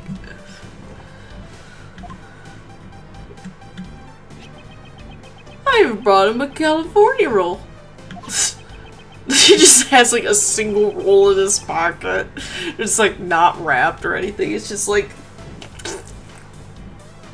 Hello. That would be so gross. Mr. Shields, you can't bring food into the detention center. What is this, the crime scene? Yeah, it is, sorry. Is that right? Well then, would you like it? No, thanks. Still, to think that Prosecutor Edgeworth actually meets with the defendants. All defendants are guilty, wasn't that the Von Karma way? That is a thing of the past. Is that right? So, you sure you don't want it? I told you I don't want it! It's been in your pocket for God knows how long, dude.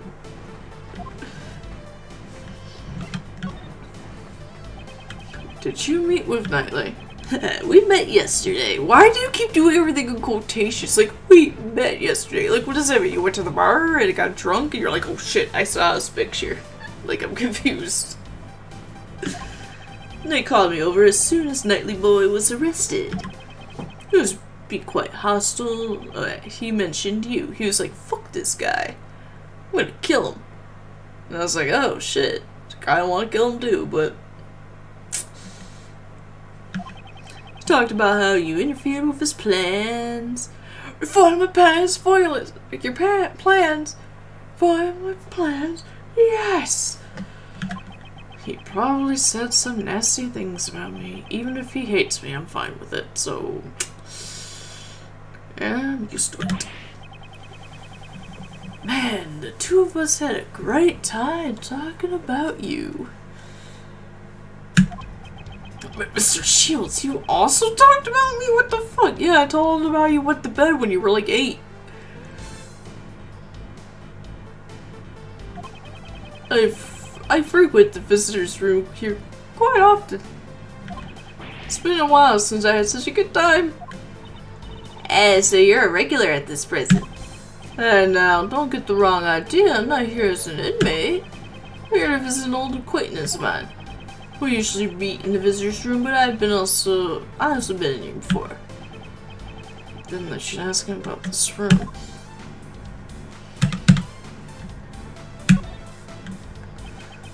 This room was where the body was found. Do you know anything about it? Ah, this room, eh? Here's a pop quiz for your prodigy prosecutor. Which of these 3 is the name of this room?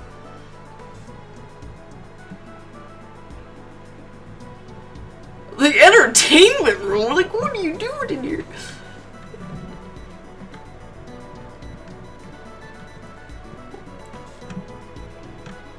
I don't know. The morgue? The morgue? Well, there's a dead body in here. No one who saw the dead body would naturally think it's... Well, let's reveal the correct answer. Prosecutor Edgeworth's answer is... wrong! The correct answer is the workroom. You didn't even have that as an option. All 3 choices were wrong. I hate it when he does that. The inmates carry out various kinds of prison labor in here. It also serves as a rehab program, allowing them to receive job training in prison. Oh no, there's like a freaking noose in the dirt. I thought this is where they fucking execute people. Like, I thought it was getting dark. Like, goddamn. So, how do they monitor this room? Who is in charge of the keys to the entrance? They had to keep the guards in the cage. Prosecutor Edgeworth, even your Uncle Ray doesn't have all the answers. Like, damn, dude. Got a bottle of whiskey. Hey, you there, could you tell us? Man, this music sounds almost like Ghost Trick. I like it.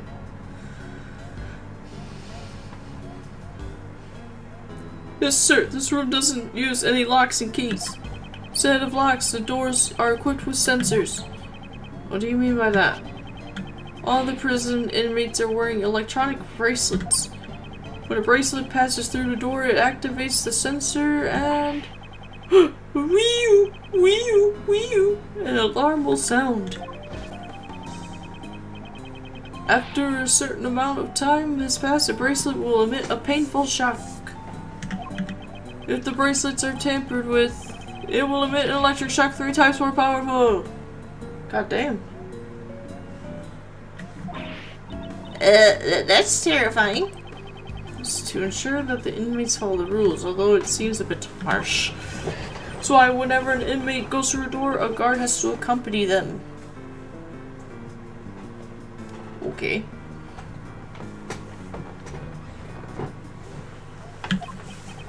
To deactivate the sensor first. And that's that. Did any of the inmates use this workroom today? In the past few days, no one has used this room. I'm sure of it. Well, goddamn. Not one inmate has entered this room today. Okay. Okay.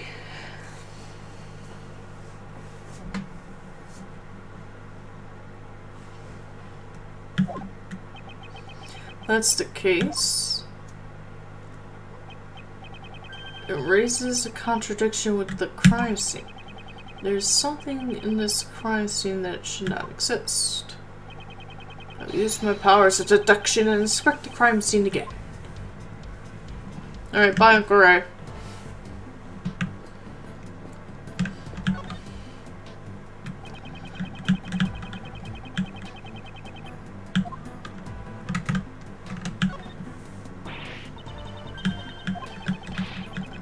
It really is bright red, sir.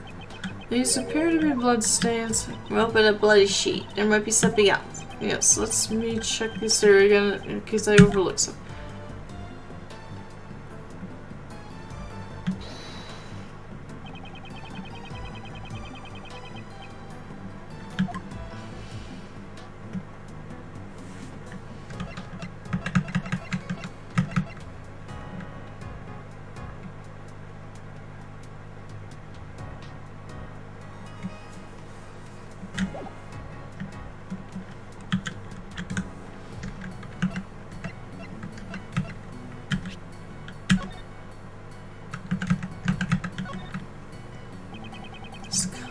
It's covered and modeled up to the wrist. Hey, so I was plagued with blood in the prison. I want to get on that action too. Do it on your own time when we're not investigating a case. Damn.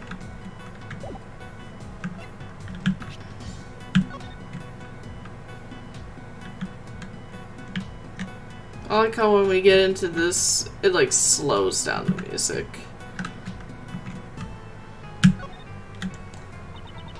You can open it from here. Hurry up and open it. Why are you getting so excited? What are you saying? Does everyone get excited when they're opening a box? I think that probably applies to you only. Oh, I thought for a second it was gonna like reveal like a knife or some shit.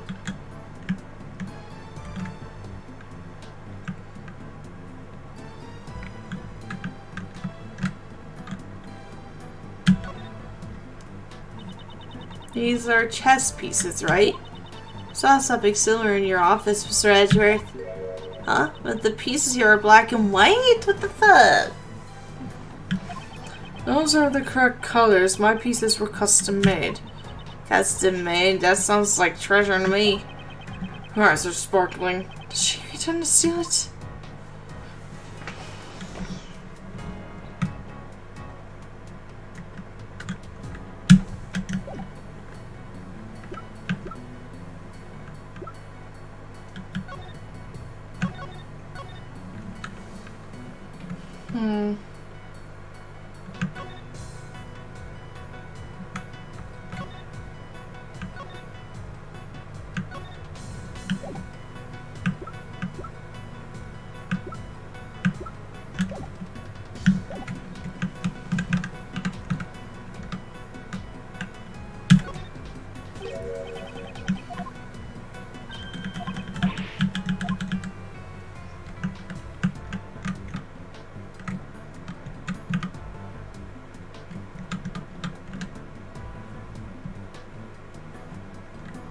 Let's try saving.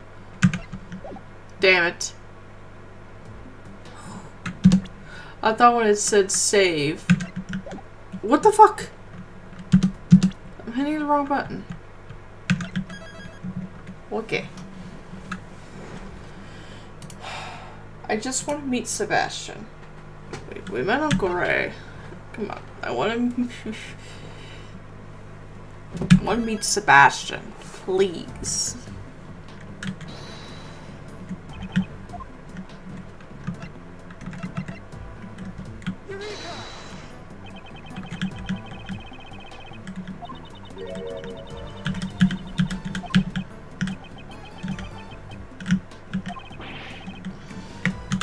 Okay, so that doesn't work. Alright. I'll do one more attempt. Now we'll have to meet Sebastian tomorrow.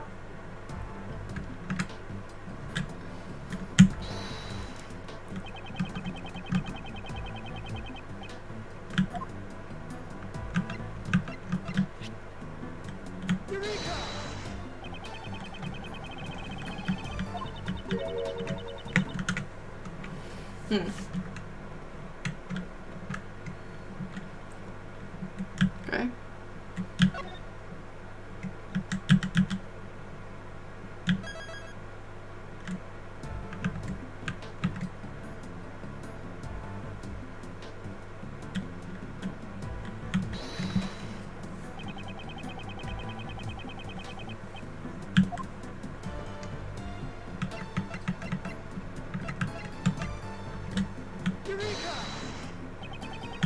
Yeah, okay.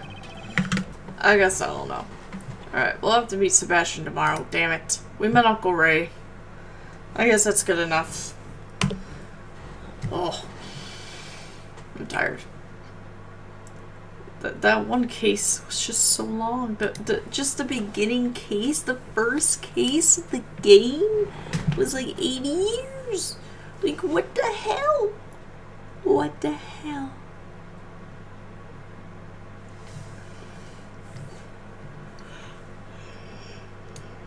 Ugh.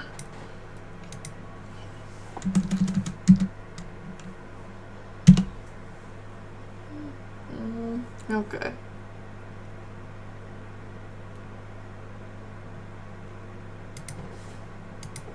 So let's see.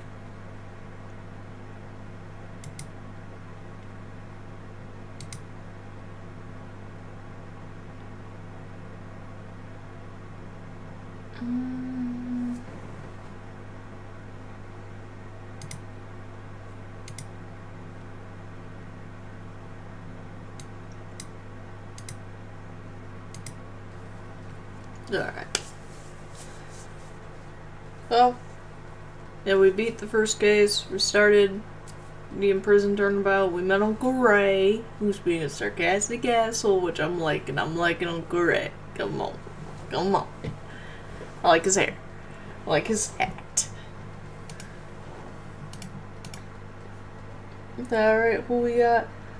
What we got going on? Okay. Alright, so do want to say thank you, Wesker, for the raid. Nightcast Guitar for 22 months of dealing with my ass. It's not that hard to do. Actually, it is very difficult. It's very hard to deal with me. I don't know how my family's been doing it for almost 29 years, but here we are. Lucy, thank you for the follow. So tomorrow we're gonna meet my boy. We're gonna meet the boy, the legend, Sebastian the Best. It's gonna be great.